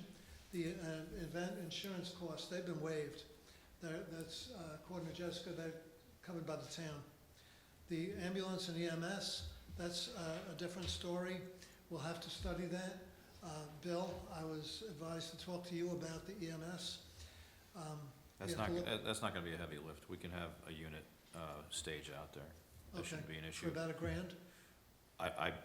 I would say we could probably get an in-kind under the contract. Terrific, okay. I don't think that's an issue. Law enforcement, I think that we could probably get the same arrangement. I wouldn't see those as out-of-pocket expenses. Okay, cool. Financing, donations from local residents. I'm working with Randy Ross. He's got a plethora of people who are looking for town events to donate to and get involved with. They're looking for name recognition. The thinking is that the businesses are milk dry. Well, that's not true. The businesses in town and in the peripheral areas of our town, going down even to Hyundai, Healy Brothers, they're looking for causes to finance and get involved in. Again, they're looking for name recognition. We're looking at admission costs, pre-registration online. It'll be $15 to $18 we're looking at. The day of the race, it'll be $20 to $25. The veterans, now, here's what's really important is a Veterans Advisory Group 501c3. We're looking to organize one, charitable organization. that they would handle the finances, the income, the outgo. We anticipate to be set up by the town, and to have we would have a board of trustees, I'm sorry. The detail for that would follow. I'll show that. Well, I guess the town wouldn't set up the 501c3. We would do whatever approvals, but it's similar to the Okay. seniors, they would, set it up, and- Themselves, Yeah. Right. Well, we'll. So what do you think the total, I mean, you got a lot of things here for cost. Any idea? I mean, I assume that the idea here is to make money for the veterans, but any idea of, I know you're just starting this, but what the cost would be and how much you might be bringing in, how many people might participate in the actual 5K walk run, or is it just more of an idea now, and as you get more details, you'll bring it back to the board? Okay. The next board meeting, I'll have nearly all the details. Okay. Because we haven't started doing the advertising yet. Got it. And I'm looking at going on down. And you're also working with Mark, right? Correct. In the county. Correct. Yes. Scheduled for Saturday, April 18th, from 8:15 to 12:15. The requirements: advertising, town Facebook, town website, Fleet Feet race calendar. I believe Fleet Feet is over in the South Hills Mall, Correct. next to, over there. Next to the furniture shop. Right. Mid-Hudson Roadrunners Club is very, very interested. We'll put flyers in key locations, such as businesses, the same way we did during Community Day. I was able to get practically all over town with flyers for that. Mark Coviello has said that he's interested. Our county executive has also said that he's interested, and he'll probably run. Oh, Bill, you gonna run that? No. Well, it's run, walk, and You it's can walk. all You can walk. able folk and less able folk. Special kinds of people run in these things. I'm not one of them. That's why we call it run, walk. I stand right there. Anyhow. Somebody's got to Man, I was say. gonna run the bill big. Well, listen, I fully support this, Kevin. Again, the town of Wappensher happens to possess the Veterans Memorial Mile in our town, which is on the Dutchess Rail Trail. This, I believe, is going to not only benefit veterans, it's going to highlight the existence of that Memorial Exactly. Mile, which I think is very important. In my day job, I'm involved with several of these types of events. What I would say is, if you're going to have a race on the Dutchess Rail Trail, obviously, if you're dealing with the county, there are some mechanisms that need to occur in order to close that part of the rail trail down, because you can't have it open when you're having one of these races, because Right. people ride their bikes on this, and it becomes a real safety hazard when people are riding their bikes during these types of events. So I'd recommend that you speak to Dave Whalen, who is the Deputy Commissioner of DPW, who oversees the parks side of the county assets, and he can provide you guidance with how to proceed on making sure He's that already been brought in. we have control with that. Yeah, good, that's key. Right. Mid-Hudson Roadrunners obviously is key to the success on these types of events. Kim from Fleet Feet happens to live right here in Ward 1, and she participates in pretty much every one of these events. And I believe Fleet Feet has the Big Star Finish inflatable thing. So you have the right people involved here. Right, exactly, That's for sure. exactly, and Randy's one of them. Oh, yeah, Randy as well. Right. Yeah, so I just need the resolution from the town board, but I'll come back to the next meeting. But I think right now, the consensus, Okay. is looks like a great opportunity, and go with it, subject to what you've discussed, and Councilman Beal has also mentioned. So I'll move to authorize the deputy supervisor to move forward on this project, and then in the meantime, have it put together in a formal resolution for adoption. Second. All in favor? Aye. Any nays or abstentions? Seeing none, motion passed, and thank you. Thank you very much. Hey, Kevin, just one, also, I get in touch with either the American Legion Riders or the Patriot Guard. Say again, please. Either the American Legion Riders or the Patriot Guard, they both work with the VA. Yeah. And they provide escorts and stuff like that. They'd also publicize it. Right, I will. We have a monthly meeting with the American Legion on Wednesday night. Mhm. Plan on passing this through. I have an executive meeting on Wednesday day with the DAV, which I'm an officer, so I'm gonna pass it to them too. Good. So we will. By the way, just while you're here, where do we stand on getting the, Route 9 redesignated by the legislature? I'm gonna go see Kieran Lyle's office tomorrow and make sure that something's going on that side. I've already got Sue and Lydia on board, getting up to Albany and getting the word passed, getting a bill put into place. Once the bill is put into place, it's passed, it goes to the governor for signature, and Sue's office has said that they will do the signs. And Randy and I have positions in mind for the signs, and we'll be passing that by you all again. So everybody's gonna be on board for that. Great idea. Grand opening. Thank you. Looking forward to it. Nice Yes. job. Thank you. Thank you. Quick question for Jim on this one, though. If this ends up being run through the 501c3, is it still okay that the Recreation Department is applying for the permit to use the county facility? I don't see a You reason don't why see a it problem? wouldn't be. Okay. Before I sent something in with the town's name on it for a permit application, I just wanted to make sure. I would get that permit filed ASAP. We've already got the date held. Okay. Steve's holding the date for us, and we've got the application already. All right, so that'll go in tomorrow. In other events, I already talked to you about expanding our movie series. We are resurrecting the senior yard sale this year, which is exciting. We do that to benefit the senior center. It's open to donations from the members of the senior center as well as anyone else who has worthwhile items to sell, and the money goes directly to benefit the seniors. We are looking, and these two items were budgeted, to do a pet expo and pet adoption event in the spring at Schlott House Park. We have animal rescues interested in joining us. We're also soliciting for animal themed vendors, veterinary offices, people who knit doggy sweaters, those kinds of things. And then in the very preliminary stages, we are looking into holding a harvest fest in the fall, which is exciting. We're looking for things to add to our lineup that are more whole family oriented and also not just for children, something that a couple could go to and have a great time on their own. We're also working on a continuation of our art exhibits that we've been doing.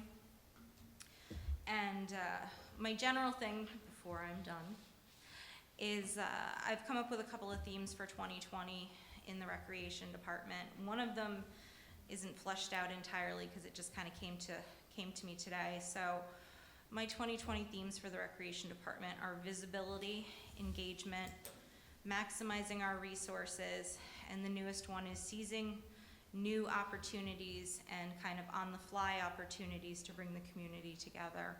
So this is going to be accomplished through a great focus on our parks in 2020. We've done a lot of beautiful things to them. So the first step in that is getting those park rules approved, which Jim's got them. We'll get them going early in the year. And then once that happens, it's promote, promote, promote.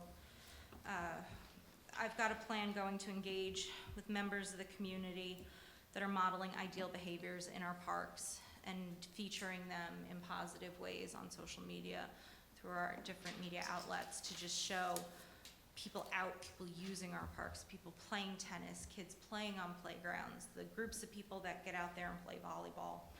And then, of course, increasing the revenue through rentals, through our better park rules and through our better rental procedure that will make it easier for residents to make use of our park in both passive leisure ways and also through rentals.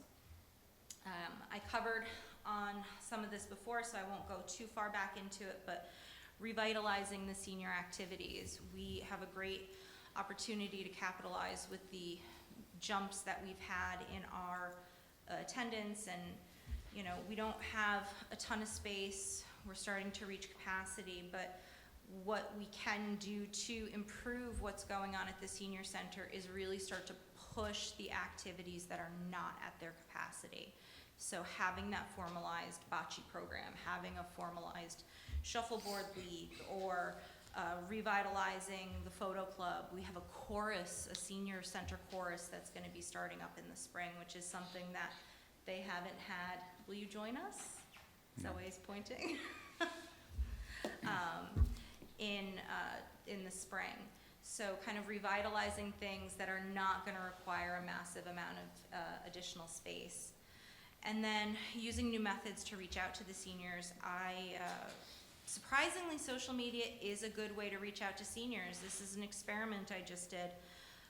People 60 and older are on Facebook, and if they are not on Facebook, I've gotten a large number of calls of people who say, my daughter told me about these activities that you're holding. She saw it on Facebook, and here we go. We're getting folks coming into us through that.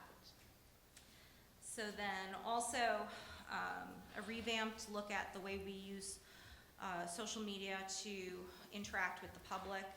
Right now we use it for advertising, and it really can be so much more.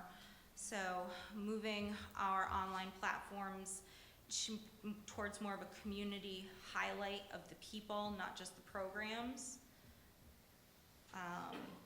so that we can grow through advertising the people who are enjoying these programs, not just it's a basketball program, here's how much it costs and here's when it is. The people are what matter in these programs. So we're gonna use that to highlight and have a more curated approach to our social media and advertising. I've also been talking to and working with Mike Miner on creating people-centered stock footage of our programs and events that we can use for advertising purposes and also for community features. And the one that I haven't got much on, which is the new one, which is seizing new opportunities spontaneously to bring the community together. Now, right now we have a really tragic thing that's going on, but it really showed me what we can do and what we can do fast. This sew-a-thon that you see for the displaced Australian animals, we started talking about it on Tuesday, went live with it Friday, and it's 2 weeks from now. And that showed me how things like that, when people come together, we can actually do things on the fly, and we can do them quickly, and we can have these more spontaneous additions to our programming through the year. How many volunteers did you get so far? We have about 10 people so far, and that is just people who are going to be coming that day. We have people who have reached out to us about picking up materials ahead of time and doing it at home and then dropping it off to us that day. So it's gonna be nice. It's gonna be a good thing. It's bringing together a portion of our community for a good cause, and that's what we're here for. So, Okay. Thank you, Jessica. any questions? No. Or we're all just tired? Comment? Well, it is 11:06. Yeah. so Okay. just- Did I do less than I an I hour? don't know if anybody noticed, but Yeah, you did notice. good thing we moved the time to the meetings. Right, well, it's, so, I got one quick thing I forgot to say. okay, It'll take Who's 2 winning? minutes. okay. 28, 25. In the last year, we talked about replacing fencing in the parks. I came up with, and it was suggested do all the parks at once. I came up with about 2,400 linear feet. I got a ballpark price of about $100,000 to do that. That would put it in the area of public bid, which is gonna take time and some expense to put together. Needed to get an idea from the board if that's something you wanna move forward with. It could be funded by the Parklands Trust Fund. I think we have to consider it in light of the long list of other things as well, and the But I board's just gonna wanna have make to sure talk to about put it back in front priorities. of the You new can look at board. We priorities have and to see look what at it. priorities. Yeah, Sure. thank you, Steve. Thank you, Steve. We have, I had several items, but I think only one for, we'll narrow it down to one for executive session. It's a hiring, issue. We want to talk about others. We'll defer to later, mention what it was. But do we have a motion to go in executive session? Move it. I'll On second. that? Okay, all in favor? Aye. Any nays, abstentions, seeing none, we'll move to Barbara. Come on.